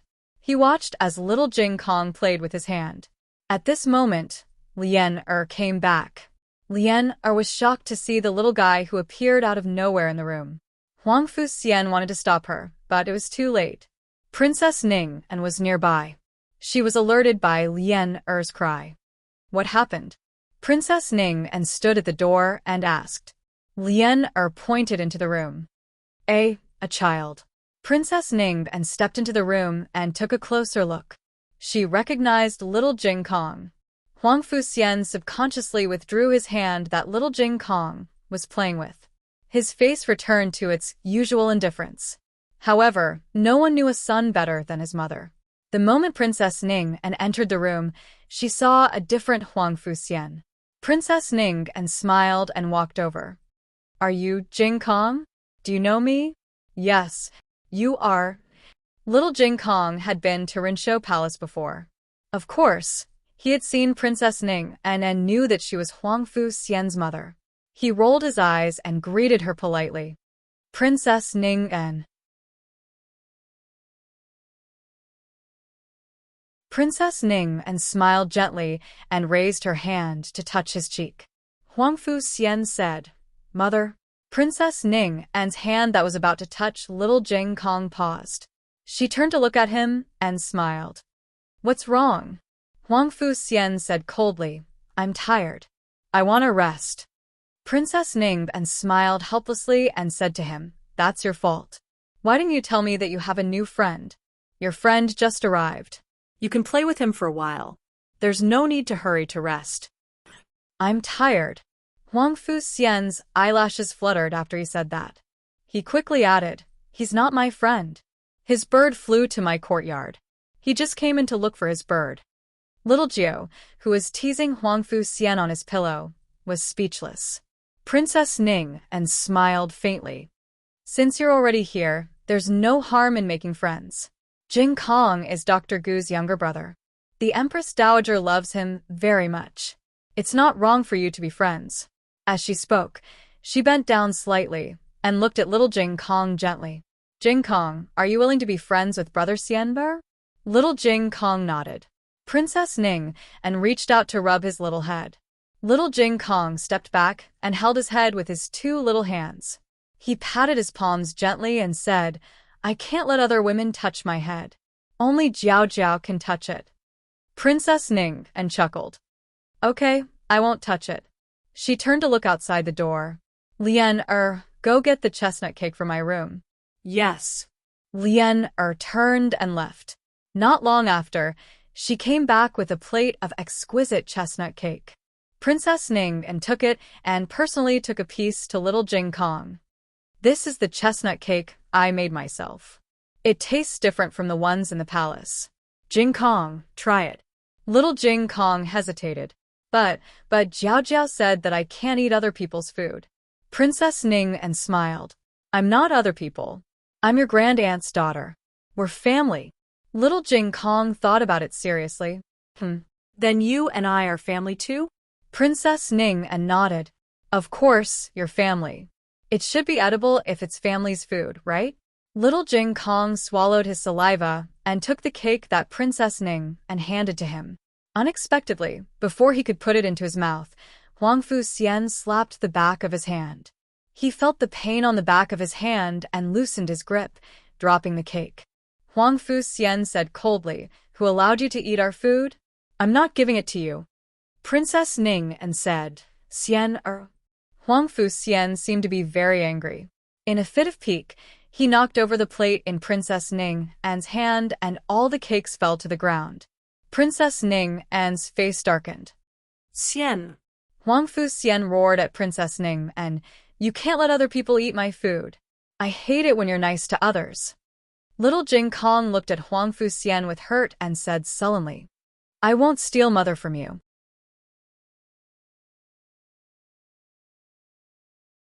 I have Jiao Jiao. Huang Fu Xian didn't seem to hear his explanation at all. He said with a disgusted face, Go away. I don't want to see you. In the future, if your bird dares to fly into my yard, I'll kill it and make a pot of eagle soup. Little Jiu, who was tearing down the house, suddenly felt that it wasn't delicious anymore. Little Jing Kong hung his head and pulled on Little Jiu's wing as he left pitifully. Little Jiu, who was sitting on the ground and being dragged around like a mop, was speechless. Princess Ning and looked at Huang Fu Xian without blinking. The atmosphere in the room suddenly became strange. Lien felt that a storm was about to come. However, Princess Ning and only took a few deep breaths in the end. She slowly exhaled, turned around and walked out. You go out too, Huang Fu Xian said. Lien who had just stepped over the threshold, resentfully retracted her foot. Huang Fu Xian was the only one left in the big room. He looked at the quiet courtyard, as if no one had ever been there. It was as if he was the only one in the vast world from the beginning to the end. This was good. This was the best. He didn't need friends. He didn't need pity. He didn't need happiness. They approached him with pity and sympathy, but in the end, they all abandoned him with fear and disgust. He was already tired of it. Little brother. That little mushroom actually grew out from under the windowsill again. Huang Fu Xian was so shocked that he staggered and rolled out of the wheelchair.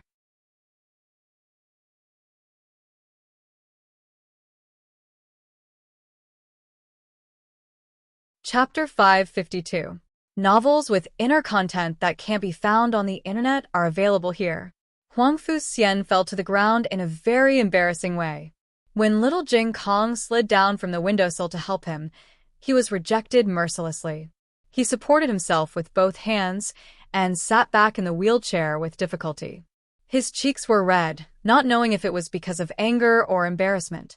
There was a strange feeling in his heart, like a surging tide. He didn't know what was wrong with him. Little Jing Kong put his hands behind his back, tilted his head, and looked at him cutely. "Little brother, are you shy?" I'm not. Huang Fu Xian's face was red, and he said angrily. Little Jing Kong said, "Oh." Huang Fu Xian thought, "What's with that tone of disbelief?" Huang Fu Xian said coldly, "What are you doing here? Didn't I tell you to leave?" "No, didn't the little guy leave already? Why did he come back after saying such hurtful words?" Little Clear Sky said honestly, "I did leave, but I remembered that there is something I forgot to tell you."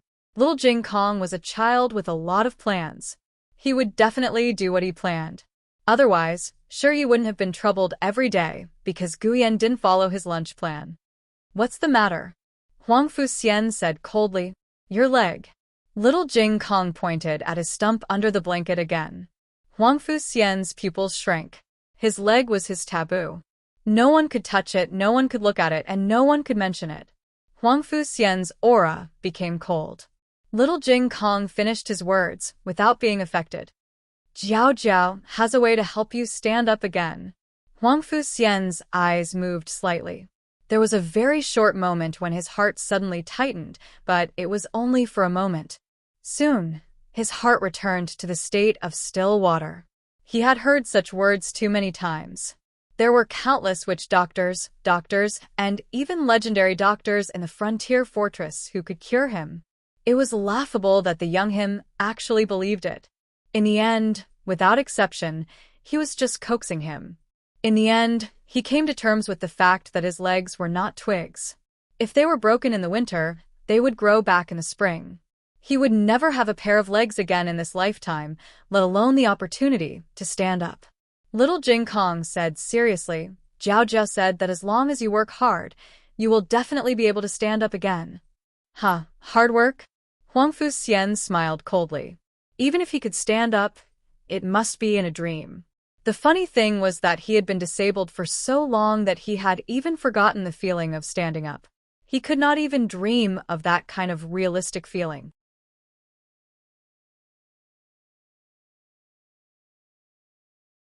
Huang Fu Xian did not seriously consider whether the Jiao Jiao mentioned by Little Jing Kong was a swindler or not. Perhaps he was just trying to deceive a child.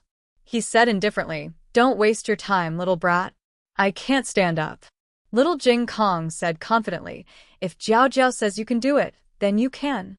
Next time, I will bring Jiao Jiao to see you." After saying that, he jumped over the windowsill and skipped away. Little Jing Kong returned to Rinshou Palace. Eunuch Qin went to do some errands and Empress Dowager Zhuang was alone in the bedroom. Little Jing Kong walked in energetically and looked at Empress Dowager Zhuang. He put his hands on his hips and said, "Great aunt, you stole food again. I am going to tell Jiao Jiao." Empress Dowager Zhuang almost choked to death with a mouthful of candied fruit. Little Jing Kong came over and confiscated her candied fruit. Empress Dowager Zhuang grabbed the candied fruit box tightly. "I saved these candied fruits these days." Little Jing Kong said seriously, "Jiao Jiao said that candied fruits can't be saved. You can't eat what you didn't eat before either.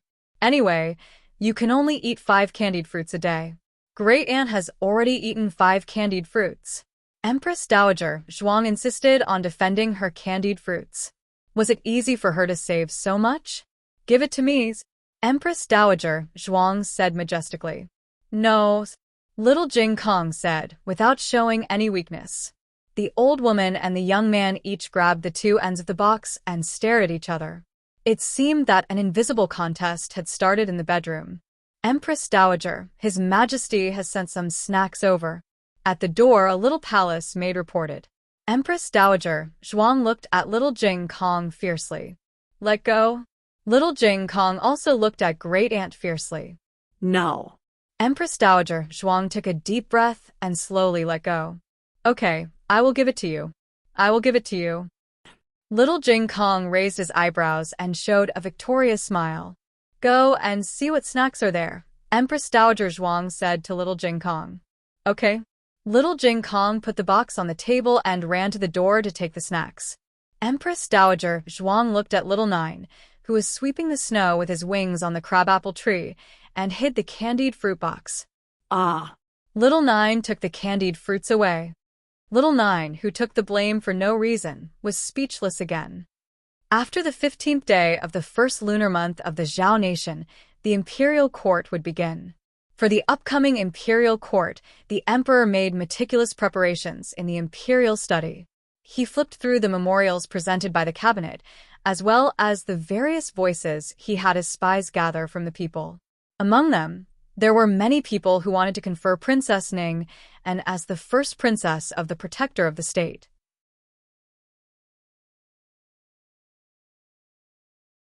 The people praised Princess Ning, and as if she had become an indispensable force in this battle. The emperor doted on Ningen, so he naturally wouldn't dislike the people's praise of her. However, the emperor was hesitant when he thought of the ambitious Huang Fuxian. A little eunuch came to the door.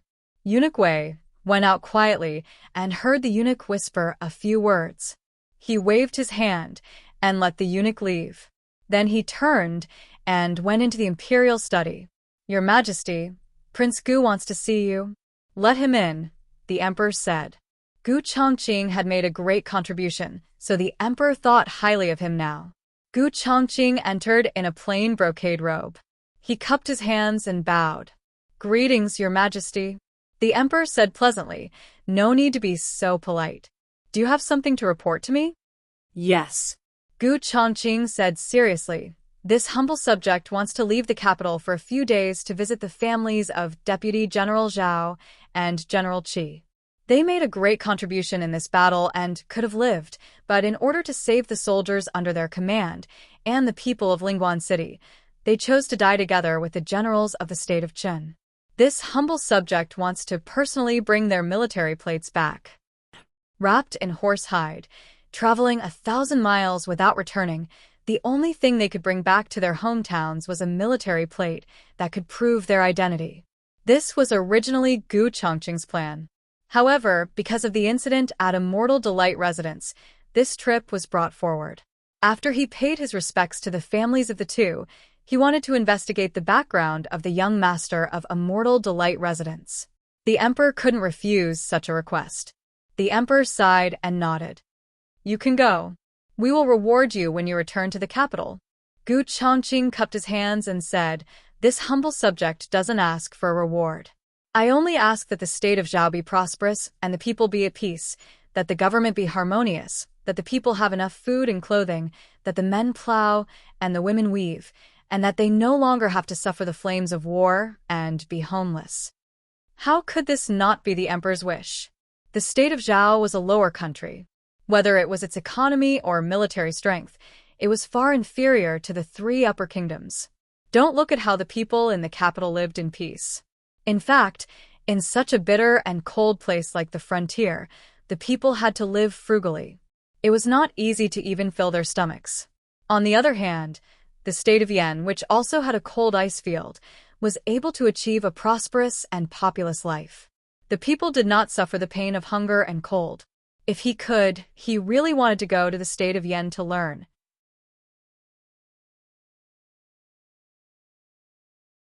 He wanted to see how the emperor of the state of Yan managed to turn a lower country into the strongest country in the 6 countries in just a few decades.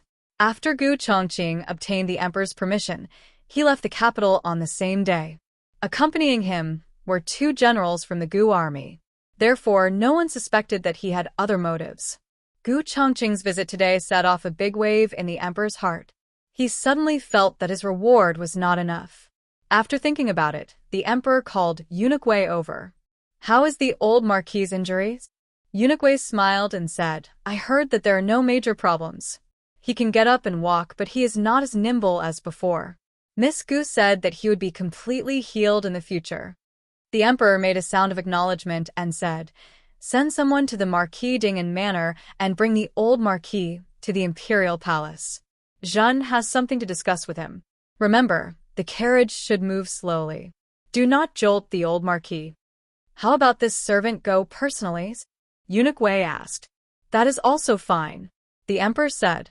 Eunuch Wei then personally went to the Marquis Dingen Manor and brought the old marquis to the imperial palace. Although the old marquis could get up and walk, he could not walk for too long. His forelimbs had been broken. Although they had grown back, they still needed to be nursed back. The emperor had him sit in the palanquin all the way to the imperial study. This was a supreme honor. After he entered the imperial study, the emperor immediately gave him a seat. Your Majesty, the old marquis was overwhelmed by the favor and was about to stand up to reply. The emperor pressed his hand down. Beloved official Gu, please sit. You are Zhen's right-hand official. At the border fortress, your contributions cannot go unnoticed. The emperor was very clear on the role the old marquis had played in this battle. If it was not for him, Gu Jiao and Gu Qingfeng would not have gone to the border fortress. And if the two of them did not go to the border fortress, Zhao country would have lost an outstanding general. The border fortress would have lost another city. The plague would have killed countless citizens. The emperor would also have lost Ningen, this younger sister, forever. In short, it was all thanks to Gu Chao. Moreover, Gu Chongqing and the Gu family army were so brave. How could it not have been because Gu Chao had been captured? This official does not dare. The old marquis cupped his hands. The emperor said with emotion, Gu Chao. Ah, Gu Chao. You are blessed. Your grandchildren are all outstanding. There was no need to mention Gu Chongqing. This child had never disappointed anyone since he was young. Gu Qingfeng and Gu Jiao were pleasantly surprised. Your Majesty is too kind, the old marquis said modestly. All right, you have been my monarch for many years. There is no need for such formalities. Today, I have summoned you to the palace to discuss with you the matter of awarding your grandchildren. Although the old marquis was a general, he was quite sensitive to numbers. But clearly, only 2 of his grandsons had gone to the border fortress. I intend to promote your eldest grandson, Gu Chongqing, to 3rd-level Dingbei general, and your second grandson, Gu Qingfeng, to 6th-level Yuqi commandant. Hearing this, although the old marquis felt that the reward was a bit too big, he also understood that returning from battle was a way to pacify the soldiers and boost their morale. It was also a strategy to win over the hearts of the people. However, the emperor's next words puzzled the old marquis. Your granddaughter is also not bad. I intend to confer her the title of Junju. The title will be decided by the Hanlin Academy. Wait, Your Majesty, you just said this old official's granddaughter? Why is Your Majesty conferring this old official's granddaughter? The emperor wanted to confer rewards to the Gu family's grandsons who had no merit. Shouldn't he start with Gu Qingfeng and Gu Yan? That girl was only a woman. What was the point of conferring her? The emperor smiled and said, the little divine doctor has made great contributions to the border fortress. Of course, I want to reward her. The old marquis was dumbfounded. She made great contributions? That girl went to the border fortress? The old marquis expressed that he did not understand at all. Yes, the people from the medical center had gone to the border fortress. She must have gone there with the medical team. What was Gu Chao's reaction? The emperor frowned slightly and said seriously, she and Marshal Tang defended Yueqing City and waited for the Gu family's army to come to the rescue. Also, she saved you. The old marquis said excitedly, that was clearly my little brother's credit. It was my little brother who fought for several days and nights in Yueqing City. It was also my little brother who went to the governor's office to rescue me. That's right, even my injuries were treated by my little brother. Just because the people from her medical center changed my medicine a few times, the credit can't be given to her. Your Majesty, if you want to reward someone, you should reward my little brother. No one could steal his little brother's credit. Not even his own granddaughter. Whoever made his little brother suffer, he would be angry with them. This time, it was the emperor's turn to be confused. What little brother? Speak of the devil. Gu Jiao originally entered the palace to pick up little Jing Kong. Knowing that she was going to enter the palace, The old chancellor asked her to bring a memorial to the emperor. She was here to deliver the memorial to the emperor. Of course, Eunuch Wei would not stop her. After all, they were not talking about any important military matters. Eunuch Wei led her to the door of the imperial study. Your Majesty. The emperor turned his head and saw Gu Jiao at the door. He smiled and waved at Gu Jiao. Come in quickly. We were just talking about you. Gu Jiao stepped in. Who knew that as soon as she stepped into the threshold, she saw the old marquis sitting on a chair. She froze on the spot. The old marquis turned his head. He wanted to see who it was. At the critical moment, Gu Jiao took out a mask and put it on her face. However, Gu Jiao forgot that this was not the border fortress. She was wearing a woman's dress.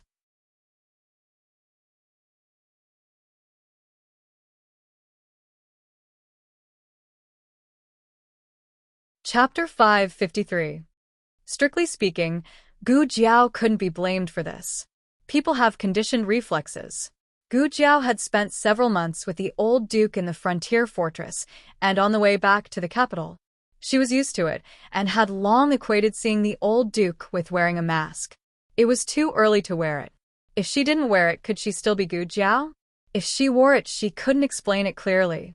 Gu Jiao looked at the emperor in the room with hidden bitterness. He couldn't do anything, but he was the best at removing disguises. Why did he call her? If he didn't call her, her big brother wouldn't look back. She could still have some time to think. She was too careless. The emperor looked at Gu Jiao strangely. Gu, little brothers? The old duke stood up and walked towards Gu Jiao with a blank and uncertain face. He recognized this mask. It belonged to his little brother. The feathers on the mask fell off in a battle. He personally asked someone to get 2 peacock feathers for his little brother's mask. The person's figure was similar to his little brother. The only difference was that he was wearing a woman's dress. Gu Jiao rolled her eyes and held the old duke's hand. She was in character in a second. Big brother. The old duke looked at the hands. This was how they recognized each other in the frontier fortress. He looked at Gu Jiao's eyes again. It was a familiar look. The old duke suddenly became excited. Little brother, is it really you? Gu Jiao nodded. Big brother. The emperor was even more confused. Who can tell me what happened? Why did Gu Jiao call his granddaughter little brother? Why did the little magic doctor cast a kind look and expression at him, the emperor? The emperor was in a complete mess, all right. Gu Jiao held Gu Jiao's hand tightly and asked, Little brother, why are you dressed like this? Gu Jiao rolled her eyes and pulled her hand back. She took out a small notebook that she always carried with her and scribbled, Someone is after me. I need to disguise myself so that I won't be targeted. Filled with righteous indignation, the old marquis said, Who dares to chase after my younger brother? Could it be that his little brother's military exploits were too great, and he was an eyesore to some people? How about this, little brother? You move to the marquis's estate, and big brother will protect you. Gu Jiao thought to herself, that won't do. If you move to the marquis's estate, how can you still secretly stir up trouble? Gu Jiao wrote solemnly, Don't worry, big brother. Everything is under control. The old marquis thought about his brother's skills and nodded thoughtfully. In the capital, unless it was against the Dragon Shadow Guard, no one could hurt his little brother. Even if he couldn't win, he could still run. The emperor stared blankly at this scene of brothers reuniting with each other. The old marquis thought of something and asked puzzledly, That's right, little brother. Why did you enter the palace? Gu Jiao finished writing without changing her expression and raised the small notebook. His Majesty summons me. The emperor. How can you fake an imperial edict in front of me? The old marquis pulled Gu Jiao's hand into the imperial study and cupped his hands to the emperor. Your Majesty, you summoned this subject's little brother to reward him, right?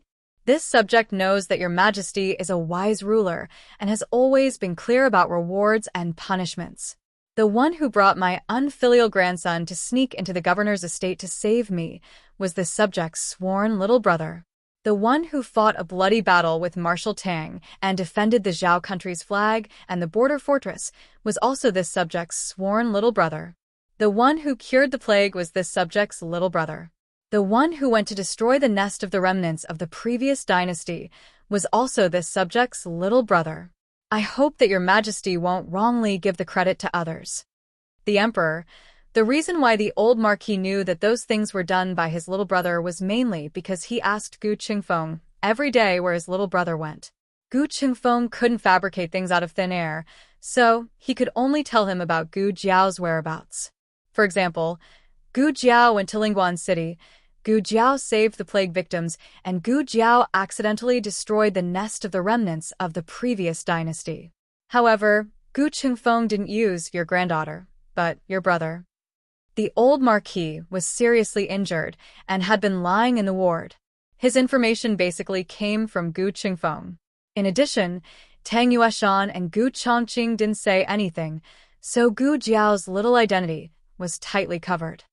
Your Majesty, this subject has heard a little about the rumors in the cabinet and among the people. They say that Princess Ning made great contributions at the border fortress and should be conferred the title of Princess Protector. This subject doesn't mean to be disrespectful to Princess Ning, but this subject really doesn't understand where the word contributions comes from. This subject was imprisoned in the governor's residence at the time, so this subject is clear about the situation there. Princess Ning didn't cooperate with this subject's second grandson. It was he who fearlessly barged into the governor's residence. It was he who took this subject's second grandson out of Lingguan City. It was also he who joined forces with Marshal Tang to fight off the pursuers. This subject was able to return safely to Yuelu City all thanks to this subject's sworn little brother. The one who guarded the city and fought the enemy was my sworn brother. The one who saved the princess and me was also my sworn brother. Princess Ning placed righteousness before her own family. This subject has no objection if your majesty wants to confer the title of Princess Protector. However, the title of Princess Protector is not something that anyone can bear. As the old marquis spoke, he didn't care how dark the emperor's face was. He lifted his hem, endured the pain, and knelt down on one knee. He cupped his hands and said seriously, "This subject requests your majesty to confer little brother Gu the title of Princess Protector." The emperor. What the hell is this? The emperor spent a lot of effort to resist the urge to pull off Gu Jiao's little vest. Perhaps it was because he was old, he was more talkative. The old marquis rambled on for a while, but it didn't deviate from the original point. He wanted to confer the title of marquis on his sworn brother. The emperor's mouth twitched. You guys really share blessings and bear the burden of marquis together. After the old marquis left, Gu Jiao remained in the imperial study, blinking her big eyes. The emperor drank a mouthful of tea to calm the fire and glanced at her. Don't be delusional. I won't confer the title of marquis on you. Gu Jiao. Oh. The emperor put down the teacup. I said I won't. Gu Jiao spread her hands. Oh. The emperor took a deep breath and asked, Why did you come to find me? Here. Gu Jiao took out a memorial from her arms. The emperor saw the handwriting and knew it was written by the old chancellor. He casually flipped through it and put the memorial on the table. Gu Jiao said goodbye and turned to walk out.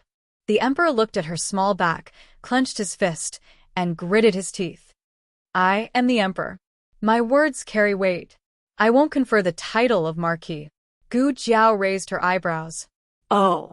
In the medical center, Mo Qianxue was still not allowed to get out of bed. She leaned against the bed and weaved a red rope. Little Jiangli came to the medical center to work. She looked at the red rope in Mo Qianxue's hand and said, Sister Mo, this is not how you weave a red rope. Mo Qianxue choked and said, Why not? I think you made it up like this.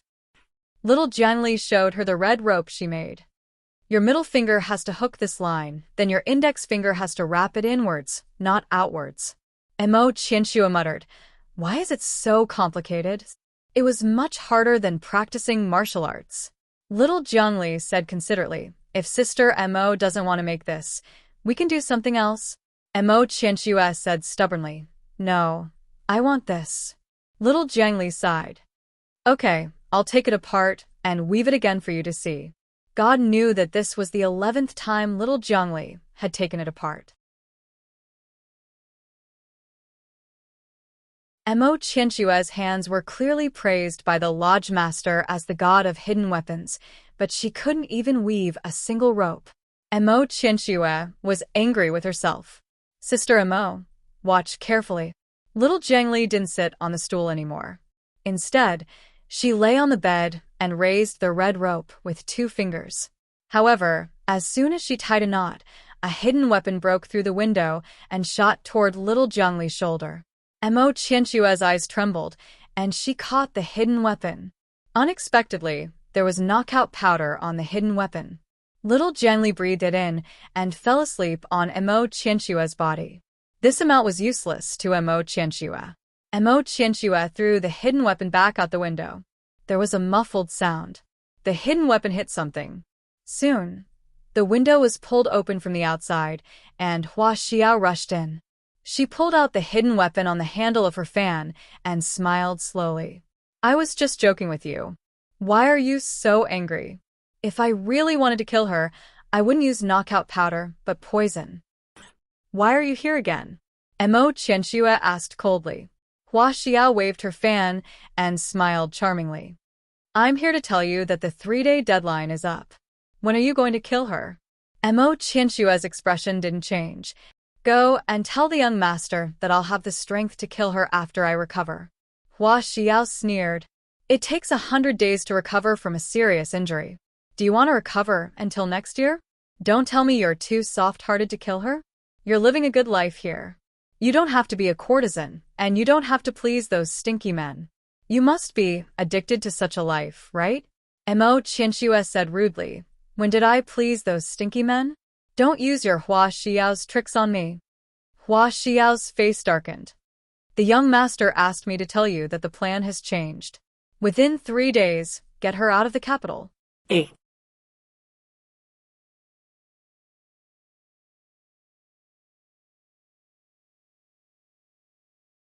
Chapter 554. The novel will be updated more quickly. In the medical center, Xiao Heng was chatting with the second boss in the study. Recently, Gu Jiao stayed in the medical center, so Xiao Heng came here more often. Brother Xiao, Brother Xiao. Outside the door, little Jiang Li waved at Xiao Heng in a low voice. Xiao Heng looked outside the door and said to the second boss who was making tea. Excuse me, I'll go see if Jiao Jiao is back. The second boss hurriedly said, Go.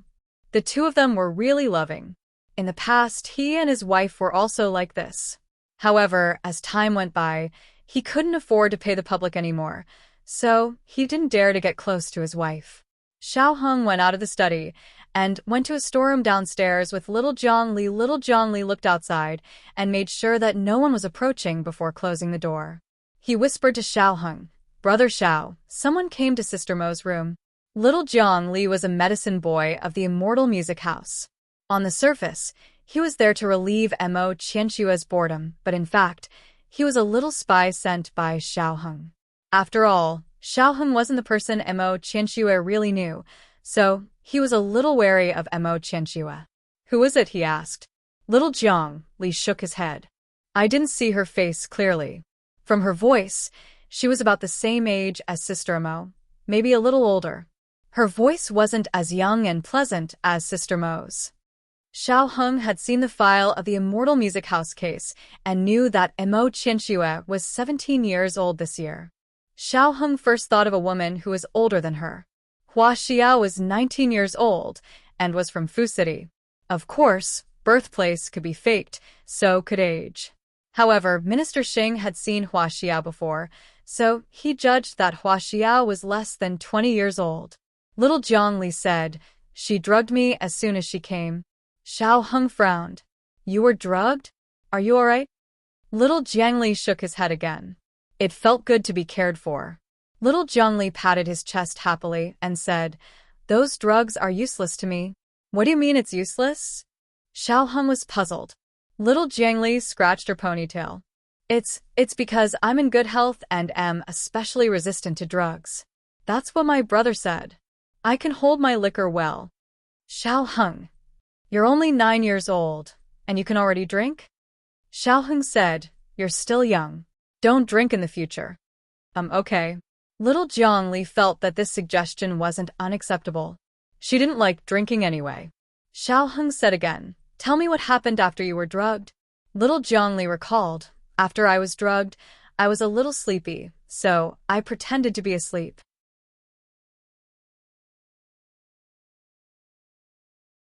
She drugged me with knockout pills, and that's what she said too. These words were very strange. The normal explanation would be that I heard her say that she had drugged me.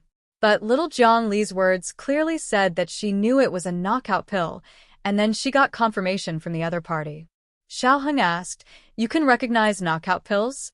Little Jiang Li said proudly, I've been a medicine boy for so long. Of course I can recognize them. I even recognize arsenic and crane top red. Xiao Heng didn't know whether to laugh or cry. Okay, continue. Little Jiangli said, I heard that person say that the 3-day deadline is up. When is sister going to make a move on him? Could it be that sister's heart softened and you can't do it? Brother Xiao, who is the she's talking about? Is it you? It's Gu Jiao. Xiao Heng's gaze turned cold. It's not me. Is there anything else?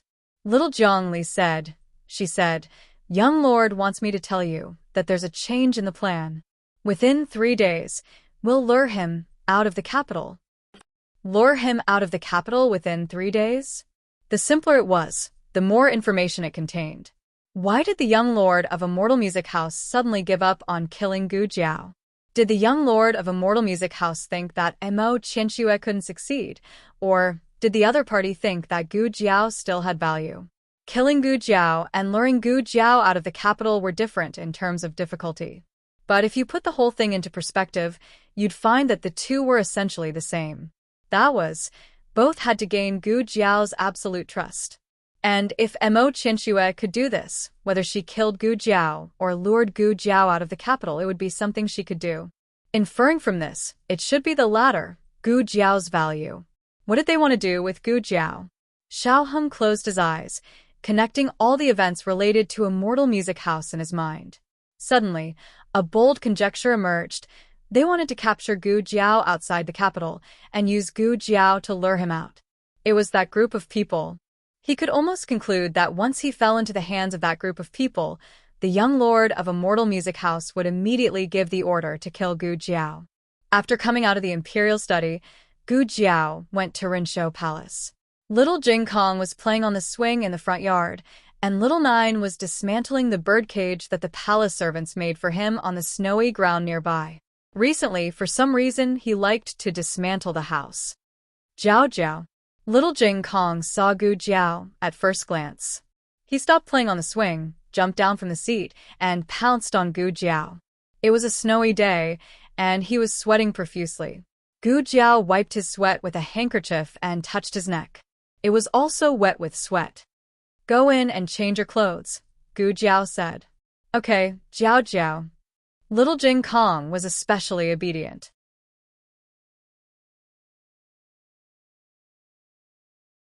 He held Gu Jiao's hand and jumped into the inner hall. Empress Dowager Zhuang was secretly eating candied fruits in her bedchamber. When she heard Little Jing Kong's small voice, she quickly hid the candied fruits. Great! Gu Jiao entered the room and greeted Empress Dowager Zhuang. Empress Dowager Zhuang seriously opened the booklet on the desk and pretended to read it. Although she no longer held court, some booklets would still be sent to her. It was just that recently, the number of booklets sent to her had decreased. Presumably, Grand Tutor Zhuang was slowly becoming estranged from her. Little Jing Kong had stayed in Rinshou Palace before, so his clothes were kept here. Gu Jiao found a set of clothes for him to change into. When he was changing, Little Jing Kong said to Gu Jiao, Jiao Jiao, little brother agreed. When will you go see him? Gu Jiao said, any time is fine. Is he in Bisha Hall now? Yes. After Little Jing Kong finished speaking, he was suddenly a little stunned. Jiao Jiao, how do you know that little brother is in Bisha Hall? Gu Jiao curved her lips and pointed at his shiny forehead with her fingertips. Because I have a spell that can see the thoughts in your head. Little Jing Kong hugged his little head. I didn't want to play truant. No, no, no. Gu Jiao couldn't help but laugh. Gu Jiao rarely laughed, and the time when she laughed out loud was even rarer. Her funny point was always very strange. Empress Dowager Zhuang didn't laugh when she heard little Jing Kong's words. Instead, she couldn't help but laugh when she saw Gu Jiao laughing. When Gu Jiao was done laughing, little Jing Kong's face was also completely red. I really didn't want to play truant, he said guiltily. After learning that Gu Jiao wanted to treat Huangfu Xian's legs, Empress Dowager Zhuang didn't object. She asked Eunuch Qin to go to Bixia Hall. After a while, Eunuch Qin came back and reported with a look of embarrassment. Young Master Xian didn't want to come. He said he didn't want to be treated. Empress Dowager Zhuang said, he said it himself? Could it be that Princess Ning had spoken on his behalf? Eunuch Qin said, yes, he said it himself. He was very determined. Empress Dowager Zhuang sighed. Then let him be. If he didn't want to, they couldn't kidnap him. It wasn't a minor illness. They could just force a bowl of medicine down his throat. If he didn't cooperate, the doctor couldn't treat him. They couldn't use the Empress Dowager's imperial edict to pressure him. That child was obviously someone who would resist the edict. Serve the meal, Empress Dowager Zhuang said to Eunuch Qin. Little Jing Kong was disappointed. On the carriage back, little Jing Kong didn't say a word. He was in low spirits. Gu Jiao didn't know how to comfort him. She touched his little mushroom head and whispered, do you want hugs? Little Jing Kong turned around and threw himself into Gu Jiao's arms.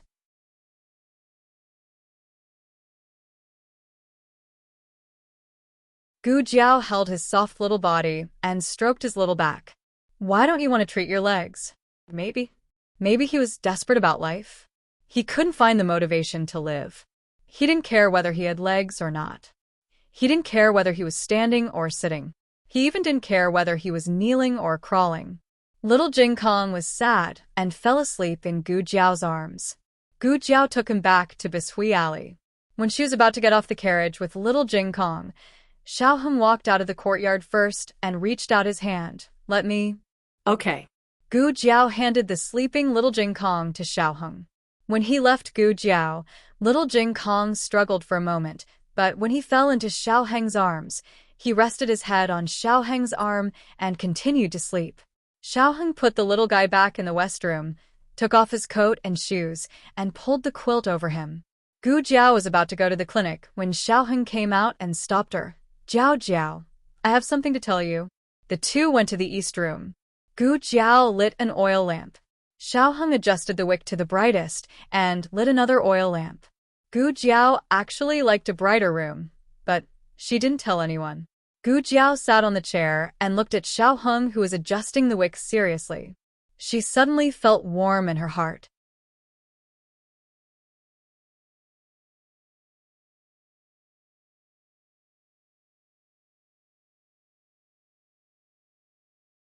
Chapter 555.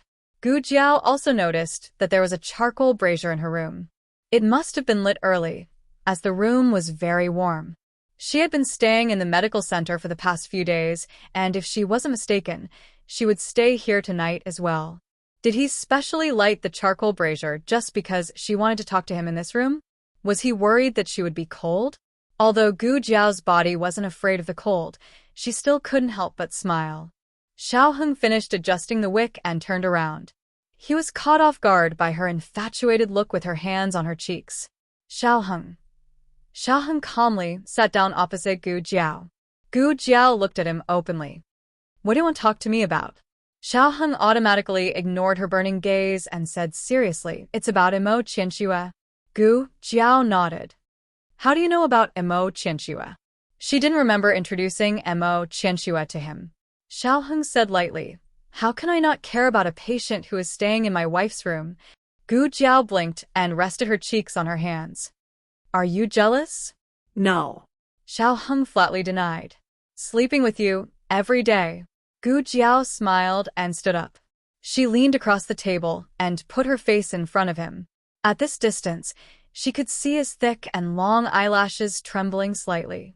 She could also hear his nervous breathing because of her sudden proximity.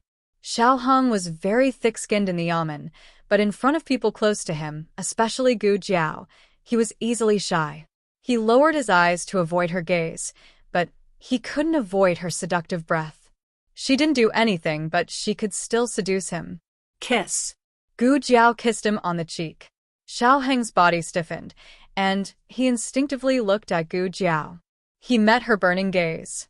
His heart skipped a beat, as if it had been struck by something. "You look so good when you're jealous." After saying that, she sat back down with a slight smile. Xiao Heng's cheeks were burning, and the places she had kissed felt like they were on fire. They were husband and wife in name, and had done more intimate things than this. However, for some reason, this unexpected kiss still teased him to the point where he almost lost control. He almost forgot what he was talking about. Xiao Heng took a deep breath and forcibly got rid of the distracting thoughts in his mind. He calmed himself down and said, "Mo Qianxue is a member of Immortal Music House." "Yes, I know." Gu Jiao nodded. Xiao Heng wasn't surprised. If it was a normal patient, she wouldn't have brought her back to her courtyard. It was very likely that she already knew Mo Qianxue. Xiao Heng continued, "Her injuries were intentional. Her goal was to get close to you and gain your trust." Gu Jiao rubbed her chin. Oh, no wonder. Mo Qianxue's injury wasn't that big of a flaw. It was indeed the kind of injury that could have killed her. The strange thing was that Mo Qianxue had collapsed on her way back from Immortal Music House. It wasn't that she didn't suspect anything, but she didn't feel any malice from Mo Qianxue, so she didn't take it to heart. Gu Jiao said thoughtfully, "If Mo Qianxue really wanted to kill me, she should have had many opportunities to do so. But she didn't. How did you two meet?" "You met on the street?" She refused to admit that she had visited a brothel. Xiao Heng. Forget it. Even a fool would be able to guess that this lass had been to Celestial Music Abode before, probably when she was investigating Grand Concubine Jing. Women weren't allowed to enter Immortal Music House. Was this girl dressed in men's clothes? Then Mo Qianxue. Xiao Heng suddenly felt that he was being cheated on. Gu Jiao's instinct was to protect her. She blinked and said sincerely, "Husband, you're so handsome. You're the most handsome." "Very good." She was guilty. Xiao Heng made a mental note. He decided that he would deal with her later. Right now, he had to deal with the young master of Immortal Music House. After the 15th day of the first lunar month, it snowed again in the capital. The emperor went to court, and the matter of awarding meritorious officials was a hot topic. Almost no one objected to the awarding of Tang Yueshan and Gu Chongqing. However, the awarding of Princess Ning was met with many different opinions. The officials in court were divided into two factions. One faction was led by Su Sifu, who wanted to reward Princess Ning and with the title of Protector of the State. The other faction was led by the Minister of War, who objected to awarding Princess Ning and with the title of Protector of the State. The Minister of War, Su Yuan, was the father of Su Kanji. Su Sifu's argument for awarding Princess Ning was that Princess Ning had made great contributions in the frontier fortress. Su Yuan's objection was that Princess Ning was the widow of the previous dynasty, and she had a son with the royal family of the previous dynasty. She didn't know the right person and led the wolf into the house. She also gave birth to the child of the previous dynasty. She was not qualified to be conferred the title of Protector of the State. The emperor's subordinates suppressed the memorial presented by the old chancellor. The memorial said that someone might make an issue of Huang Fuxian's identity and asked the emperor not to fall out with the officials in court. The people had always sympathized with Princess Ningen, not Huang Fuxian. If the emperor fell out with the officials because of Huang Fuxian, the people's hearts that he had worked so hard to accumulate would be in vain. The emperor had no choice but to withdraw from court. But he loved Ningen. The more people objected, the more he felt sorry for Ningen. Why did everyone in the world bully his Ningen? What did his Ningen do wrong? Wasn't it the fault of the previous dynasty? his Ning, and was also a victim. Why couldn't she be compensated? On the way back to Pure Flower's palace, the emperor almost had the impulse to insist on conferring Ning, and even if all the civil and military officials opposed it. But when he thought of Huang Fuxian's child, he endured it. The night before the deadline of 3 days, Hua Xiao came to the medical center again. Mo Qianxue could already walk a little. She sat by the window and looked at Hua Xiao with disgust. Can you not always come here? You will expose me. Hua Xiao waved the round fan and said with a smile, I just came to remind elder sister that tomorrow is really the deadline. Has elder sister thought about how to lure her out of the city? Mo Qianxue said indifferently, if I don't lure her out, what will happen? Hua Xiao said with a smile, then elder sister will die. Mo Qianxue said coldly, can you kill me? Hua Xiao's lips curved. I can't kill you, but there will always be someone who can. Elder sister should know the consequences of betraying the young master. Mo Qianxue turned her face. Do you still have poison? Hua Xiao asked with a smile. What kind of poison is elder sister talking about? Mo Qianxue said coldly, like the kind of cartilage powder. Hua Xiao covered her face with the round fan and smiled. 7 days drunk. Yes, I brought it. I was afraid that elder sister would not ask me for it. 7 days drunk, as the name said. 1 pill could make one drunk for 7 days and 7 nights. Mo Qianxue paused and asked, she is a good drinker. Will it be ineffective? Hua Xiao handed the bottle to Mo Qianxue, then patted the bottle with the round fan and said, no, it will be my poison. Elder sister, don't worry. I am the best drinker in the capital, but I will be drunk after 1 pill. Just in case, there are 3 pills in here. Elder sister, take your time. At night, Gu Jiao came over and checked Mo Qianxue's physical condition as usual. You are healing well, Gu Jiao said. Mo Qianxue nodded absent-mindedly, poured a cup of flower tea, and handed it to Gu Jiao. Drink some water. Look, your lips are dry. Really? Gu Jiao touched her lips, took the teacup, and drank all the water in the cup. Mo Qianxue looked at her nervously. Gu Jiao did not respond at first. When she was packing the small medicine box, she fell down with a thud. At dawn, a carriage sped out of the city. The coachman was from Xianle House. Mo Qianxue was sitting in the carriage. No one in the clinic noticed that she left. When they found out, they would not be able to catch up with her. Hurry up. Mo Qianxue urged the coachman. But miss, where are we going? The coachman asked. I don't know.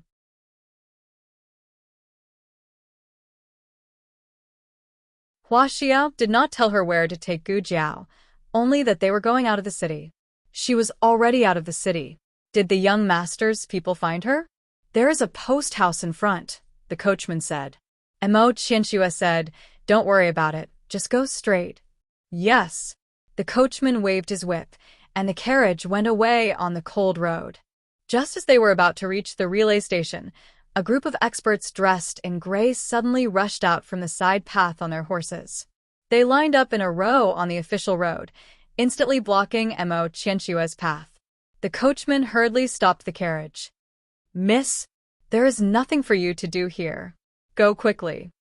Mo Qianxue ordered, go to the post house in front. Go quickly. Yes. The coachman got out of the carriage in confusion. He always felt that the aura of that group of people was too scary. When he walked past them, he did not even dare to raise his head. Fortunately, that group of people did not stop him. He quickened his pace and rushed into the post house.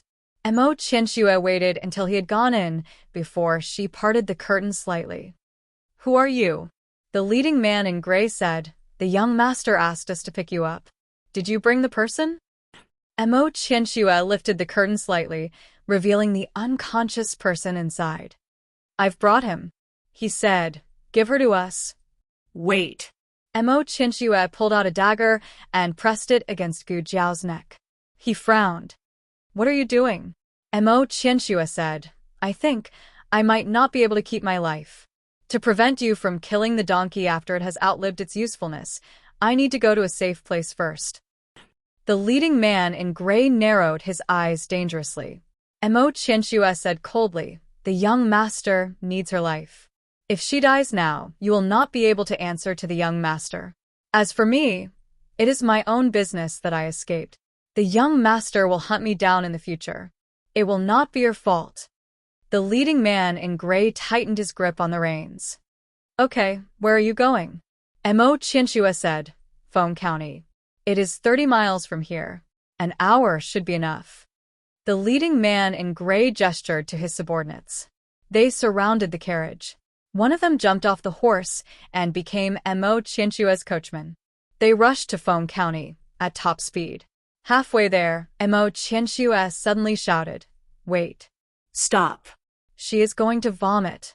She is poisoned by the 7 days of intoxication. It will be troublesome if she chokes. Those who practiced martial arts naturally understood that vomiting while unconscious was very dangerous. They had no choice but to stop the carriage. The leading man in gray rode on the horse and said to his coachman, "See what is going on?" The coachman turned around and lifted the curtain. A silver needle glittering with cold light flew out with a whoosh. The distance was too close and the speed was too fast. He wanted to dodge it, but it was already too late. He screamed and fell from the carriage. "It's a trap." The leading man in gray drew his saber. Another row of silver needles shot out. The coachmen blocked them with their sabers.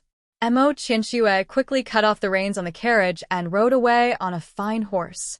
The leading man in gray was about to order his men to stop her when the carriage suddenly burst into flames.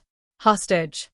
The leading man in gray flew up, split the carriage with his saber, and carried the unconscious hostage to the snow not far away. He faintly felt that something was wrong. He pulled down the veil on the face of the hostage, but it was not the hostage but Hua Xiao. Yes, Mo Qianxue knocked Hua Xiao out and made her drink the 7 days of intoxication the night she came to find her. The reason why she also made Gu Jiao drunk was so that she could leave. She betrayed the young master. She could not escape the fate of death, but she did not want to die in front of her. Mo Qianxue raised her speed to the extreme.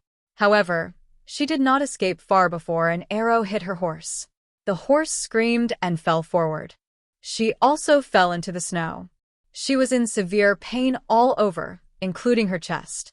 She turned sideways and spat out a mouthful of blood. Mo Qianxue. The leading man in gray got off the horse and came to her with a saber in his hand. Mo Qianxue raised her hand to use the silver needle, but he kicked her acupoint. She instantly froze in the snow. The leading man in gray squatted down, grabbed Mo Qianxue's clothes, and pulled her in front of him. He was so angry that he had nowhere to vent the anger in his chest. His gaze fell on Mo Qianxue's slender white neck, and a trace of wickedness appeared in his eyes. Immortal Music House's #1 courtesan, it is said that no man has taken her virginity. Why don't you submit to us brothers today and let you have a good time before you die? Mo Qianxue could not speak and could not move. She could only stare at him fiercely. The leading man in gray tore Mo Qianxue's clothes, and a large area of snow-white skin was exposed to the cold air. The leading man in gray originally just wanted to humiliate and intimidate her.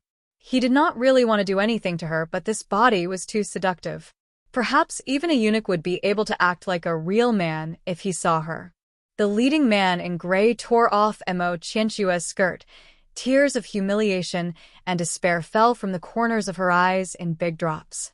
She trembled, desperate, but could not help but think, "Fortunately, it was me. Fortunately, it was me." The moment Mo Qianxue closed her eyes, an eagle's cry suddenly came from above her head. Immediately after, a cold and threatening red-tasseled spear pierced through the air. With the force of thunder, it shot from the side of the leading man in gray, piercing through his head from his temple.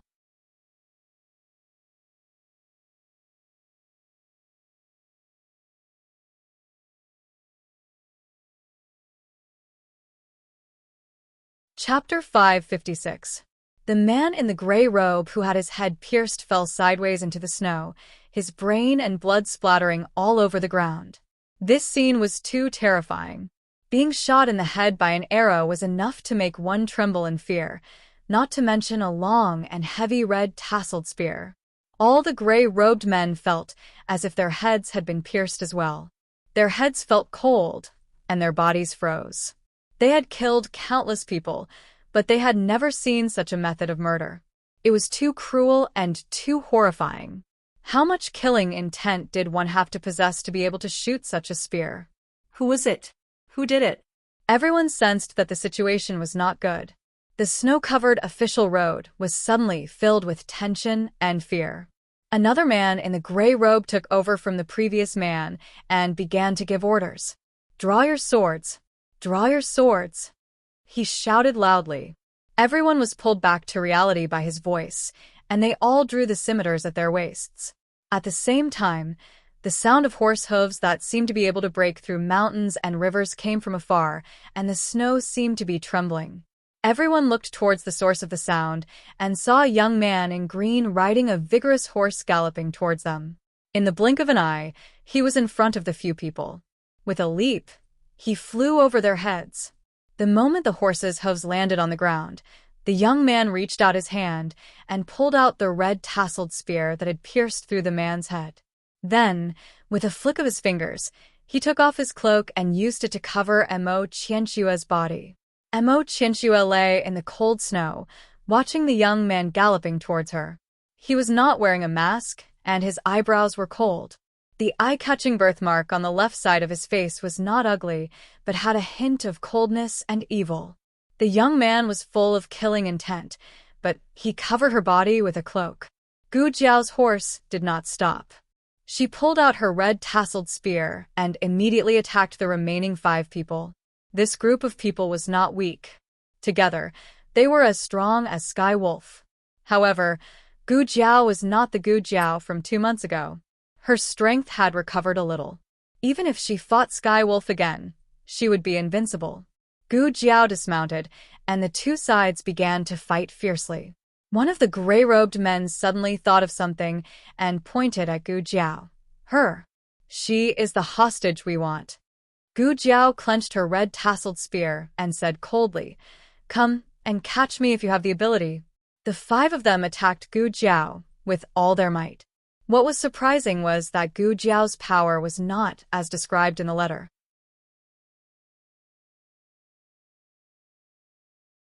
Logically speaking, the strength of the 5 of them should be enough to control him, but to be on the safe side, they added one more master. However, they were completely unable to gain an advantage over her. Gu Jiao hated trouble, and she also hated fancy attacks. Shadows were bloodthirsty. Her killer move was her most powerful move. The gray-robed masters fell one after another. With Gu Jiao's last stab, the last gray-robed master fell into a pool of blood. However, she did not kill this one. She left him alive. Gu Jiao stabbed her red tasseled spear into the snow and bent down to wrap Mo Qianxue in her cloak. Her arms went around Mo Qianxue's back and knees, and she picked up her cold and stiff body. At this moment, the Ministry of Justice's carriage arrived. Xiaoheng lifted the curtain and glanced at Gu Jiao and Mo Qianxue. He glanced at the scene and understood what had happened. He hurriedly got off the carriage and called the coachman to the side. Gu Jiao carried Mo Qianxue into the carriage. Xiaoheng asked through the curtain, "Are you all right?" Gu Jiao looked at Mo Qianxue. Mo Qianxue's face was pale as she shook her head, indicating to Gu Jiao that she was fine. Gu Jiao replied, "I'm fine. Your face is covered in blood." "It's not my blood." Xiaoheng's expression relaxed. Mo Qianxue's body was shivering. The cloak was clearly not enough to keep her warm. Gu Jiao took off her winter coat and gave it to Mo Qianxue. There was no charcoal in the carriage. It was as cold as ice. Suddenly, there was a knock on the door. Then, a slender hand handed in an official's robe and winter coat. It was Xiaoheng's. There was only one carriage from the Ministry of Justice. Xiaoheng could not get on the carriage with Mo Qianxue in her current state. This meant that he had to ride back. In a world of ice and snow, how could a civil official like him withstand it? Moreover, he was going to enter the city later. How could he, the secretary of the Ministry of Justice, walk around in his underwear. Gu Jiao did not reject all of them, but also did not accept all of them. She only took the winter coat and let Xiaoheng put on the official's robe. Gu Jiao got off the carriage and took the red tasseled spear back to the carriage. She said to Xiaoheng, "Oh right, I left one alive. See if you can get anything out of him." "That one?" Xiaoheng pointed at the expert in gray, who was lying alone on the side. That expert was pretending to be dead. Unfortunately, he could not fool Xiaoheng's eyes. "Okay, you guys go back first. Leave the rest to me." Gu Jiao got on the carriage. The coachman received Xiaoheng's orders and sat on the outside seat. He turned the carriage around and headed back to the capital. In the carriage, Mo Qianxue leaned against the wall. She gradually regained her body temperature and consciousness. She looked at Gu Jiao, who seemed to be resting with her eyes closed. She whispered, "Are you asleep?" "No." Gu Jiao opened her eyes and looked at her calmly. "How do you feel?" Mo Qianxue lowered her eyes and whispered, "It's like a nightmare." Gu Jiao reached out to her. Mo Qianxue understood what she meant. She slowly raised her hand and handed her wrist to Gu Jiao. Gu Jiao felt her pulse. From the pulse, she could see that she had suffered a little internal injury and her vitality was greatly damaged. "Are you hurt?" Gu Jiao asked. "No." Mo Qianxue said. "That person did not manage to reach the last step." "Why are you here?" Mo Qianxue asked. "Xiao Zhou brought me here. Otherwise, she would not have been able to find her way." Mo Qianxue opened her mouth. "I mean, weren't you drugged by me? How can you still wake up? Is your alcohol tolerance better than Hua Xiao's?" Hua Xiao was the best drinker in the Immortal Music House. So far, no one could drink more than her. 7 days of intoxication was her unique knockout drug that could even knock her out. Mo Qianxue realized something and stared at her with her almond-shaped eyes. "You didn't drink it, did you?" "Yes." Gu Jiao admitted generously. That night, Xiaoheng told her about the Immortal Music House and mentioned Mo Qianxue's purpose and the young master's order. When Mo Qianxue handed her the glass of water, she drank it on the surface, but did not swallow it. She wanted to see what Mo Qianxue would do next. Mo Qianxue first put her on the bed and then dragged out a person from under the bed. It was Hua Xiao. Mo Qianxue changed Hua Xiao into her clothes and put on a veil. At this point, Gu Jiao could almost guess what Mo Qianxue would do. The reason why she did not immediately stop Mo Qianxue was that Mo Qianxue's drug was really too strong. Even if she did not swallow it, she still absorbed some of it after holding it in her mouth for a long time. She slept for an hour. Fortunately, Mo Qianxue did not walk too fast. Otherwise, when she arrived, the tragedy would have already happened. Killing the man would not help. Mo Qianxue did not ask Gu Jiao when she began to suspect her. She was too embarrassed to ask, and there was no need to ask. She approached her for another purpose. Now that the matter was exposed, she still came to save her. "Next time, take me with you." Gu Jiao said, "Don't do stupid things alone." Mo Qianxue stared at her. After a long while, she lowered her head and answered in a low voice, "Yes." Gu Jiao took Mo Qianxue back to the medical center. On the other side, Xiaoheng and the bailiffs of the Ministry of Justice brought the survivor back to the Ministry of Justice, together with Hua Xiao, who fainted nearby. Hua Xiao was drugged with 7 days of intoxication and would not wake up for 7 days and 7 nights. Xiaoheng temporarily put her in a separate cell. The man in the gray robe was taken to the torture room. There was a poison sac in his mouth, which was found by Xiaoheng and taken out. After that, he tried to commit suicide by biting his tongue several times. Xiaoheng simply gave him a little bone-softening powder. Xiaoheng was the head of the Ministry of Justice, so interrogating prisoners was not within his authority. However, when he personally applied to Minister Xing to be interrogated by him, Minister Xing readily agreed. The man in the gray robe sat weakly on the iron chair in the center of the torture room. Behind him was a scaffold for holding the prisoner, and on the walls on both sides were hung all kinds of torture instruments used for torture. The torture room was dim, and there was no candlelight. There was only a stove half the height of a person on the right side of the door. On the stove was a red-hot iron. Xiao Heng sat opposite the man in the gray robe. The stove was only a few steps away from him. The light of the fire reflected on the right side of his handsome face, making half of his face look dark and half of the fire. For no reason, there was a sense of gloominess and coldness. "You leave first," Xiao Heng said to the two bailiffs in the torture room. "Yes, Lord Xiao." The bailiffs were under Minister Xing's orders. They listened to Xiao Heng's orders. Xiao Heng changed his image of a good official. His expression was cold and even carried a trace of ruthlessness. He looked at the man in the gray robe and said, "Who ordered you?"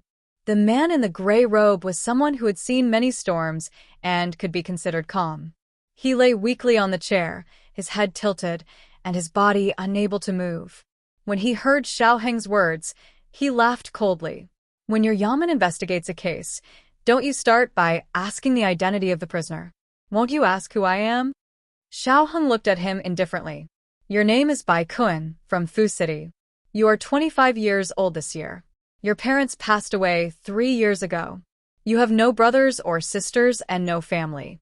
When you were young, you studied at Mr. Liu's private school in Fu City for 2 years. Because of your naughty nature, you were expelled from the school. Later, your parents sent you to a blacksmith shop as an apprentice. After 2 years of studying, you were expelled by the blacksmith shop owner for stealing. You moved from place to place and finally caught the eye of a martial arts teacher. Your talent was not bad. In just a few years, you were able to practice martial arts. When you were 22 years old, your parents passed away one after another. After you buried them, you left Fu City. Since then, there has been no news of you." The man in the gray robe looked at Xiao Heng with a face full of shock. Xiao Heng walked step by step in front of him. That excessively handsome face had a pair of sinister eyes. "How is it? Am I right?" No. "No, I am not Bai Kun." The man in the gray robe shook his head with all his might. However, the effect of the bone-softening powder made him unable to move at all.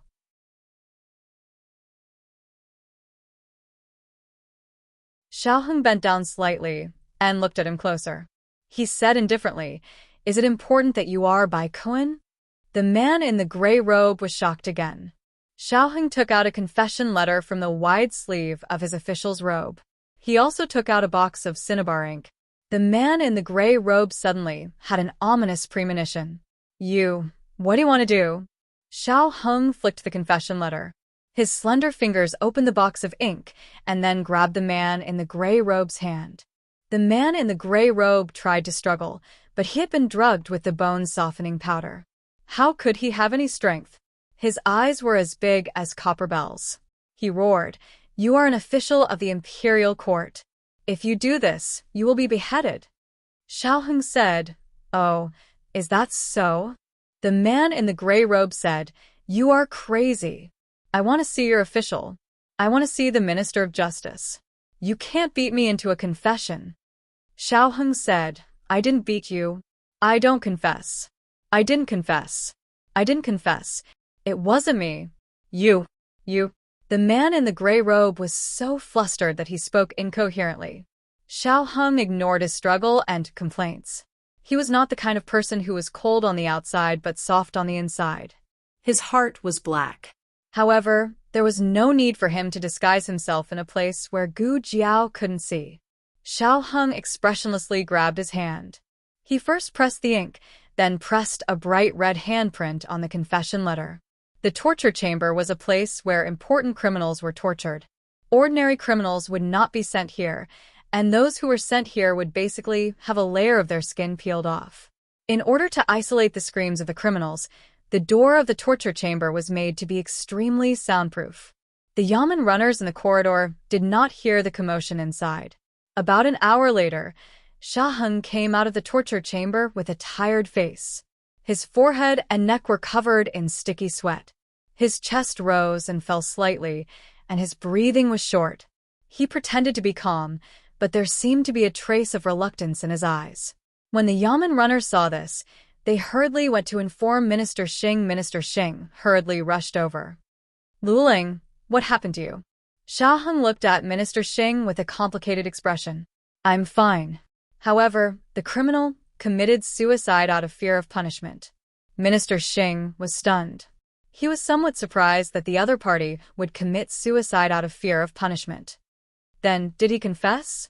Minister Xing asked. Xiao Heng presented the document in his hand as if relieved of a heavy burden.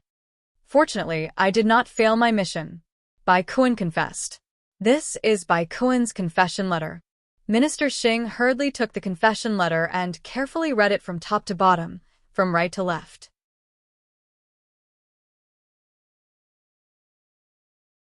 The more he read, the more dignified his expression became. This person was indeed related to Immortal Music House. At the end of the confession letter, the young master of Immortal Music House was mentioned. It was written in black and white. Immortal Music House's young master, Zhao Country's princess, calls the present emperor elder brother. Minister Xing felt as if he was struck by lightning.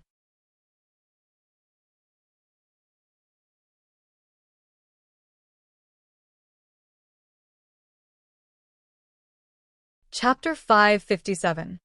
Minister Xing had absolute trust in Xiao Luling. Firstly, Xiao Luling was just a weak scholar. He couldn't kill a vicious criminal to silence him.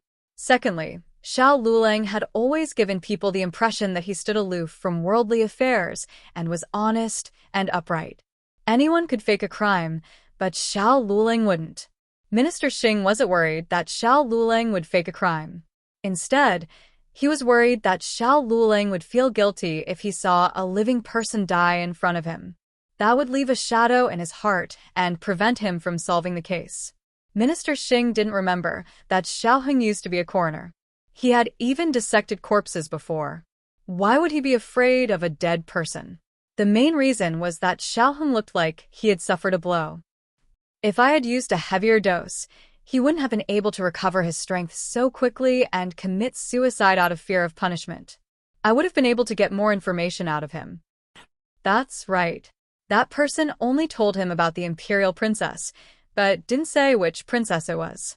This was where Xiao Heng was smart.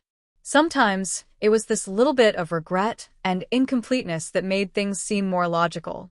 Minister Xing patted him on the shoulder and comforted him. You've already done very well. If it were someone else, they might not have been able to get any clues. I'm just trying to reason with him. Xiao Heng was halfway through a sentence when a hint of hesitation flashed across his face. Minister Xing said to the two bailiffs, You two go in and clean up. Luling, come with me. Yes. Xiao Heng followed Minister Xing to his duty room. Do you have something to say? Minister Xing asked. Xiao Heng said, Bai Kuan didn't commit suicide out of fear of punishment. He didn't dare to say who the mastermind was, so he bit his tongue and committed suicide. Minister Xing looked strangely at the document that had just been placed on the table. Then this confession. Xiao Heng nodded. The confession is true. I used some acupuncture on him, but that's all he dared to say. He was very secretive about that person's name and refused to say it no matter what. This was more reasonable.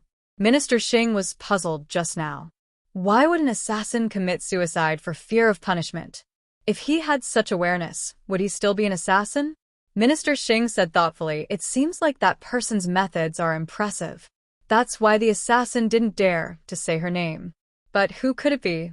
Since she called Jin Shang imperial brother, she must be Jin Shang's younger sister.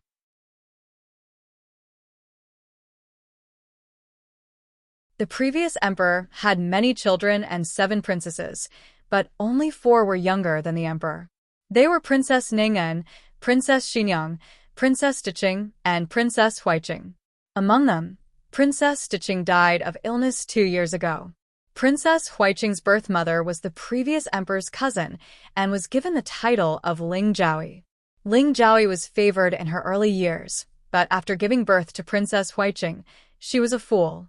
Later, both mother and daughter lost favor. So, was this young master of Xianlu House a fool for Princess Huiqing, Princess Xinyang, or Princess Ning En. I'll go to the imperial palace. In addition, Bai Kuan committed suicide for fear of punishment. Yes. Torture easily made people think of torture. In order to not bring unnecessary trouble to Xiaoheng, Minister Xing decided to punish Bai Kuan in the name of committing suicide for fear of punishment. As for whether he could convince others, it was up to Minister Xing's ability. Minister Xing reminded, His Majesty may summon you. You only need to remember that you didn't use torture. You used reason and emotion to persuade him to confess. Yes. Xiaoheng said, Darren, there's one more thing I forgot to say. Minister Xing asked, What is it? Xiaoheng said seriously, Hua Xiao is in cahoots with them. She is also an important witness. I think she should know something.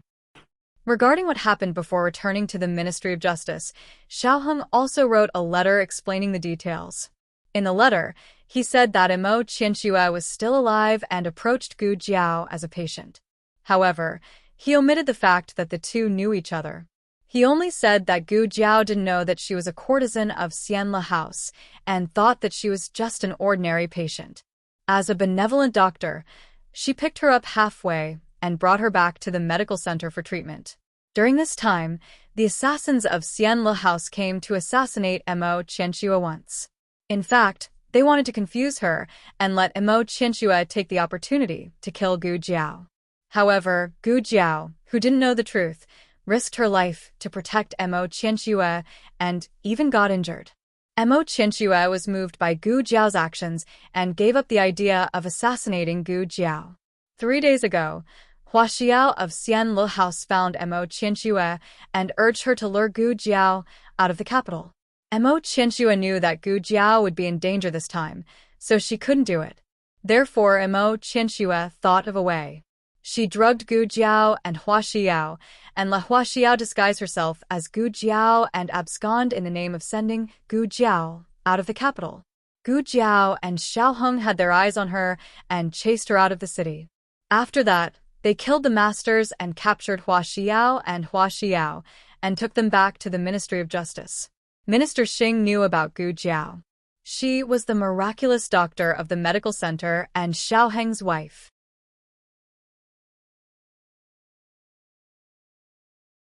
The mastermind behind the scenes seemed to have a grudge against Gu Jiao or had a conflict of interest with Gu Jiao. Princess Huiqing could be ruled out. Putting aside the fact that she was a fool, she didn't live in the capital and had never seen Gu Jiao. She had no interest with Gu Jiao. Then, only Princess Xinyang and Princess Ning En, who had returned to the capital in the past year, were left. Sir, there's something I don't know if I should say. Lu Ling, go ahead. The prince consort was killed by the Gu siblings. Minister Xing was stunned in the duty room for a long time. This was a serious matter that involved the royal family. Minister Xing had to report to His Majesty first. Xiaoheng knew that Minister Xing would go to His Majesty. With concubine Jing's example, Xiaoheng wouldn't leave the decision to His Majesty alone. He wanted the whole world to know, and all the officials to know. It was best if His Majesty wanted to find out who was the mastermind behind the scenes. If he didn't, then let the whole world force him to do it. Minister Xing's carriage ran into Grand Secretary Yuan's carriage halfway. His official rank was lower than Grand Secretary Yuan's, so he naturally had to get off the carriage and salute him. He didn't expect the old chancellor to be in Grand Secretary Yuan's carriage. In terms of official rank, Minister Xing was 1.5 ranks higher than the chancellor of the Imperial College. However, everyone knew that the old chancellor was an important official of 2 dynasties and His Majesty's trusted aide. He was someone who could compete with Grand Secretary Yuan in seniority. Both sides greeted each other politely. Grand Secretary Yuan gave him a look and asked, Minister Xing, you look like you're in a hurry. Did something happen? It wasn't convenient for Minister Xing to divulge the details of a case, so he only said, it's the case of a mortal music house. There's a bit of progress, so this humble official is planning to report to His Majesty.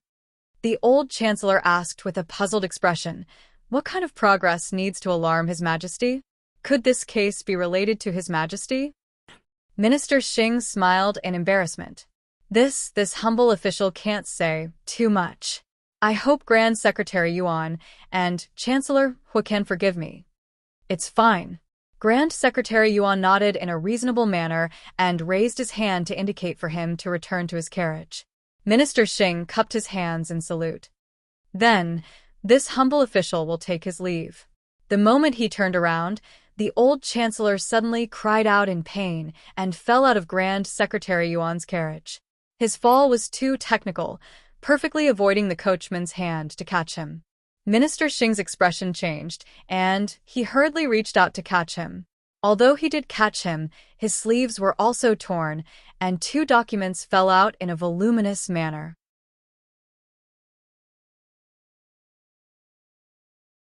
Let me pick them up. Let me pick them up.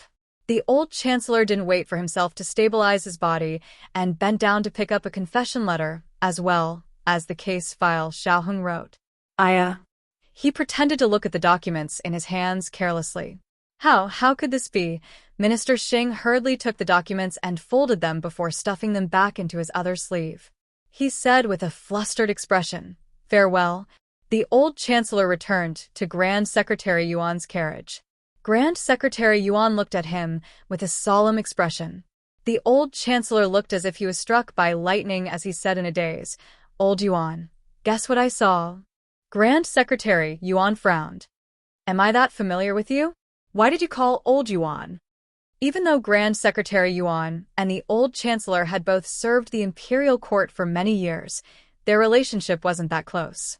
The only relationship was that the 2 of them were friends with Elder Feng at the same time.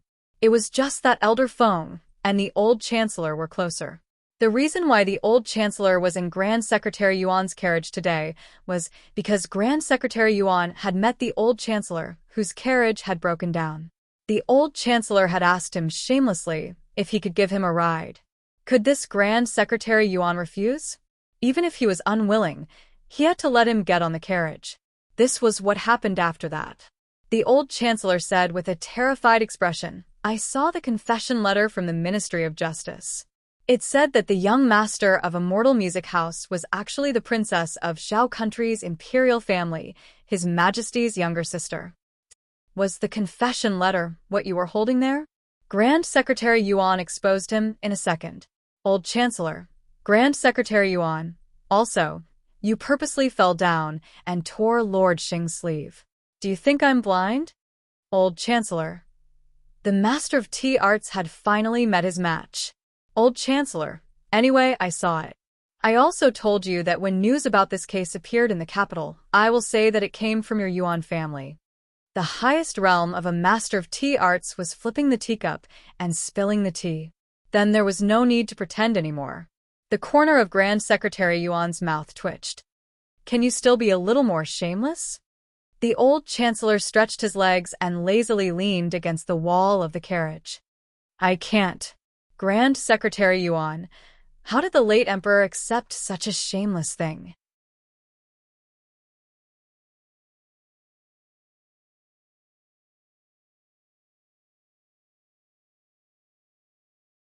Chapter 558.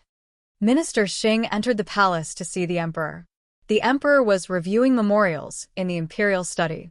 Hearing eunuch Wei's report, he let someone bring him in. This humble subject kowtows in salute to your majesty. Minister Xing respectfully saluted. The emperor sat behind the desk and put down a memorial that he had reviewed. He picked up another one and asked, why did Minister Xing suddenly enter the palace? Minister Xing hesitated and said, this subject has something to report. The emperor opened the memorial. What matter can't wait until the morning court? Minister Xing thought, it can wait until the morning court, but I'm afraid you won't be happy if I say it in front of the civil and military officials. Speaking of which, I met the old chancellor and Grand Secretary Yuan on the way. The old chancellor shouldn't have seen the contents of the document clearly, right? He only glanced at it. Logically speaking, he shouldn't have seen it clearly. Even if he saw it clearly as an old subject, he wouldn't publicize it. Thinking of this, Minister Xing secretly felt relieved. Minister Xing cupped his hands and said respectfully, it's a case. This humble subject can't decide whether to say it in the court or not. The emperor asked, what case? Minister Xing answered truthfully, the case of Immortal Music House. Immortal Music House? The emperor frowned. The most famous brothel in the capital. Your Majesty also knows about it. Minister Xing was surprised. No wonder he was so surprised. Immortal Music House's reputation seemed great, but in the end, it was just a brothel. The imperial city had a clear hierarchy. Crossing the hierarchy barrier was harder than ascending to heaven. As long as the emperor wasn't interested in visiting a brothel, he wouldn't pay attention to it. I've only heard of it. The emperor didn't care much. Does a brothel case need to be mentioned in the court? Minister Xing said with a complicated expression. This case involves a lot of people and is related to the imperial family. The emperor said indifferently, which prince went to the brothel and had an accident? It's fine if it's a prince, but I'm afraid you won't be so embarrassed. Minister Xing understood that if he stuck out his head, he would still be stabbed. He had to say it even if he didn't want to. The courtesan of Immortal Music House died on the 7th day of the new year. The emperor had an impression of the 7th day of the new year. That was the day the army returned, and it was also the day he saw Ningen again. Why did something happen on such a good day? The emperor frowned.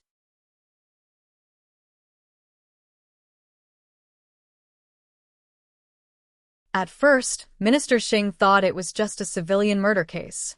There was no need to alarm the emperor, so he didn't mention it in court. Minister Xing continued, but after this humble subject investigated, I unexpectedly discovered that the courtesan of Xianlu House was actually not dead. She had faked her death and found a substitute to escape. Her real purpose was to get close to Dr. Gu of the medical hall. The emperor did not have much interest in the affairs of a courtesan in a brothel. When he heard this, his expression changed. Which clinic is Dr. Gu from?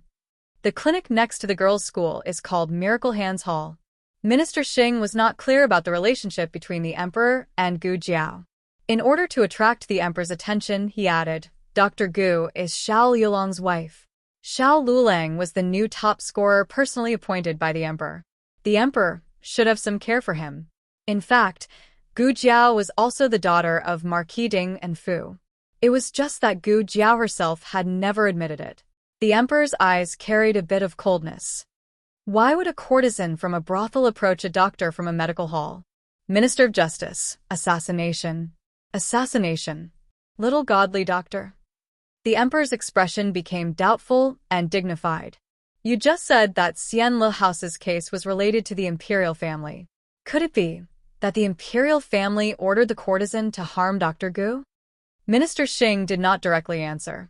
Instead, he took out the confession and case file from the wide sleeve that he had sewn on the way. The emperor took the confession and case file. He recognized that it was Xiao Yulong's handwriting. Xiao Lulang held the position of Minister of Justice. In Gu Jiao's words, he was Minister Xing's secretary and spokesperson. If he did well, he could become the Secretary General of the Ministry of Justice. It was normal for him to write the case file and confession. Of course, not all confessions were written by officials of the Ministry of Justice. A portion of the confessions were personally written by criminals.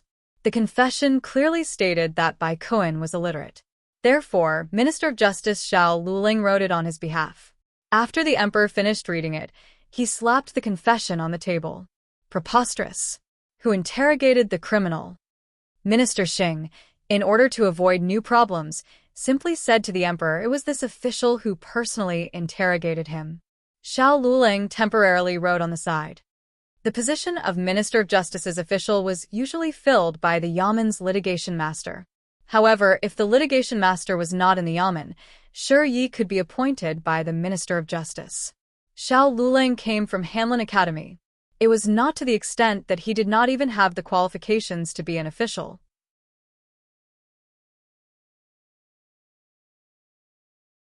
If it was someone else who was trying the case, the emperor was afraid that he would re-examine the case. However, Minister Xing and Xiao Lulang were officials that the emperor had personally promoted. The emperor still trusted the two of them. The emperor did not know much about Xiao Yulong's ability to solve cases. If it was only Xiao Lulang trying the case alone, the emperor was afraid that he might have been deceived. However, Minister Xing was a veteran at solving cases. He would not be fooled by a thief. Could it be that it was really done by a princess of the imperial family? But wasn't this very absurd? She called the present emperor older brother. In other words, the young master behind the scenes of a mortal music house was his younger sister. He only had 3 younger sisters, Ning'en, Xianyang, and Huaiqing. Of these 3, no matter which one, it did not seem like they were suspicious. There was no need to mention Ning'en. She was such a kind and pure person. How could she associate herself with the power of a brothel and do something that would harm the little godly doctor? Huaiqing was a fool. She did not have this ability. It could not be Xianyang. Xianyang was indeed a powerful character. Among so many princesses, she did not have the protection of her mother, nor did she have the special favor of her father, but she had never suffered at the hands of anyone. She had also received the great marriage that her father had prepared for her before he passed away. She was indeed a woman with skill, but she had no reason to frame the little godly doctor. Minister Xing ventured to ask, "Does your majesty have any clues?" The emperor unhappily said, "What clues do I have? Are you sure you have not been deceived by the murder?" Although the emperor trusted Minister Xing's ability, he would rather suspect that Minister Xing's judgment was wrong if he had to suspect his own sister.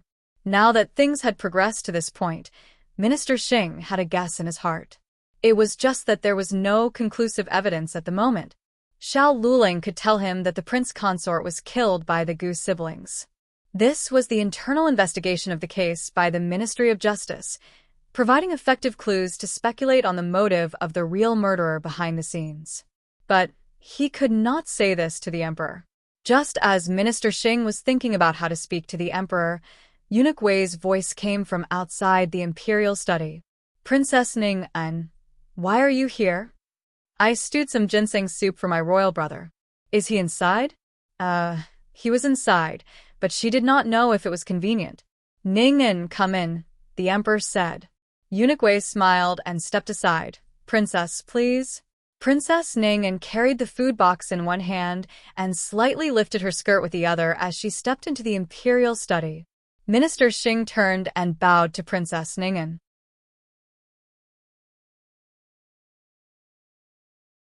"This is..."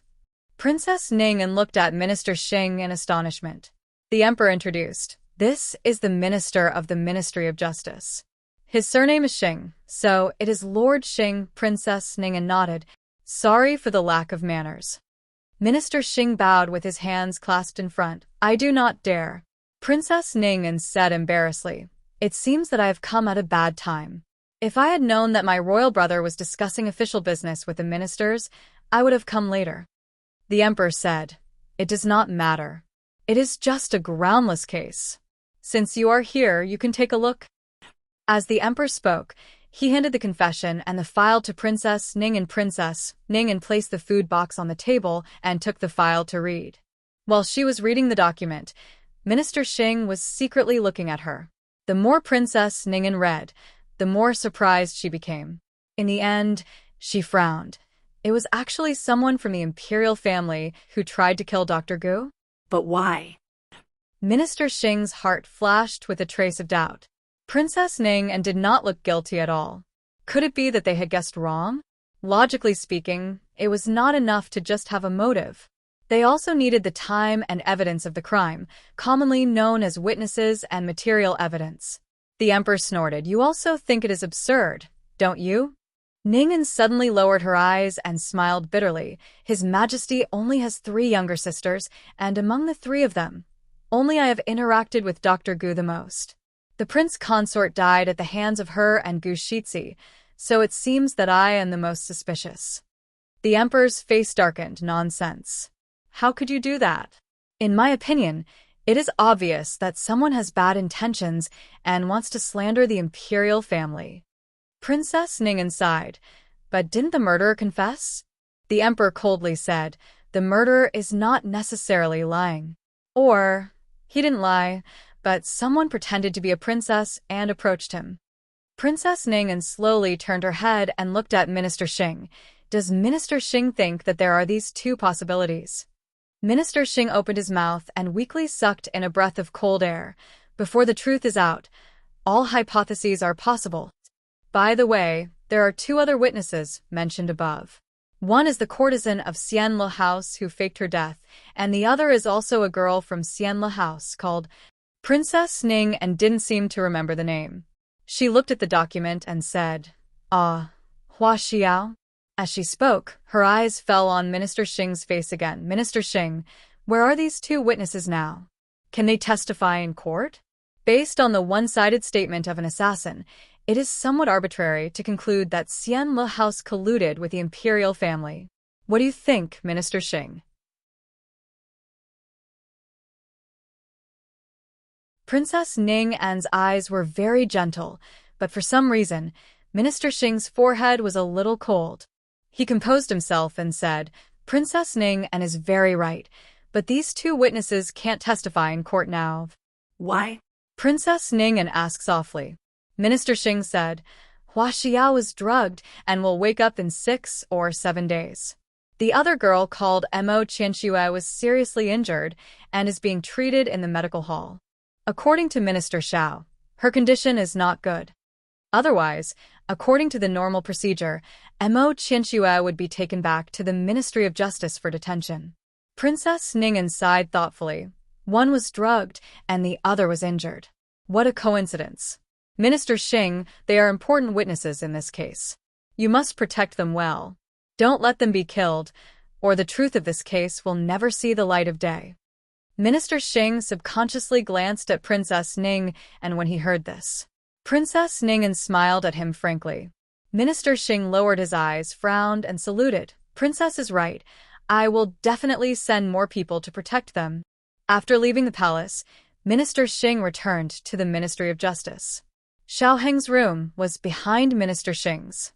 Hearing the noise, Xiao Heng put down the pen in his hand and went to Minister Xing's room. Minister Xing fell into a chair tiredly and told Xiao Heng about the conversation in the imperial study. It really is flawless. Did we suspect the wrong person? Is the murderer actually Princess Huiqing or Princess Xinyang? Xiao Heng was not surprised by this development. If the other party didn't even have this kind of method, they wouldn't have gotten to where they were today. He was very glad that he didn't put his chips on the emperor. Xiao Heng said, It's not Princess Xinyang. Minister Xing looked at him strangely. How do you know? I often go to the medical hall. Xiao Heng said, Princess Xinyang contracted a heart disease a few years ago, and only Dr. Gu can treat her illness. She hasn't recovered yet, and is still taking the medicine Dr. Gu gave her.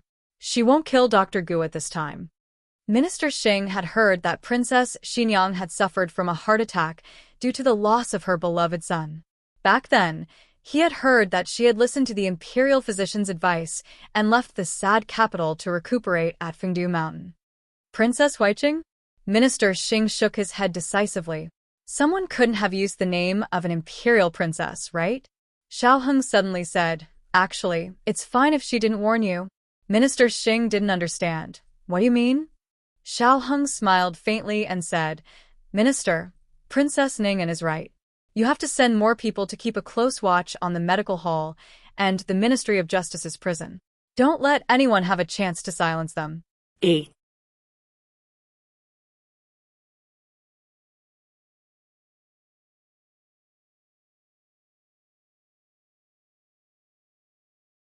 Chapter 559. In the imperial study, Princess Ning An sat next to the emperor with a gloomy expression. The emperor patted the back of her hand and said, Don't take it to heart.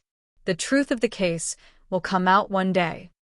Princess Ning An whispered, I occasionally wonder if I shouldn't have come back. That year, I was blind and didn't listen to my brother and mother's advice. I insisted on marrying to the frontier fortress. As a result, I entrusted it to the wrong person and caused hundreds of thousands of people to suffer from war. I also caused so many soldiers to lose their lives.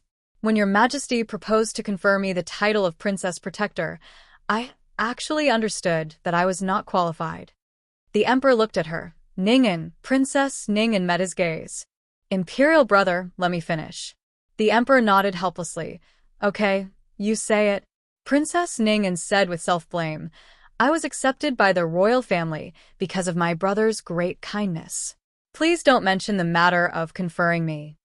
The emperor said earnestly, this is not your fault. With or without you, the remnants of the previous dynasty will stir up trouble in Zhao country. You are just a pitiful person who is used by them. Even if it wasn't you, it would be someone else. Don't blame yourself anymore. Your words have reminded us. Could it be that we have doted on you too much, causing some people to be jealous? That's why they were dissatisfied and caused so much trouble? Princess Ning and didn't say anything. The emperor comforted her. I have my own ideas about this matter. I will not let you be wronged. Just pretend that you didn't hear anything today. I will find out the truth. Princess Ning An's eyes were a little red. When the emperor saw her like this, he couldn't help but think of when she was young. Ning An was a lively and active child. She wouldn't cry like a normal little girl. When she was wronged, she would find a place where no one was around and sit there quietly, trying her best to hold back her tears. Every time he found Ning An and made her happy. Thinking of the past, the emperor felt even more sorry for Ning An. He didn't know how many times she hid in a corner and secretly felt sad when she was alone in the frontier fortress. Did anyone find her? Did anyone feel sorry for her? The emperor called Eunuch Wei. Go to the Ministry of Justice and tell Minister Xing to keep his mouth shut and not reveal any information about this case for the time being. Yes. Eunuch Wei accepted the order and left. However, it was too late. On the way to the Ministry of Justice, Eunuch Wei heard people discussing this matter. Two little brothers, what were you talking about just now?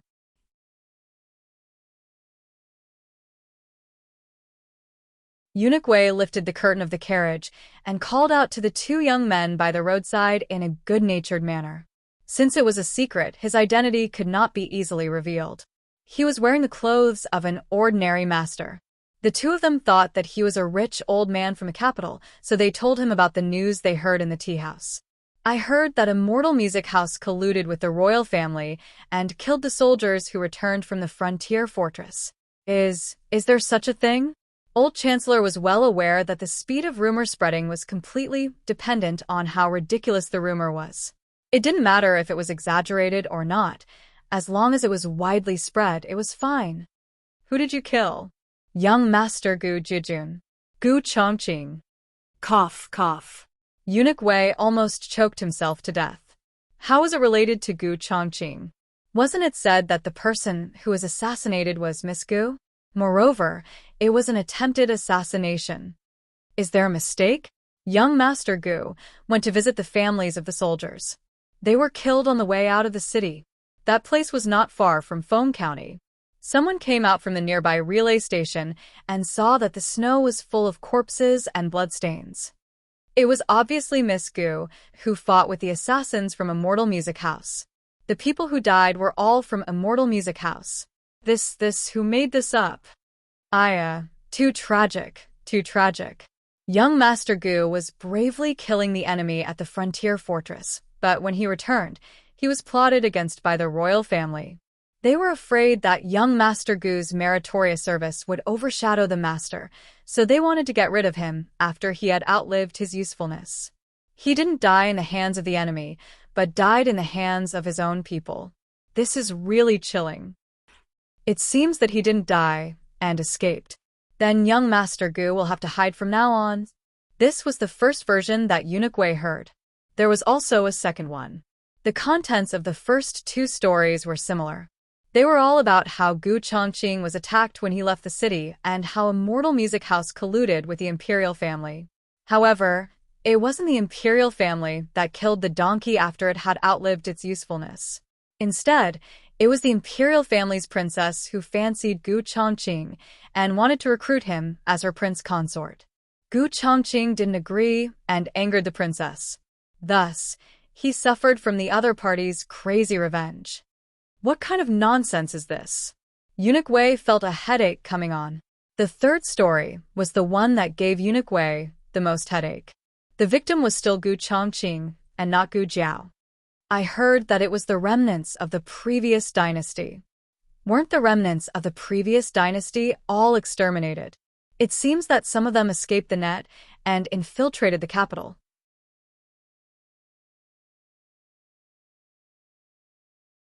They colluded with Immortal Music House to take revenge on young Master Gu and the Gu Jiajun. It's a pity that young Master Gu is seriously injured and his life is uncertain. And I also heard that the imperial family has a spy. The remnants of the previous dynasty is hiding in the imperial palace. Hey, I've heard of something here. When the prince consort was killed by young Master Gu, Princess Ning'an pleaded with young Master Gu to let the prince consort fend for himself in the snowy mountains. However, young Master Gu ignored Princess Ning'an's opposition and took the prince consort's life on the spot. Could it be? Eunuch Wei helplessly looked at the sky. It's over, it's all over now. Once the news was spread out, it wouldn't be easy to take it back. Moreover, there's a good saying, it's better to let it out than to block it. The more the emperor forbade the people from talking about this matter, the more heated the discussion became. If the emperor was a tyrant, then it would be fine. If he killed hundreds of people, then no one would dare to talk nonsense. But he wasn't. This led to the matter continuing to ferment. By the evening of the second day, almost the entire capital had heard that Immortal Music House colluded with the imperial family to assassinate Gu Chongqing. Gu Chongqing wasn't in the capital right now. Even if the emperor wanted to call him out to clarify the truth, he couldn't. The emperor could choose to have Gu Jiao stand out and say that the person who was assassinated was her. But that would mean that the case of Immortal Music House's assassination was confirmed. Moreover, was there a big difference between assassinating Gu Jiao and assassinating Gu Chongqing? The only difference was the speed at which it spread. As the young master of the Gu family army and the heir of Marquis Ding, and Gu Chongqing's reputation was even greater in the capital. Gu Jiao was too low-key. Her name wasn't enough to attract attention. But the essence of the matter was the same. Moreover, this matter wasn't a matter of whether the victim was Gu Jiao or Gu Chongqing. Rather, it was a matter of which member of the imperial family was the mastermind behind the scenes. Princess, the tea spilled out. Inside the warm room of Baixia Hall, Lian reminded. Princess Ning'an looked at the tea spilled all over the table. She put down the teapot that had been filled for an unknown amount of time and said, "Wipe it off." Yes. Lian brought over a cloth and wiped away the water stains on the table. Princess, you have been restless these past 2 days. Did something happen? No, it's nothing. Princess Ning'an said. Baixia Hall was well protected by the emperor. She hadn't heard any random rumors. Lian only thought that her master was upset because of Huang Fuxian. She comforted, "Don't worry about Gongzi. He's just throwing a tantrum. When he grows up and becomes more sensible, he'll know how to be filial to you."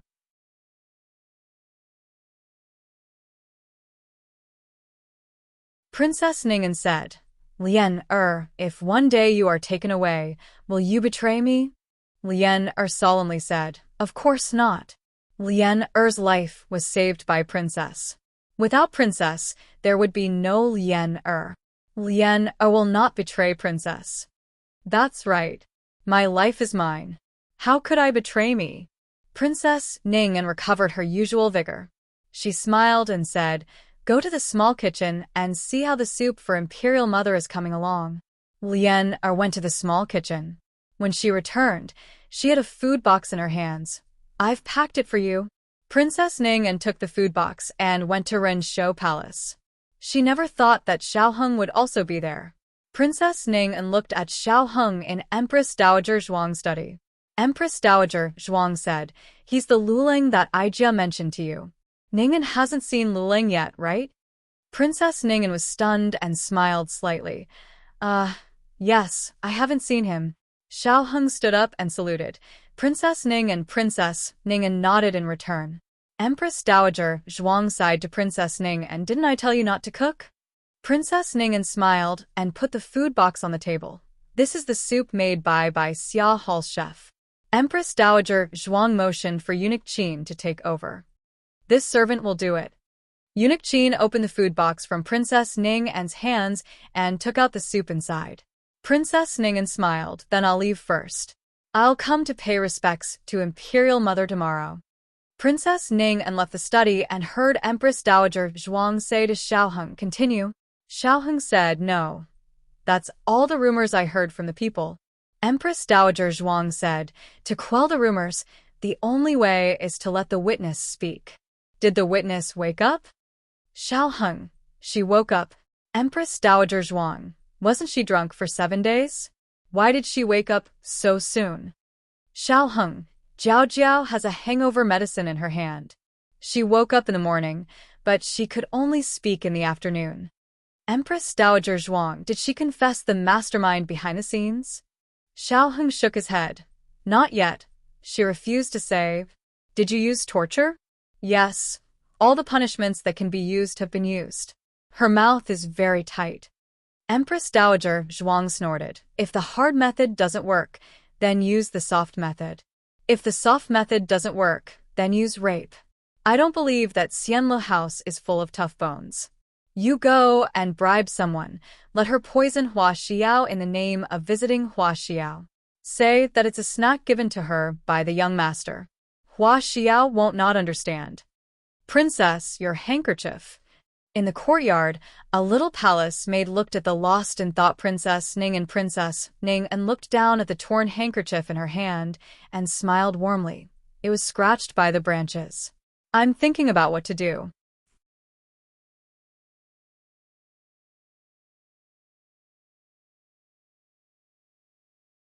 Chapter 560. After Princess Ning left the courtyard, Xiao Heng completely pushed open the window that had a small crack that couldn't be seen if one didn't look carefully. He watched her disappear at the entrance of the palace and said softly, "Thank you, great aunt." After leaving Renshou Palace, Princess Ning didn't immediately return to Bixia Hall. Instead, she went to the imperial study. Ning, you're here. Come and sit. The emperor put down the memorials in his hand. After many days of absence, a lot of work had piled up. Plus, the reward for Ning and the murder case of Xianlu House made him a bit overwhelmed.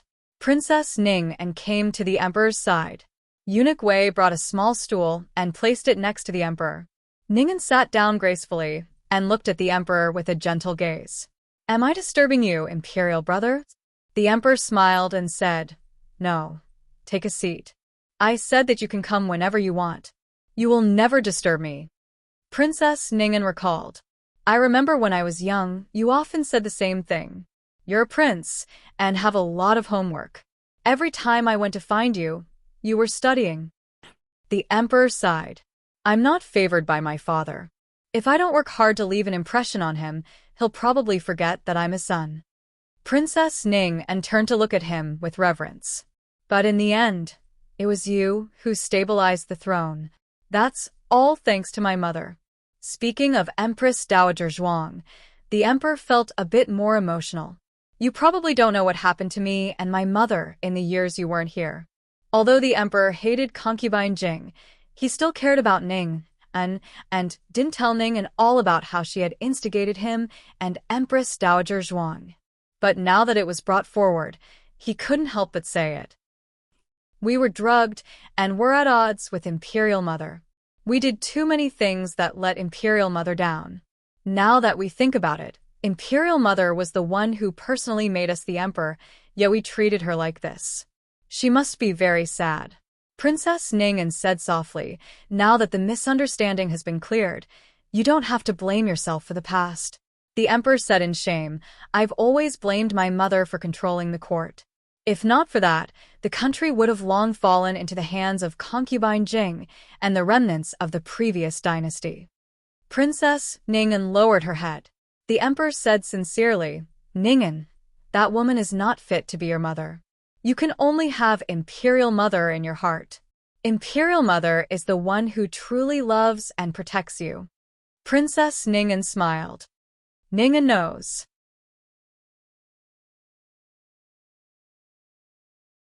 Ning will be filial to Imperial Mother. Ning will also be filial to Imperial Brother. The emperor smiled in relief. Princess Ning's eyes flickered as she said, By the way, brother, I just saw Lord Xiao in my mother's palace. The emperor thought for a moment. Luleng? There were not many men who could enter Empress Dowager Zhuang's bedroom. The only one surnamed Xiao was Xiao Luleng. Princess Ning nodded. Yes, Imperial Mother calls him Luleng. Lord Xiao seemed to be here for the Ministry of Justice's case, but I didn't hear what he said. The emperor remembered something and said, there was indeed such a thing. He just came to the imperial study and said that the suspect in Xian Le house had woken up. Did she really wake up? Princess Ning'an asked. The emperor looked at Princess Ning and strangely. This matter concerns the reputation of the imperial family, so I'm particularly concerned. Did I overstep? The emperor smiled. How could that be? That's good. Princess Ning'an smiled in relief. I saw in the file that she was drugged with a drug called 7 days of intoxication. It is said that she will be in a coma for 7 days. The emperor smiled at the mention of this. With the little magic doctor here, this is not difficult. Princess Ning'an looked at the memorial on the table and asked in a relaxed tone, did she confess? The emperor said, they're still interrogating her. Princess Ning'an touched the tip of her nose with a handkerchief. Imperial brother, do you want to send someone to take a look? The emperor thought for a moment. Okay. The emperor sent Eunuch He this time. Eunuch He didn't expose himself in front of old concubine Jing, but the emperor didn't hide anything in front of Princess Ning'an. Besides the hardships Princess Ning'an suffered in the frontier fortress, it increased his trust and affection for her. Eunuch He came back quickly. Princess Ning'an was still in the imperial study. He reported, Your Majesty, the suspect named Hua Xiao did wake up. Minister Xing personally interrogated her, but she refused to say anything. She didn't eat or drink. It seemed that she was going to go on a hunger strike. Does Xian Le house know that she is awake? It was Princess Ning'an who asked. She seemed to be particularly concerned about this case. But considering that she was also the emperor's sister and one of the suspects behind the case, her concern was reasonable. If Princess Xinyang were here, she would be more concerned about the progress of the case. As Eunuch He thought so, he answered her question respectfully. I know. Ever since the case of Immortal Music House became the talk of the town, it's hard to conceal the actions of the Ministry of Justice. There are always people trying to find out something from the Ministry of Justice. Xian Le house is no exception. A maid of Xian Le house came to visit the suspect with some snacks. Princess Ning'an asked, what is her name?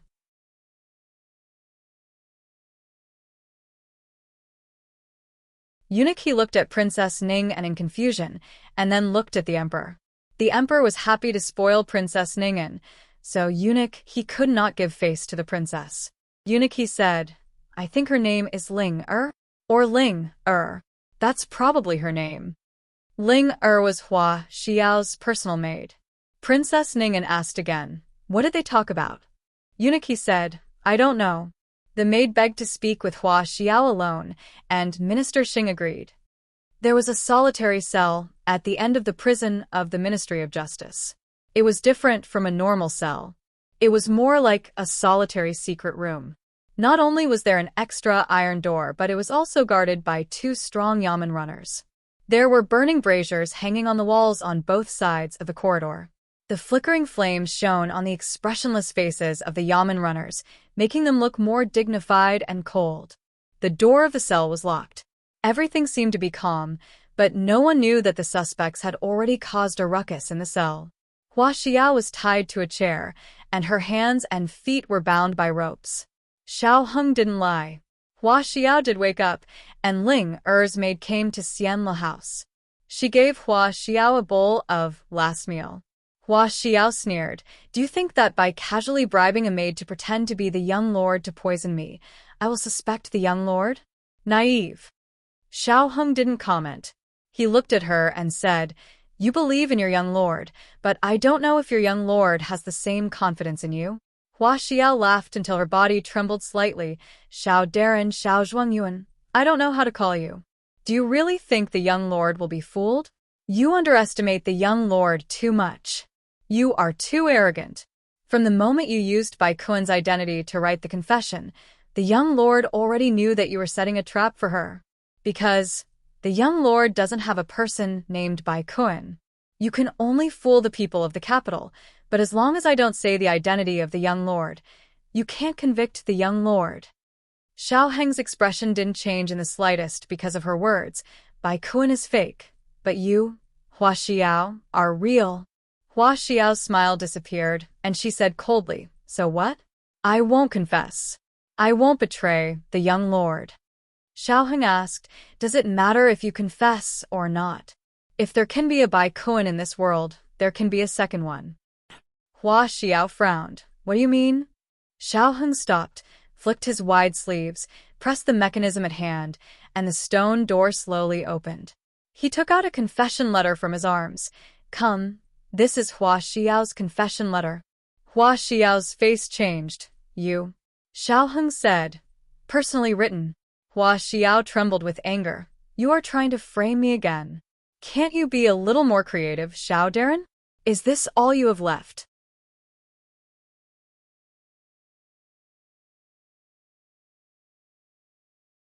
It doesn't matter if the method is old or not, as long as it is practical. Xiaoheng handed the confession letter to the Yamen runner beside him. "Send it to the imperial palace to His Majesty and say that Hua Xiao confessed." Hua Xiao scolded. "Despicable. If you have the ability, kill me. Otherwise, once His Majesty interrogates me, I will say that the confession letter was written by you. Then let's make a bet. You won't live until the moment His Majesty interrogates you." Xiaoheng raised his eyebrows and looked at her. His eyes gradually became cold. "The murderer is not me." The Yamen runner was Xing Shongshu's confidant. After receiving Xiaoheng's instructions, he immediately went to the imperial palace. The Yamen runner didn't have a token to enter the imperial palace. After reporting to the emperor, he could only be let in. The Yamen runner cupped his hands and said, "Please go and report to His Majesty. I am here to deliver the confession letter." The prisoner of Immortal Music House confessed. This case was very big. Xiaoheng and Xing Shongshu had entered the imperial palace several times. Even a fool could see that His Majesty attached great importance to the case. The imperial guards guarding the city didn't dare to neglect and hurriedly sent someone to the imperial study to pass the message. The little eunuch in the imperial study also reported to Eunuch Wei. Eunuch Wei bowed and entered the imperial study, reporting, "Your Majesty, the prisoner of Immortal Music House confessed." The emperor was very excited. "Really?" Eunuch Wei said, "Yes, the people of the Ministry of Justice sent the confession letter. It is at the gate of the imperial palace. They said that it was written by Hua Xiao." "Princess Ning'an, it can't be fake, right?" Eunuch Wei said, "It can't be fake." When Hua Xiao faked her death in Immortal Music House, as a suspect, she went to the Ministry of Justice to make a statement. Her handwriting is there. Princess Ning'an squeezed her handkerchief tightly. The emperor was very excited. "What are you doing? Quickly announce it." Eunuch Wei was also very excited. He smiled and said, "Yes. This slave will go personally." Princess Ning'an's eyes moved slightly. She put down the half-drunk tea and said to the emperor, "Since Imperial Brother has something important to do, I will leave first." The emperor patted her hand and said dotingly, "You don't have to leave. Let's listen to the case together." Princess Ning'an's eyelashes trembled slightly. "This isn't very good." The emperor said, "What's not good about it? You are Zhen's sister, the princess of Zhao country. Since this case is related to the princess of Zhao country, you have the right to listen. If Xinjiang was here, even if Zhen chased her away, she wouldn't leave. Xinjiang was a person whose means and ambition were written on her face. If she wanted to interfere in the imperial court, she would interfere in the imperial court.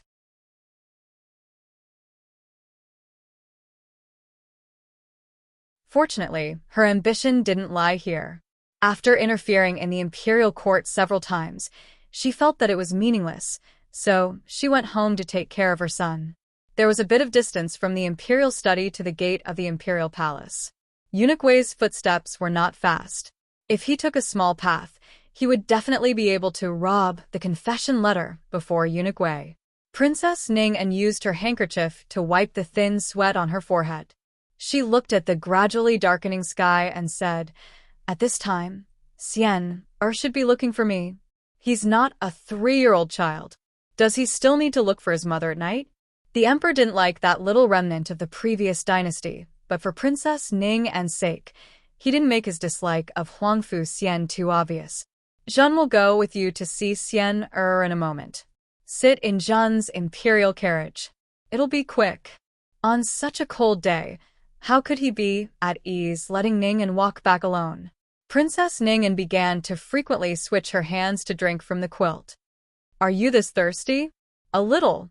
After drinking 3 full cups, Princess Ning'an said to the emperor, Your Majesty, I want to. Before he could finish his sentence, Eunuch Wei brought him in with a face full of joy.